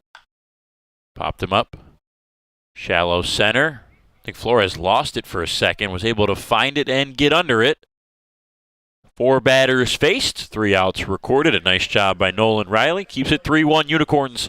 Hoppers 6 outs left. They'll try their chances in the 5th when we come back. Companies are competing for talent like never before. With the complexities of handling tasks like payroll, benefits administration, and other HR functions, it's easy to see how a professional employer organization like Tryon Solutions makes all the difference. Tryon empowers businesses of all sizes to attract and retain talent by offering access to top-tier healthcare and employee benefit plans. With Tryon, you don't have to grow it alone. Visit RelyOnTryon.com. You can always rely on Tryon. Fifth Third Bank. Yeah, it's a quirky name. But here's the thing. 5/3 equals 166.7%. So we put 166.7% into everything we do. Like automatically getting you your paycheck up to 2 days early. Giving you well-deserved extra time to avoid overdraft fees. And helping you borrow from your future self. This is banking a Fifth Third better. You hear about the promo that Jimmy's John's got going on? 5 off 20? How they pulling it off? Magic? You got David's Copperfields in there? Show yourself, Copperfields! Jimmy John's. $5 off orders of 20 or more.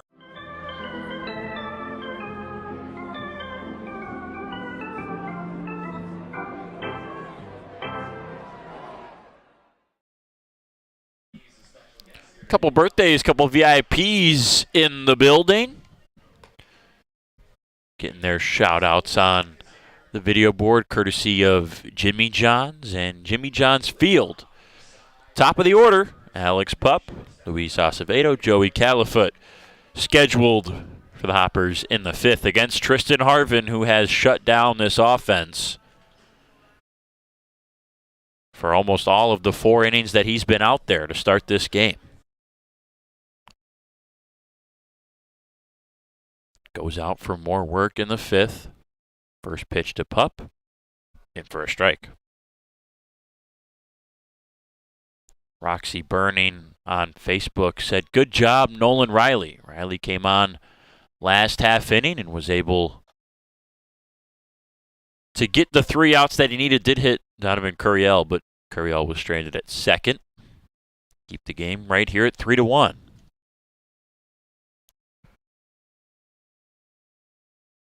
1-1. Swing and a miss. It's just not been Alex Pup's day. 0 for 4 in the first game, 0 for 2 so far here in the second. Looking to get on base any way he can. The 1-2. Chop to third. It's going to be a tough play. Larda throws. They did not get him. Pup runs well. Softly hit to third, and that spells out an infield base hit for Alex Pup. We just said it. Get on base any way you can, and he does to lead things off in the 5th.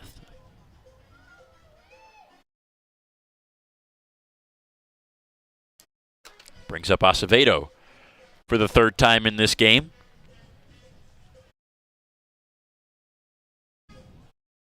Gusto Fish says, longtime fan of the Utica Unicorns on YouTube. Love the announcing too. Keep up the great work, guys. Thank you, Gusto.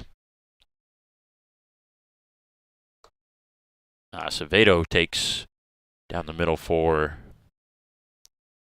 strike 1.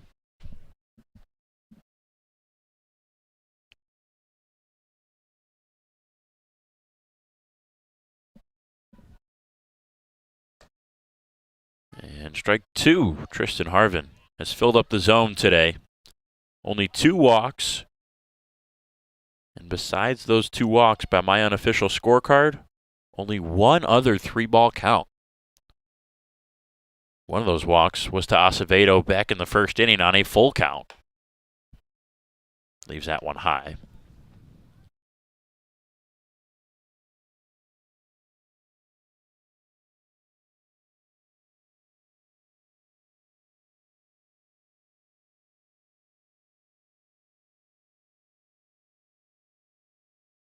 Pup made a move towards second over there at first, and that was enough for Harvin to throw him back to the bag.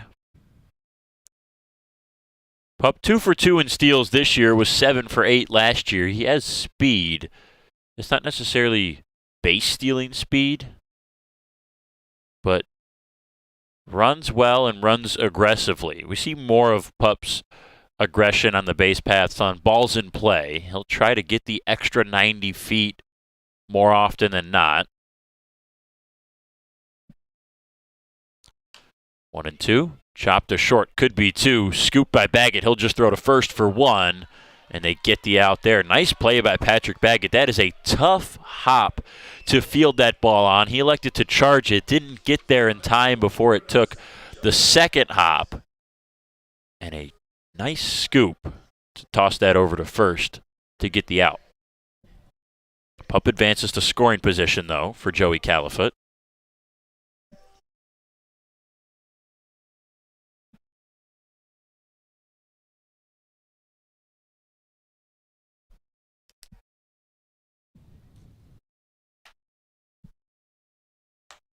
First pitch outside the splitter. It's been a pretty good mix today, I would say, for Harvin. We've seen a little bit of each of the 3 pitches that he has. Fastball, splitter, curveball. I think the splitter we've seen the least. Right back up the middle. Fastball tattooed by Califoot. This will score Pup. The throw is a pretty good one, though. Pup, he's out at the plate. Spoke too soon. Alex Pup couldn't get there on time. What a throw from Nick Pastor to gun him down at home.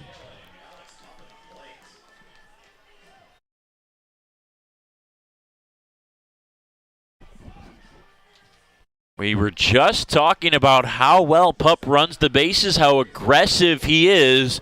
He got waved around, understandably so. And just a nice play by Pastor and a good tag by the catcher Bisharat to get the out.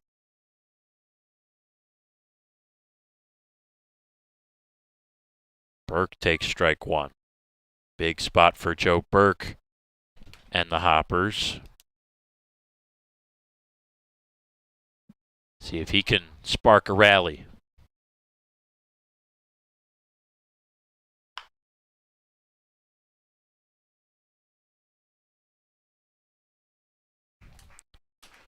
Kind of surprised Califoot maybe didn't go for the extra 90 as well. He knew that run that would have scored if Pup did only would have made it a one-run game. And here in the fifth, Hoppers are down to 4 outs, make it 3 as Burke goes down on strikes. Need guys in scoring position, but instead they'll need some defense. Unicorns still lead it 3-1. We head to the bottom of the fifth. We build roads, bridges, wind farms and pipelines, schools to skyscrapers. Our members create monuments. We operate. We're the operators and mechanics behind the advanced heavy machines that move Michigan forward. We maintain boilers and HVAC. Our members run the complex heating and cooling systems that we all depend on. Our training is second to none, and safety is our priority. We are Operating Engineers 324, and we keep Michigan running. You dreamed of starting a company, not an HR department, but your business has grown fast, and so have the complexities of payroll and taxes, benefits administration, and other HR functions. That's why your business needs a professional employer organization like Tryon Solutions. Tryon provides businesses of all sizes access to top-tier healthcare and employee benefit plans. With Tryon, you don't have to grow it alone. Visit RelyOnTryon.com. You can always rely on Tryon. Jimmy John's Field is the perfect venue for birthday parties, summer picnics, company outings, and provides the best entertainment in Metro Detroit with great baseball all summer long. Spend your summer nights under the lights at Jimmy John's Field in historic downtown Utica.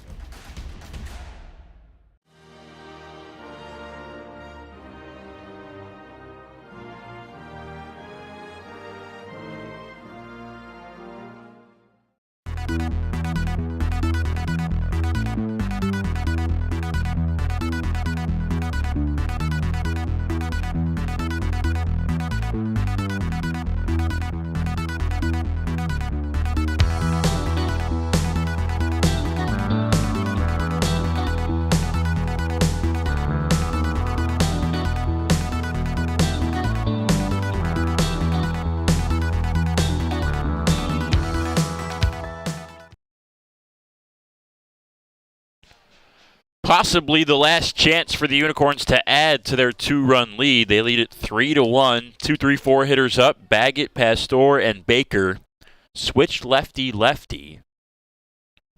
Baggett the switch hitting.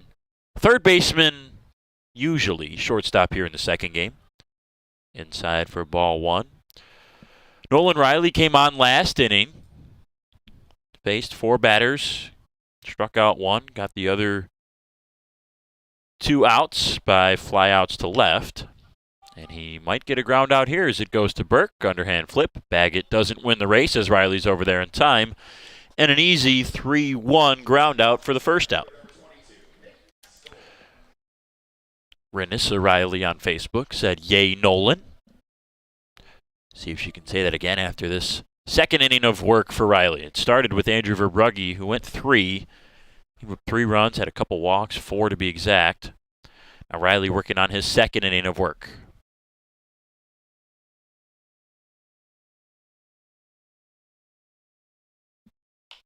Pastor fouls it off.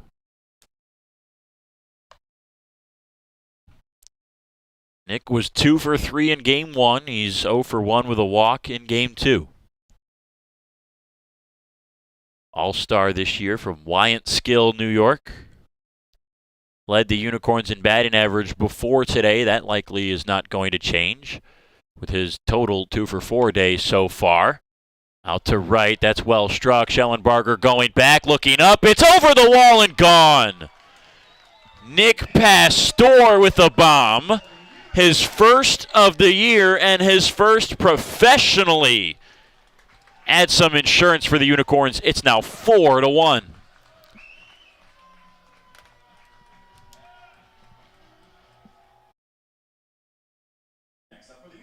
There's that fan who that's a coveted baseball. The first pro home run for Nick Pastor. A solo shot here in the 5th. More damage done for the Unicorns. They're trying to get to 10 wins.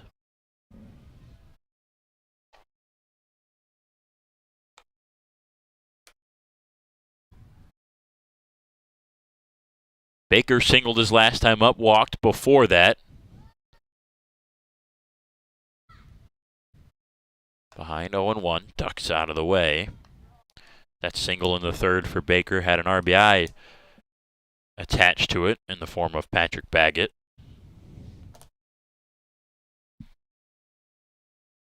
That home run for Pastor, who's been one of the best hitters on the Unicorns lineup early this year, as Pup will charge. Good transfer on that grab and throw to first. 2 outs now. That home run for Pastor is also just his 2nd RBI. Pretty surprising. Just hasn't been in too many spots where he could bring runners home. Otherwise, he would have more RBIs with all the hits that he has. Guy who hit 10 home runs in 5 years in college. Not exactly known for his power.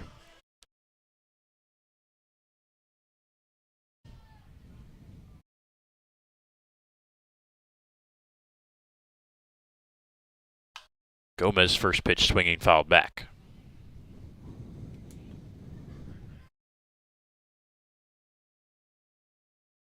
Justin is 0 for 1 with a walk and a run here in the 2nd game.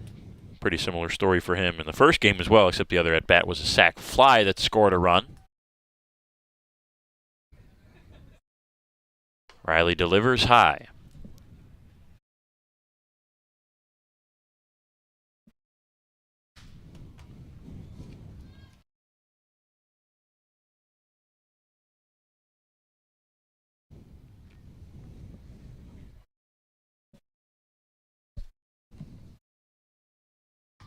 Curveball that misses.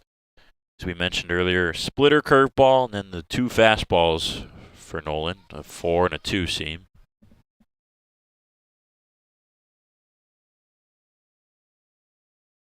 See what he picks on the 2-1 with 2 down. Gomez held it back. Appeal to first, and they concur that it's ball 3.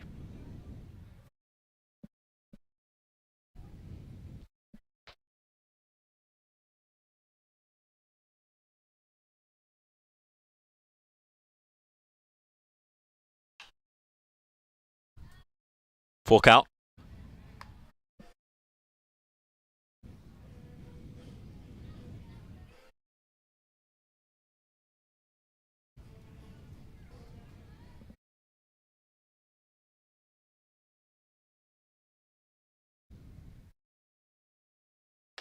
Payoff pitch, got him looking, strike 3. Inside part of the plate, Gomez doesn't like it. Doesn't matter, that's the 2nd strikeout for Riley. Nick Pastor adding some insurance. Will it be enough? We'll see in the top half of the 6th when we come back.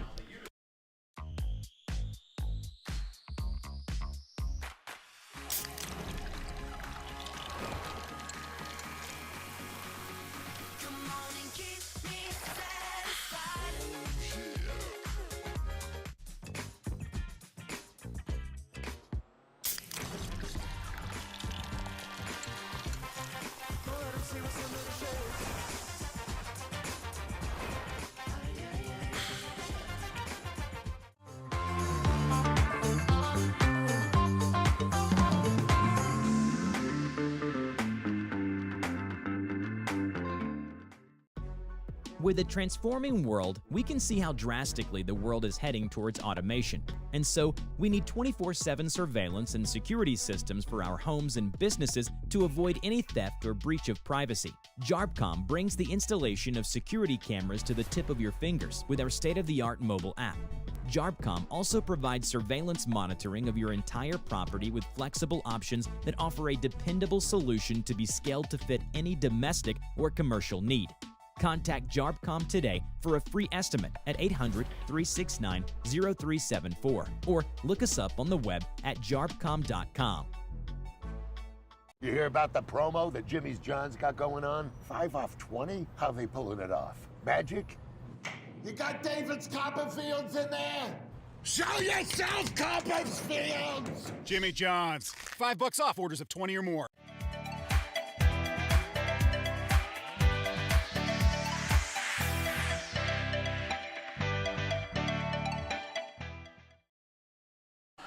It is all up to Bryant Schellenbarger, Anthony Flores, and Chris O'Neill against Tristan Harvin, who's trying to go for the complete game 6-inning delivery here in our second game of the doubleheader. We're on doubleheader Saturday. Jace Bauman, who leads the league in saves with 4, is in the bullpen in case things get dicey here in the top of the 6th, and they just might. Schellenbarger starts it off with a first pitch base hit back up the middle. A liner into center puts the leadoff man on for Anthony Flores. It's a lineup that won't quit. A lineup that Ryan Kotke wasn't worried about with the hitting. He said it was maybe just going to take some time for those guys to come around. You've got new guys that are getting used to pro ball, getting used to fans. A large crowd that we get every weekend here at Jimmy John's Field. Some guys getting used to wooden bats, and other guys just getting into the groove of the season. It takes a while. I think in Major League Baseball, people really don't start judging how a guy's season is going until at least a month through the year. At the Major League level, a month, that's 100 at-bats or more. A lot of these guys in this league top out so far through the first 20 games is about 50 at-bats maybe would be the most of any player in the league. A lot of development still to be had for a lot of these hitters.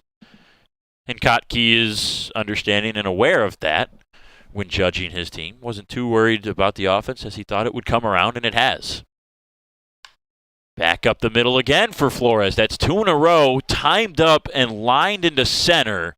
And that might spell trouble. Bisharat, a big save as that throw sailed over both Curiel and Harvin.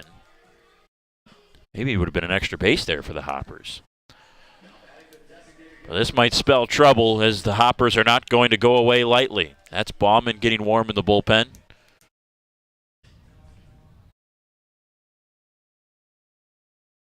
Two liners into center brings up Chris O'Neill. Now Bisharat will go talk it over with his pitcher, what the strategy is against O'Neill. He's already singled once today, struck out as well.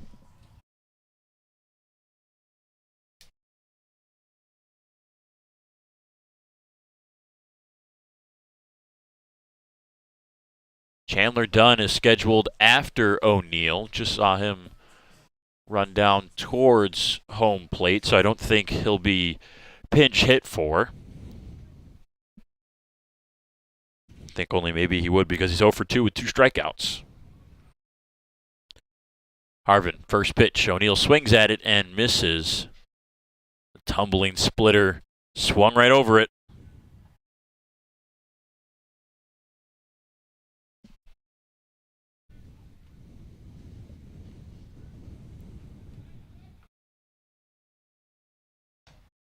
And 0-2, back-to-back splitters for Tristan Harvin. Puts him in a good hitter's count.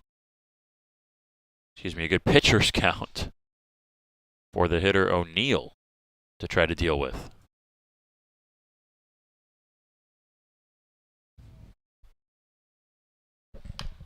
Up the middle, Harvin grabs it. He'll go to second for 1, and it's off the glove. Coming around to score is Schellenbarger.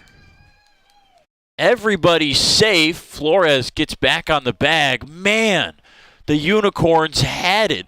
They were going to get 2 outs on a double play, and instead a run comes across to cut the deficit to 2, and everybody is safe. Shaken up on the play looks like Curiel.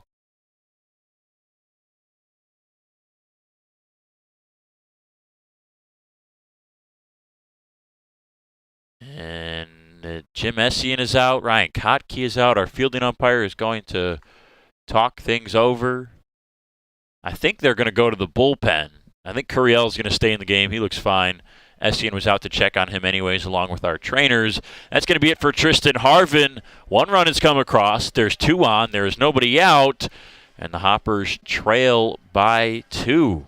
Go-ahead run at the plate. Bauman will come on for the pitching change. We'll take a break as well. 4-2. Unicorns leading, but Hoppers threatening.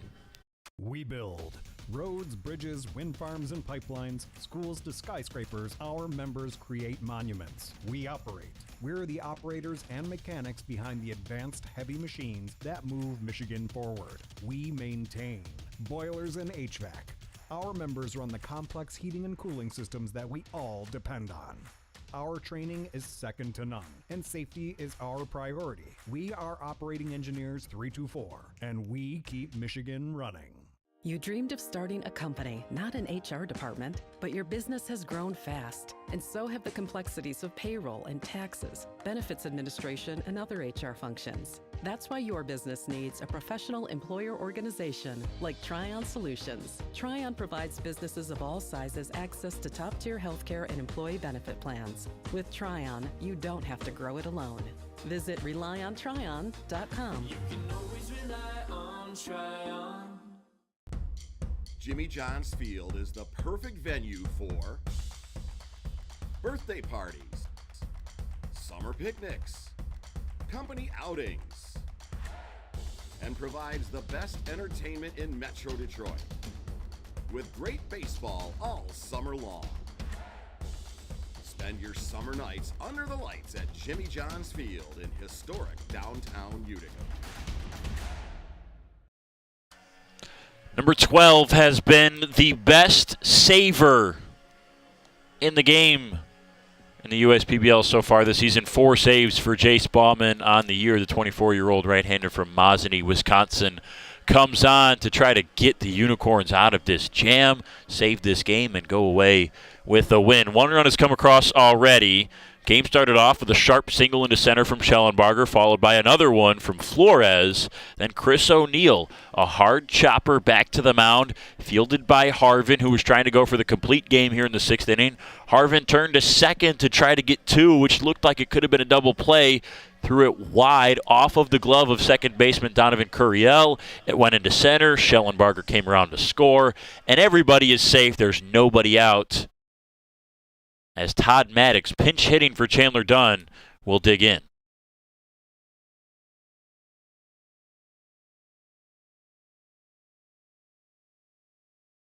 Maddox had a home run in the first game, along with another single. He was 2 for 3. Solo shot came in the 4th in game number 1. The 1-0 from Bauman. High and outside. Bauman, 4-seam, 2-seam fastball. Off speed with the changeup and curveball, and a breaking pitch with the slider. 14 in the 3rd innings this year, 7 walks, 9 strikeouts for Jace. Gets strike 1. He has made a start this year. This will be his 9th relief appearance.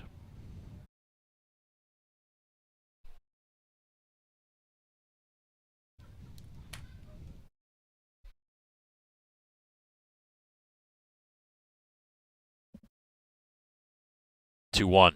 Swing and a miss. Maddox right through it. Fastball. 2-2.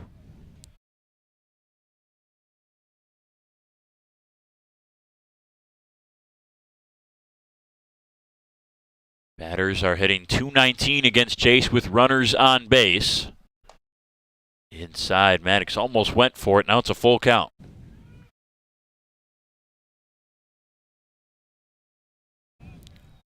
Taj Porter, the switch-hitting catcher, would be next. Maddox is the pinch hitter for Chandler Dunn. And he fouls it off. I would expect Porter to come in here and hold his spot in the 9 hole and not get pinch hit for. They do have Whit Hughes available off the bench if they wanted to, and he could easily substitute in defensively at catcher. Payoff pitch up the middle. It's off the glove of Bauman. Is he going to get one? He throws to first. They do not get him.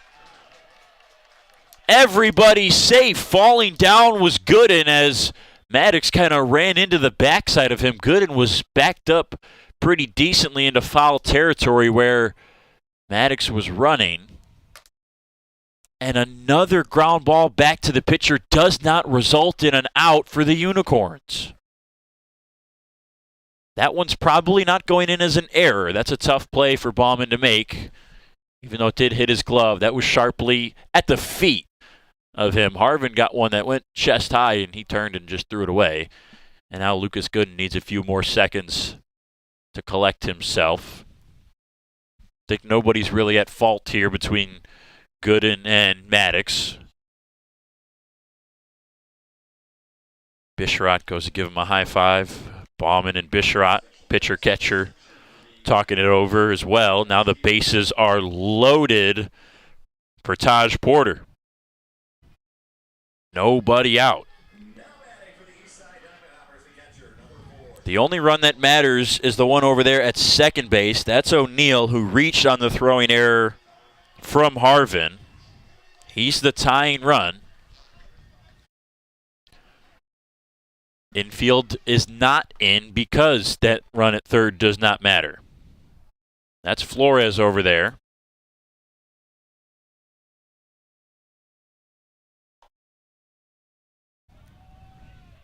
Maddox at first.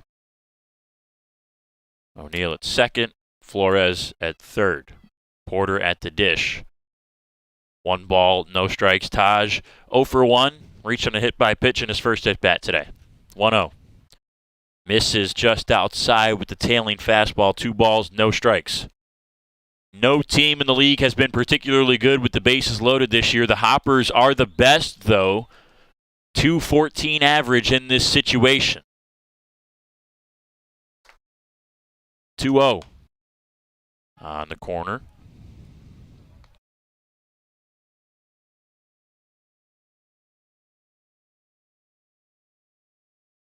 Runners in scoring position, the Hoppers also lead the league at 264. Porter, little pop-up, still a tough play, both racing. Bisharat is there, slides, and he dropped it. Looked like it was going to be a nice play. It was heads up by Lauda to cover home in case Flores wanted to tag on a tough play from Bisharat, and it just slipped out of his glove. That would have been a critical first out. Instead, it's just strike 2.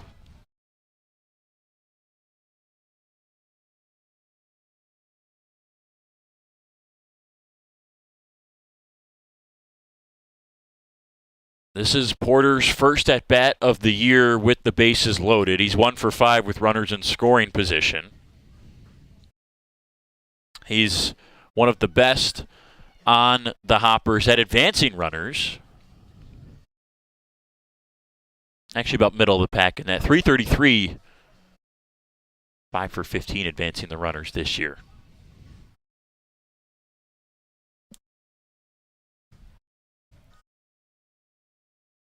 Bauman, minimal at-bats against lefties. They are hitting 235.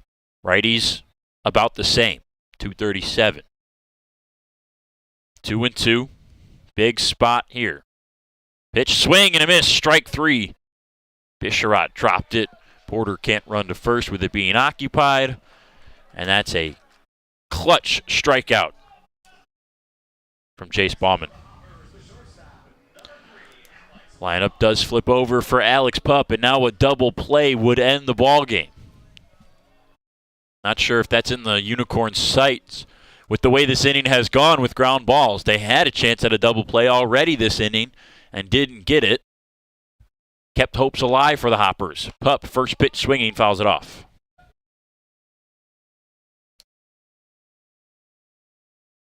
Pup is 1 for 3 in this second game, 1 for 7 today with a pair of strikeouts.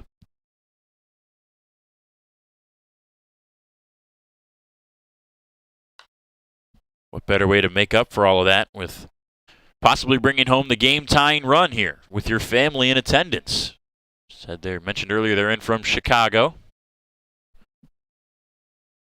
Pup, the Illinois native of the south side of Chicago, a Cubs fan though.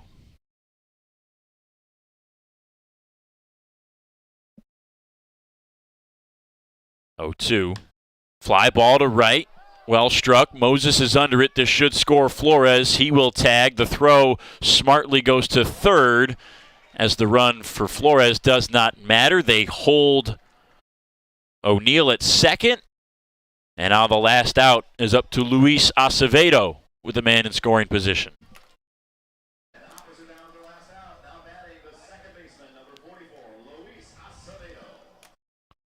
So Pup does enough with the sac fly to put the Hoppers a swing away from at least tying this game. The go-ahead run is over there at first in the form of Todd Maddox. Strike 1. Acevedo, a good game in game 1. Single and a double, was 2 for 4 with 2 runs scored. 0 for 2 with a walk and a run in the second game. Behind in the count, 0-1. Thought about chasing the high fastball and didn't. Nice job by Luis to lay off. Talked about the discipline he showed at college. Huge numbers in the walk category there. His walk today to lead things off in this game was his first in the USPBL. And a big cut and a miss on the inside pitch. Down to the last strike now are the Hoppers. Bauman trying to get his 5th save of the year. Already leads the league with 4. Can he add to that tally? Hoppers have the tying run in scoring position. The 1-2. Chop to third. Slow roller. Acevedo with speed. The throw to first is in time. Unicorns win it. Nice play by Alejandro Lara. And they survive a scare in the 6th. It's 4-3. The Unicorns beat the Hoppers, and the two teams split here on our Saturday doubleheader in Game 2. 2 one-run games. They were both fun. Hope you enjoyed watching all of them. The Unicorns take advantage of some early runs. They got 2 in the second, 1 in the third. Another insurance run from Nick Pastor off of his solo shot, his first professional home run in the bottom of the 5th, and that would prove critical. That insurance run won the Unicorns the game as they take it from the Hoppers in Game 2. So now we have actually 3 teams in the USPBL in the double digits in wins. The Mammoths got to 10 last night. They're 10-9. The Unicorns moved to 10-8 with the win, and the Hoppers in the loss in Game 2 fall to 10-9. The Beavers sit in 4th place at 7-11.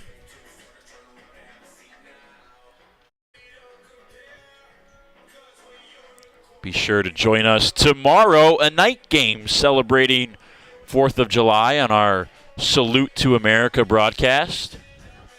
Tomorrow in the USPBL, it's the Mammoths and the Beavers again on our Sunday matinee, 7:05 first pitch right here on the USPBL network. Will be live at 6:50 here on the broadcast on Facebook, YouTube, and My Michigan TV. That's going to do it for us here from Jimmy John's Field. For Kara Wolfbauer, our director, PJ Gradowski, our cameraman, Enver.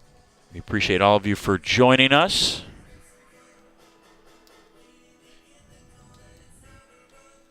Not sure if Chelsea Cooper has an interview planned for the postgame. She does not. So that's going to do it for us from the ballpark. 4-3, Unicorns win Game 2. 6-5, the Hoppers win Game 1. It's a doubleheader split here on Doubleheader Saturday. Tomorrow we'll celebrate 4th of July, Beavers and Mammoths, 7:05 appointment viewing on the USPBL Network. We hope to see you there. Thank you all so much for joining us. Hope you enjoy the rest of your night. We'll see you tomorrow. If I hit a home run, then you know what's going out of the park. Yeah, bases loaded, we ain't letting up. Scoring back to back, you can count it up. United we stand together, divided we fall. Ain't no turning back, we done came too far to turn around and have a seat now. We don't compare, cause we unicorn. Illuminate the dark with my uniform. Every time you see me stand up and salute me. It ain't no competition, not even from you. If I hit a home run, then you know what's going out of the park. Yeah, bases loaded, we ain't letting up. Scoring back to back, you can count it up. United we stand together, divided we fall. Ain't no turning back, we done came too far to turn around.